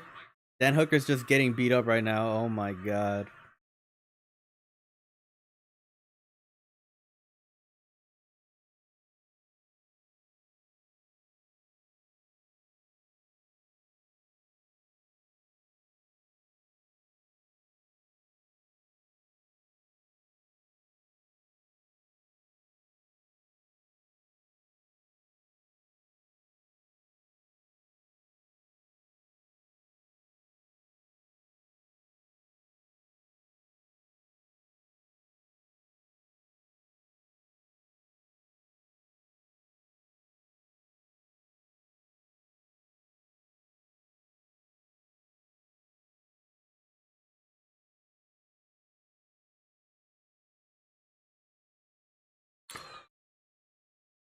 Dan Hooker landed a crazy powerful punch against Mateusz Gamrot, and we might have an upset here, ladies and gentlemen.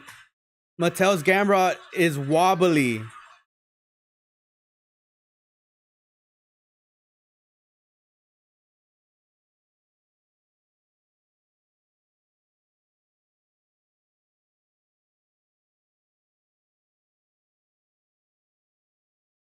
Gamrot's still wobbly.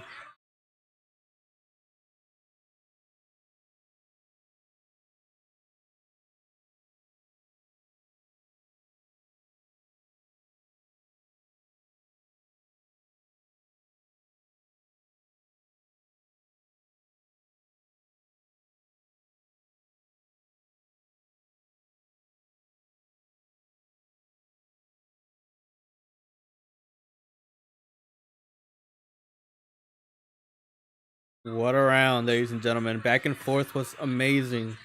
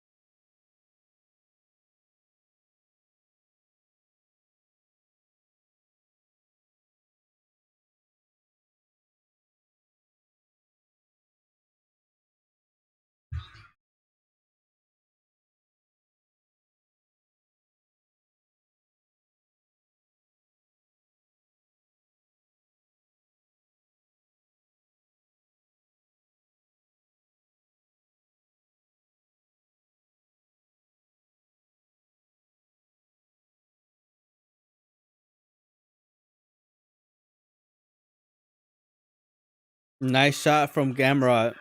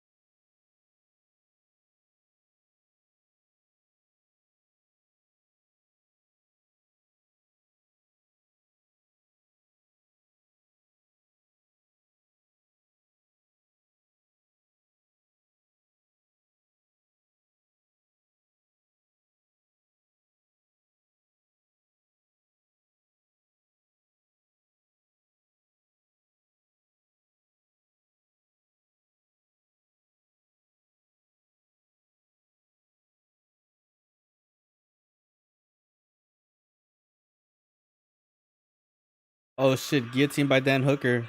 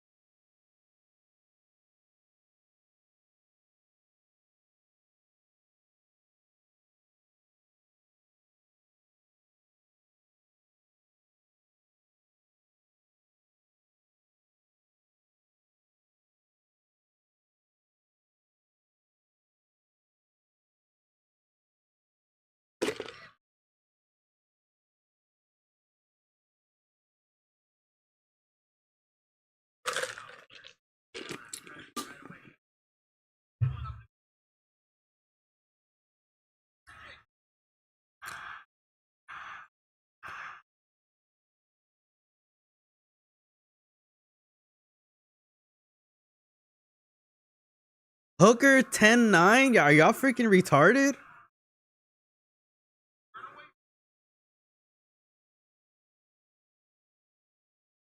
I feel like it's 2-0 Gamrot.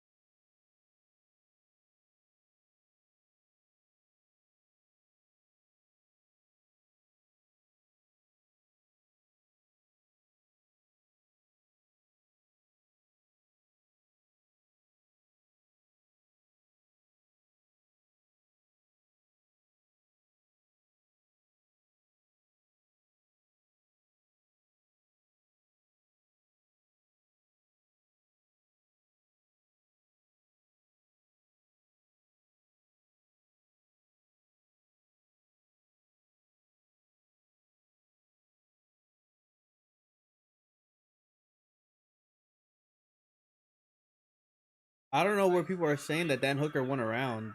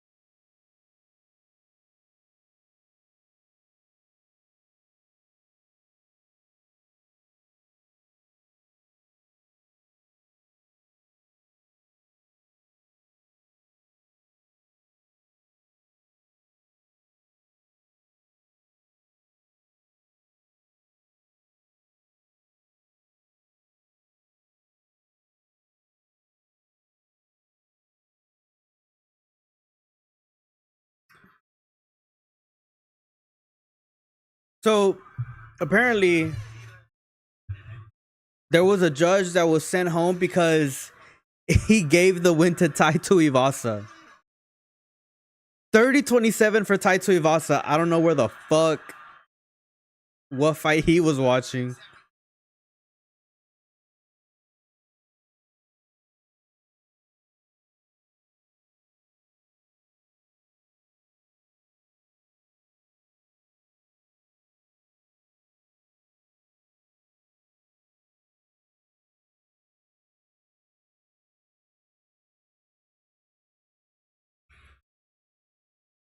Holy shit, Mateusz Gamrot's eye is like almost shut. Dan Hooker lost, but good effort, man.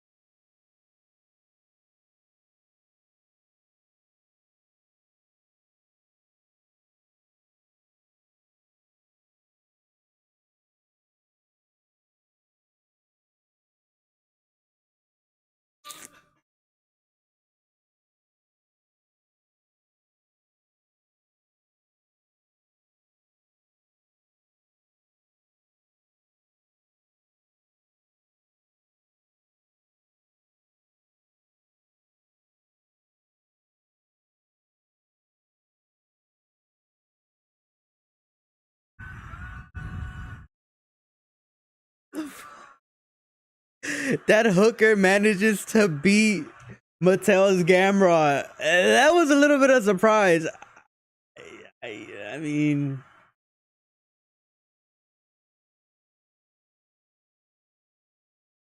oh man, I'm happy for Dan Hooker, but fuck, we finally lose a prediction in the main card.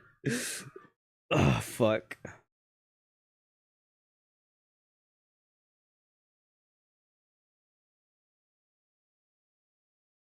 2, 3, 4.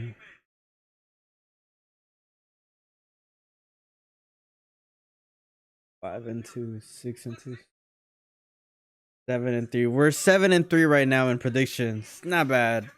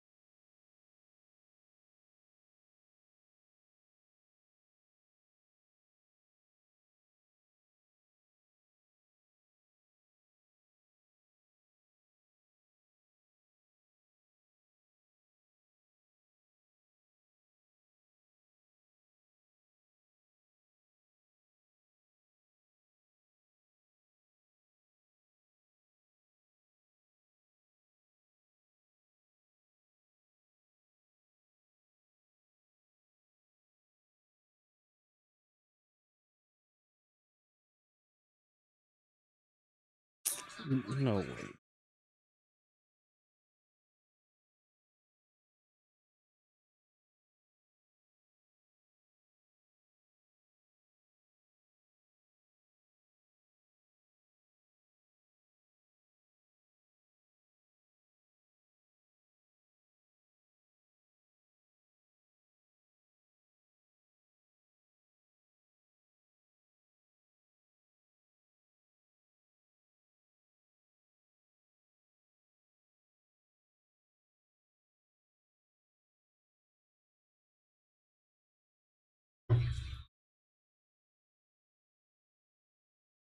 Barajo.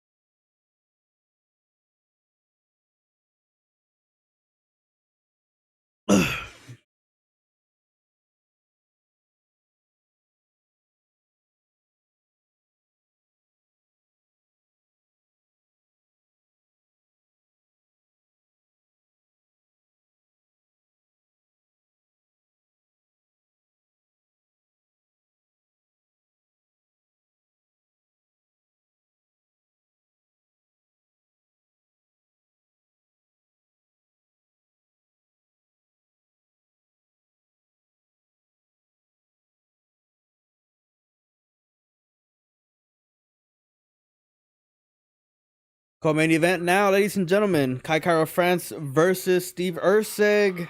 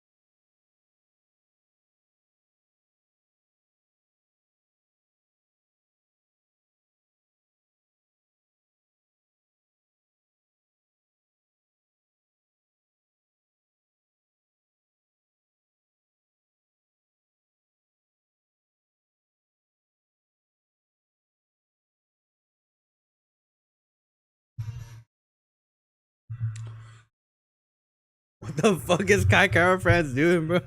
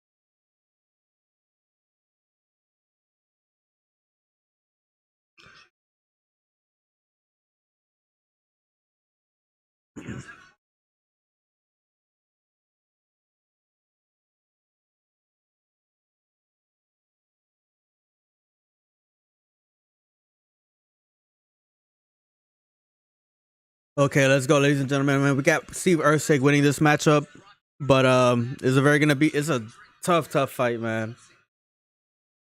It's impossible to count out Kai Kara France. You got Volk right there in the background.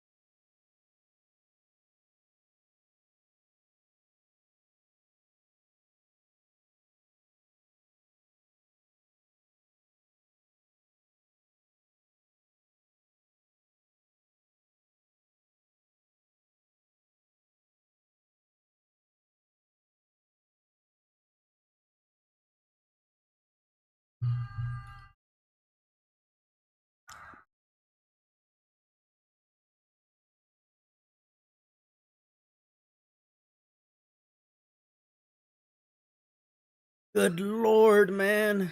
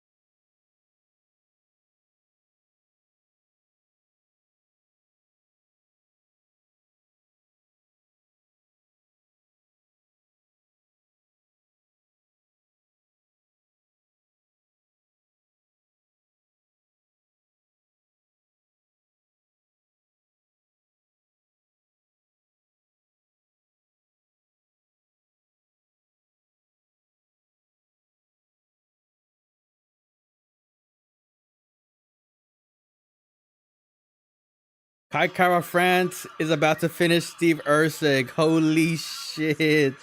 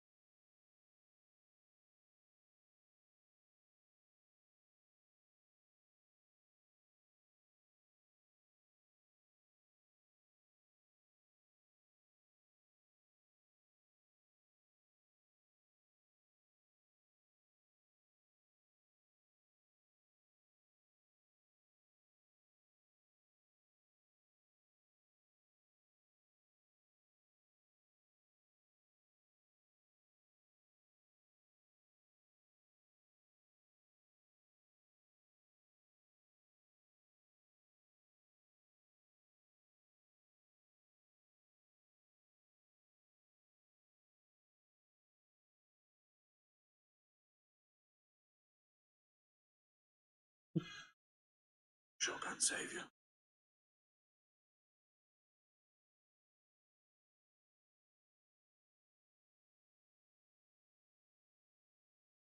Just go out, hospital, just go out. No road. Just got it.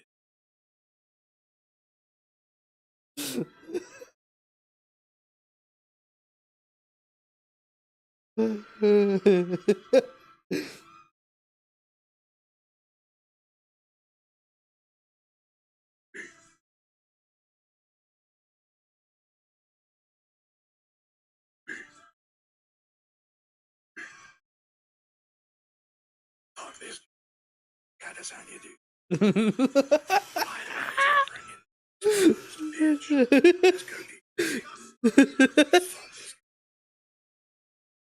Let's fucking go Israel Adesanya, bro. Let's go Israel Adesanya. Bro, I want Israel Adesanya to win so freaking bad. I want...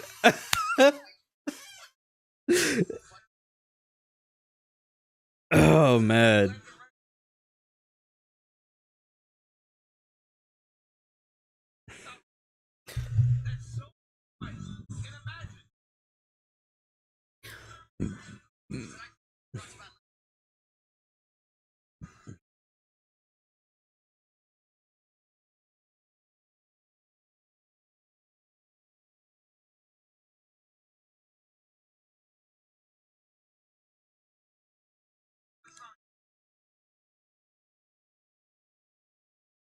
Dricus has to lose, bro. Israel Adesanya cannot let...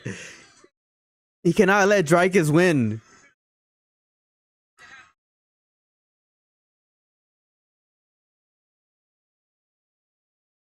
Dricus needs to lose this, bro. Israel Adesanya needs this win. He made you cry, Israel Adesanya. Always remember that.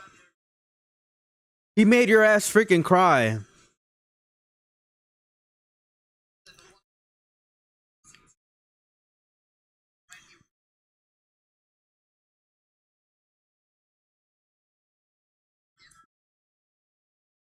Here we go, ladies and gentlemen. Right now on the polls, this is what it's looking like. 56% for Adesanya, 44% for Duplessis. 18 people voted. Let's see what happens.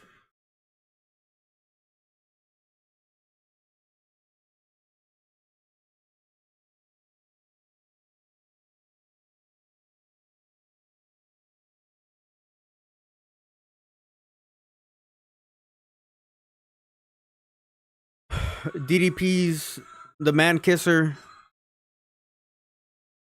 is here, ladies and gentlemen.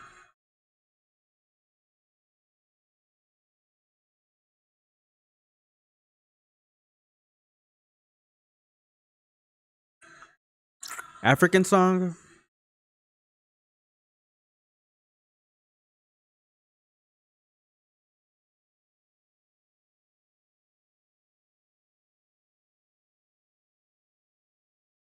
Israel Adesanya, please beat this man up, man. We need Israel Adesanya to win.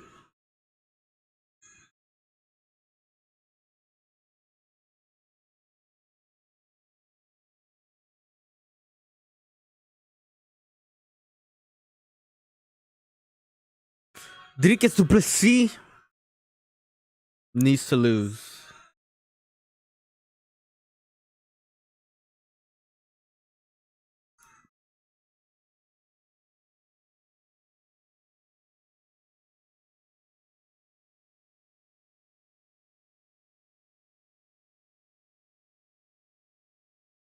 Is this a fucking South African national anthem? What the fuck is this?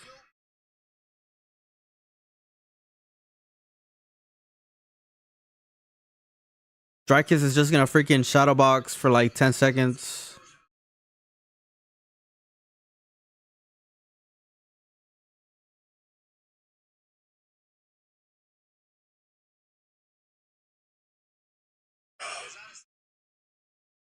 Sleep this bitch.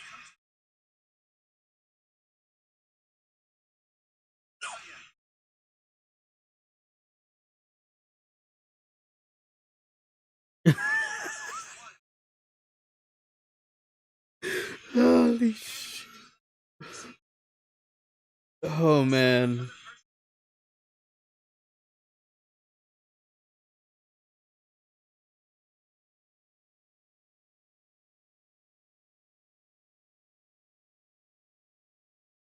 I hope DDP's face looks like he just walked out of a freaking car accident or some shit.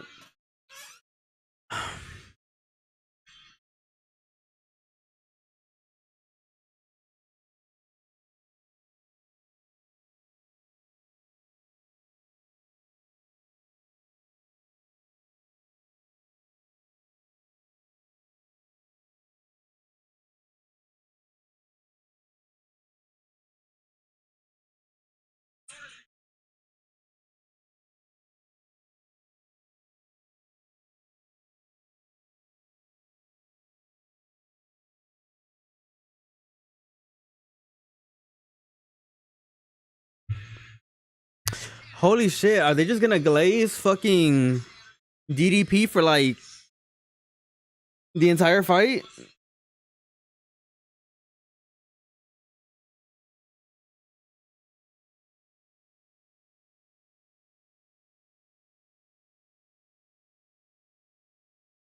Let's see who's more African now, I guess.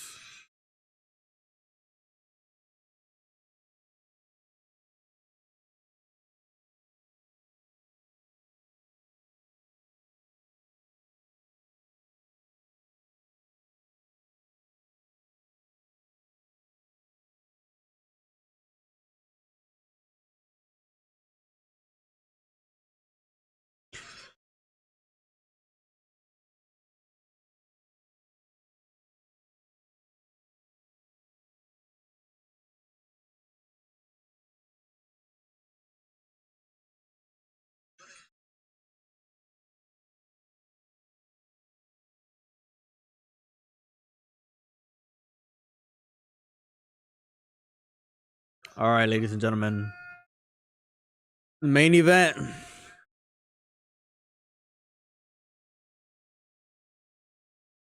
It's Adesanya needs to win.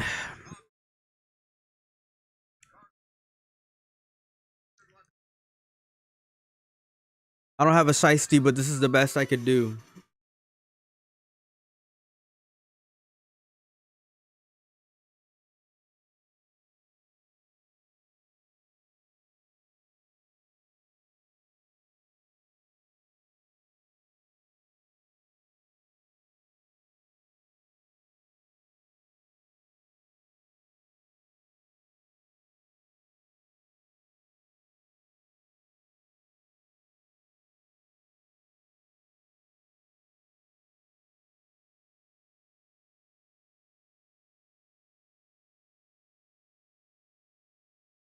It's time.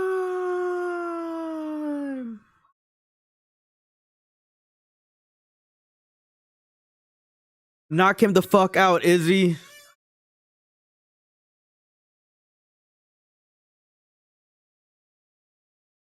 Oh, come on, Izzy, knock his ass out.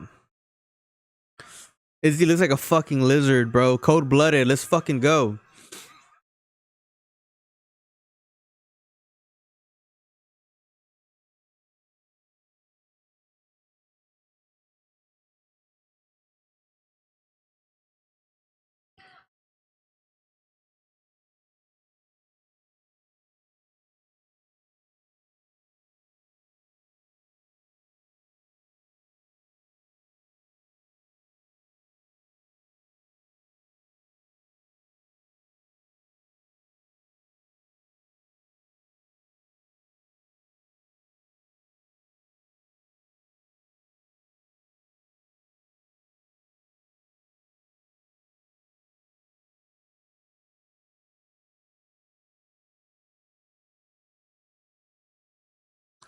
Let's fucking go.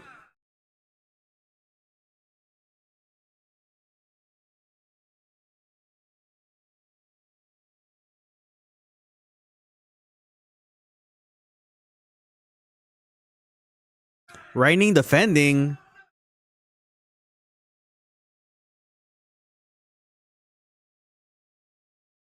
He's not reigning defending. He just became the champion. It's a weird intro because he hasn't defended shit yet. This is his first title defense. What the fuck?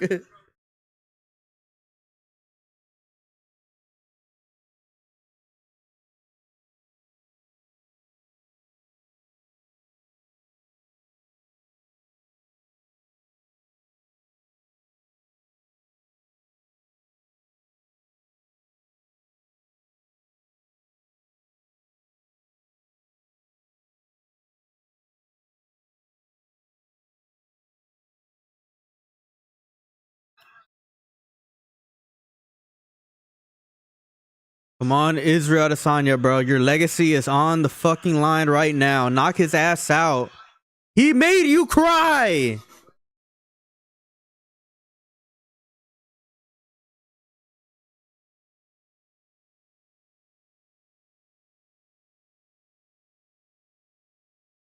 Israel Adesanya looks freaking huge. Holy fuck.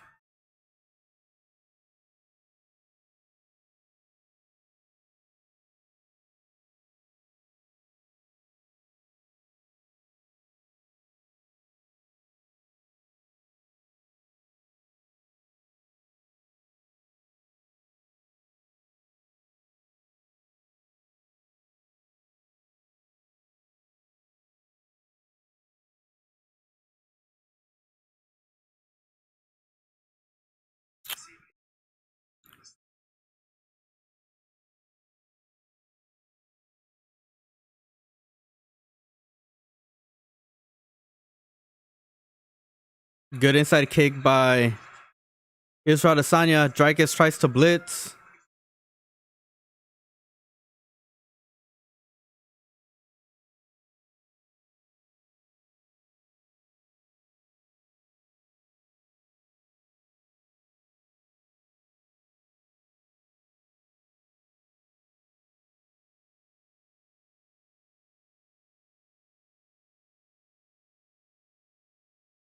Israel Adesanya lands a fucking heavy ass kick on Dricus du Plessis.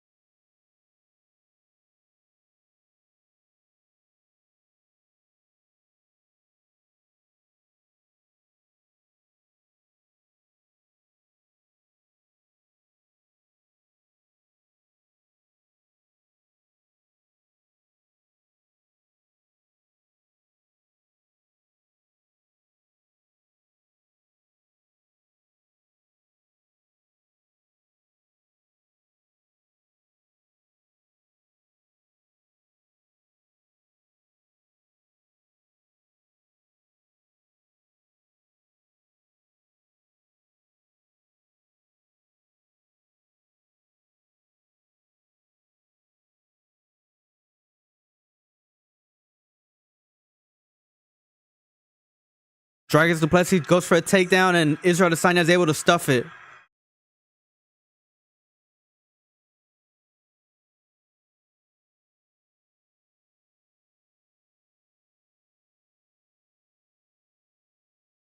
Du Plessis already freaking sliced. Let's fucking go, Israel Adesanya. Knock his ass out.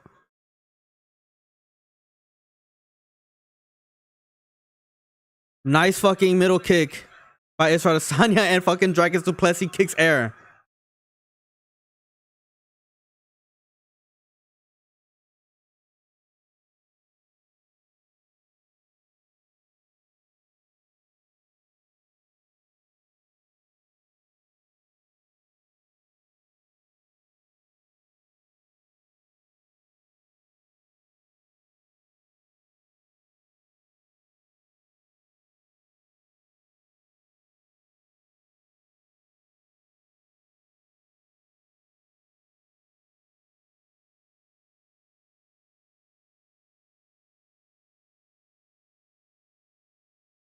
A good little blitz from du Plessis.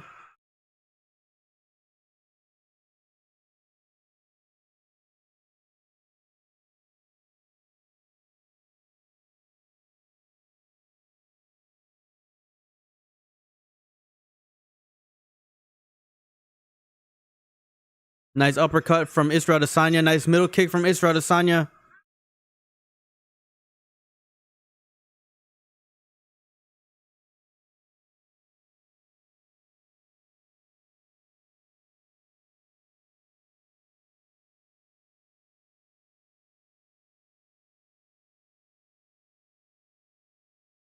Ooh, nice body shot from Adesanya.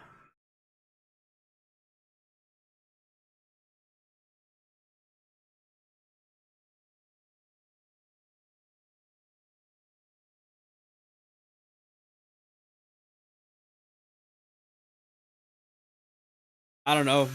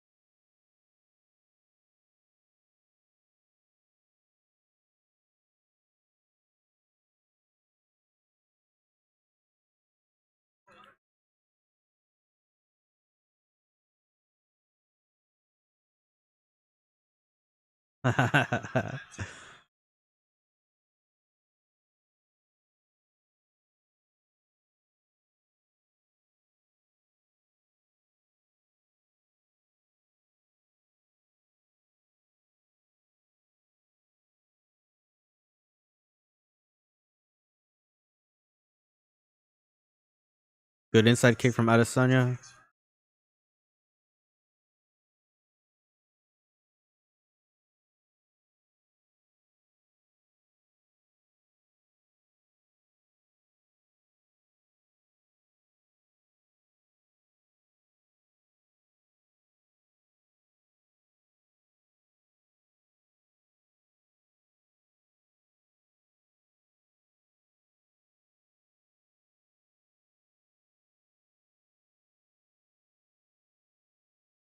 Another good low kick from Adesanya.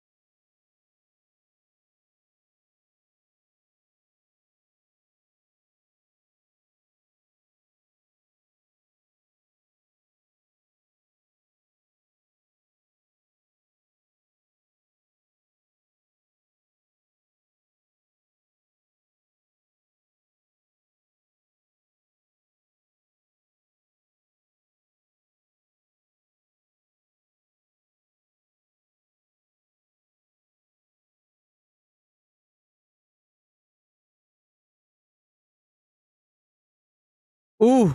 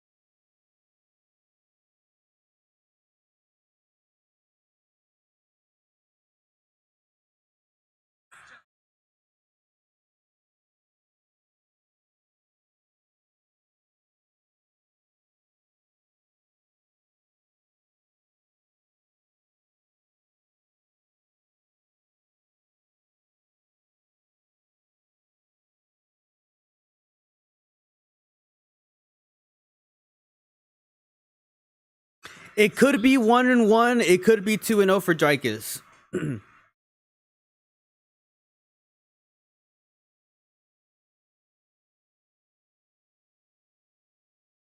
It could be 1-1. It could be 2-0 for Dricus to Plessis.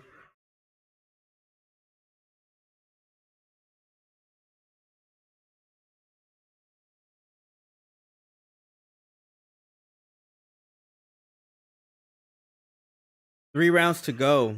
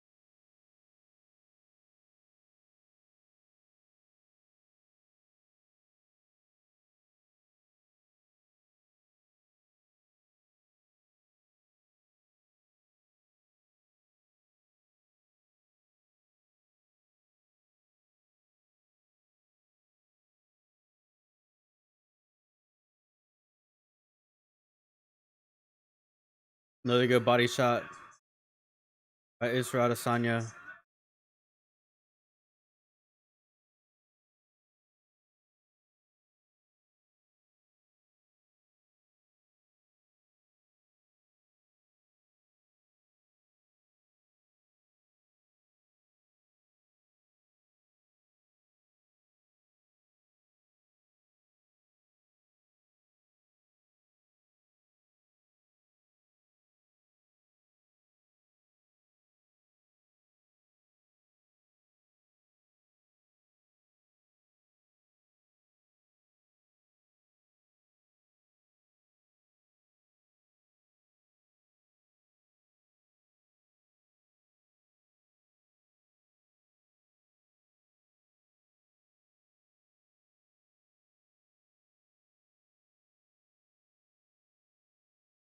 Another body shot by Israel Adesanya.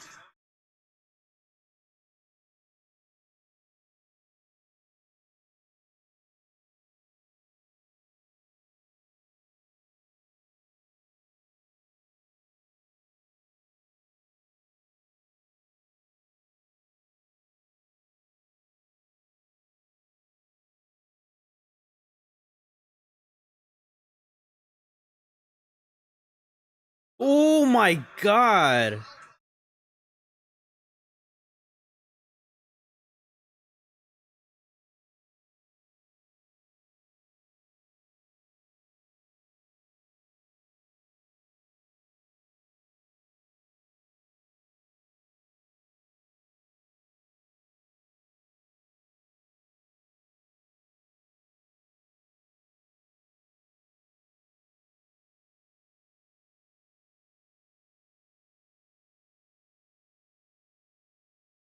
Dricus Duplessis is getting fucking tired. I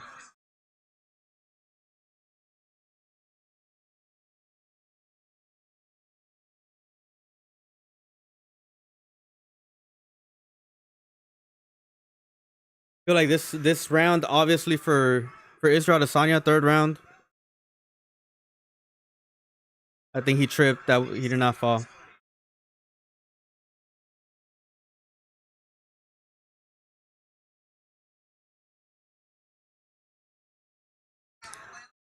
Oh my god. Israel Adesanya just fucking landed an uppercut on Dricus.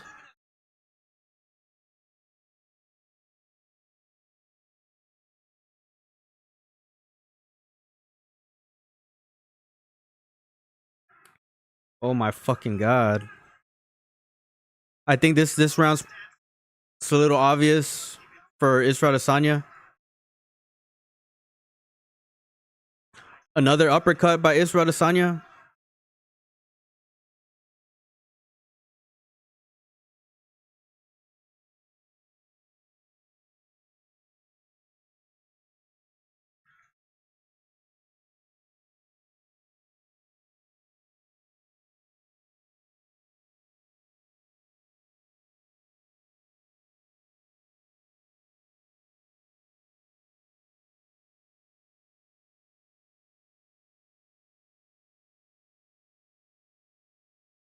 I think this round is pretty obvious. Yeah, the longer it goes in the third round, Israel Adesanya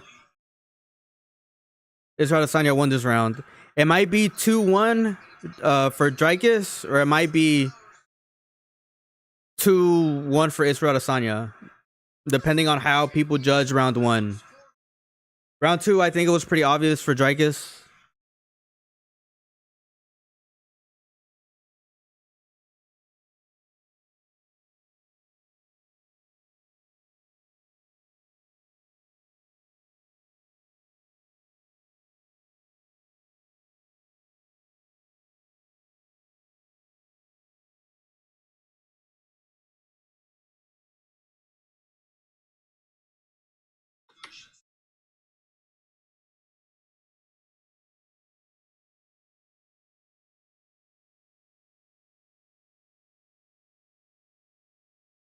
Ten minutes of action left, man. I think it's 2-1 Izzy right now.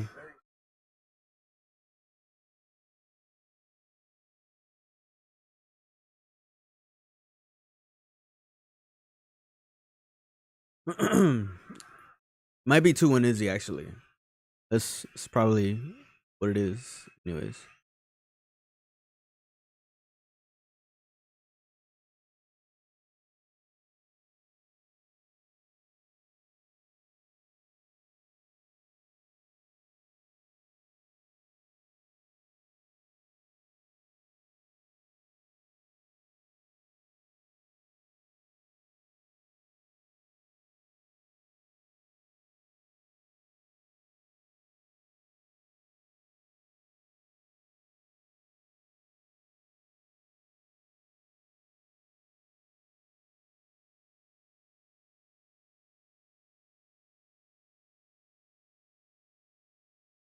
Great combination by Israel Adesanya.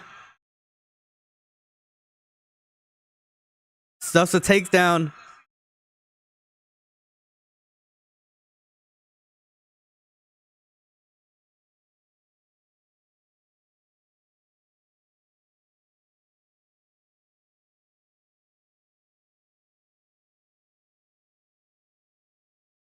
Dricus looks freaking fried.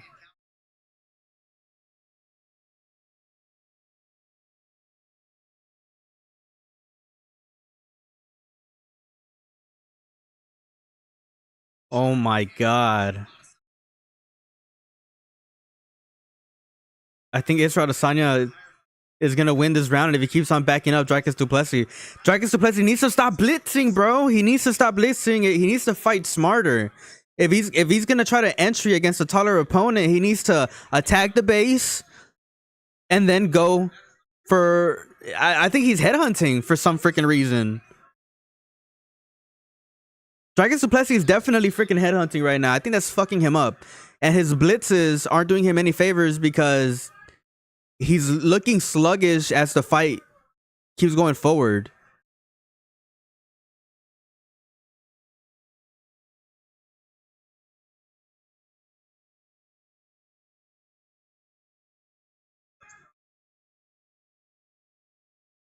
Good middle kick. Finally switch it up, bro. Please strike it.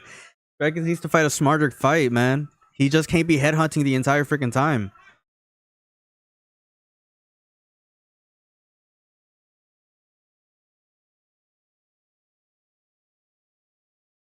Well, he's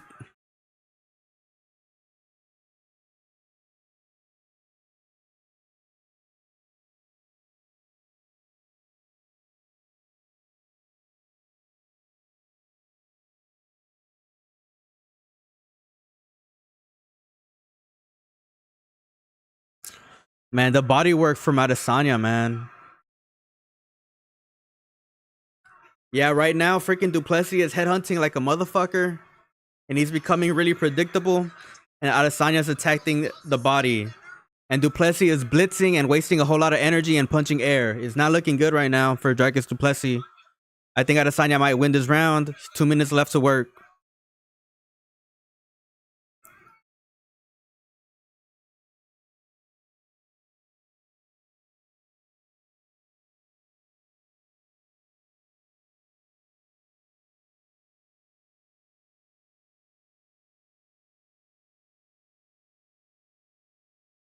What is Israel Adesanya doing?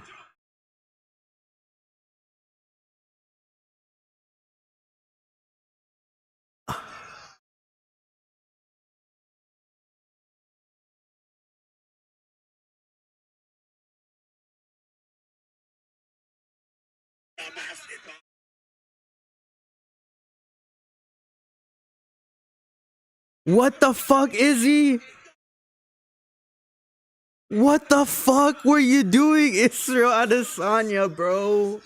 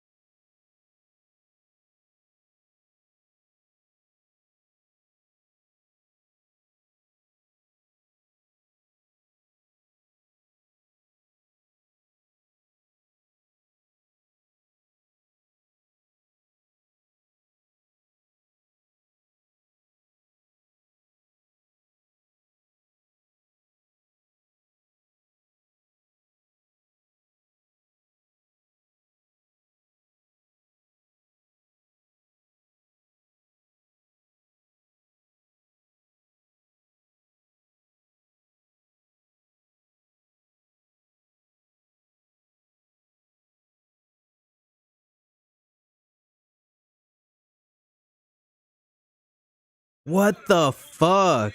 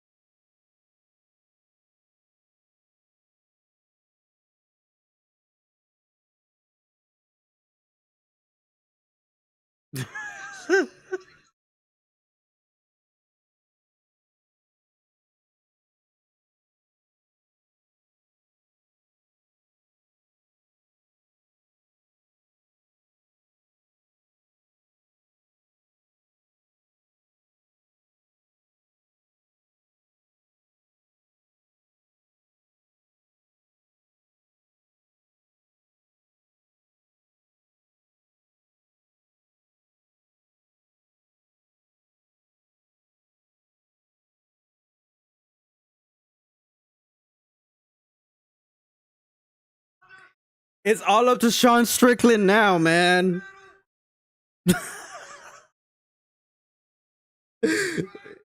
It's all up to Sean Strickland, bro. Please, someone beat the shit out of Dricus, bro.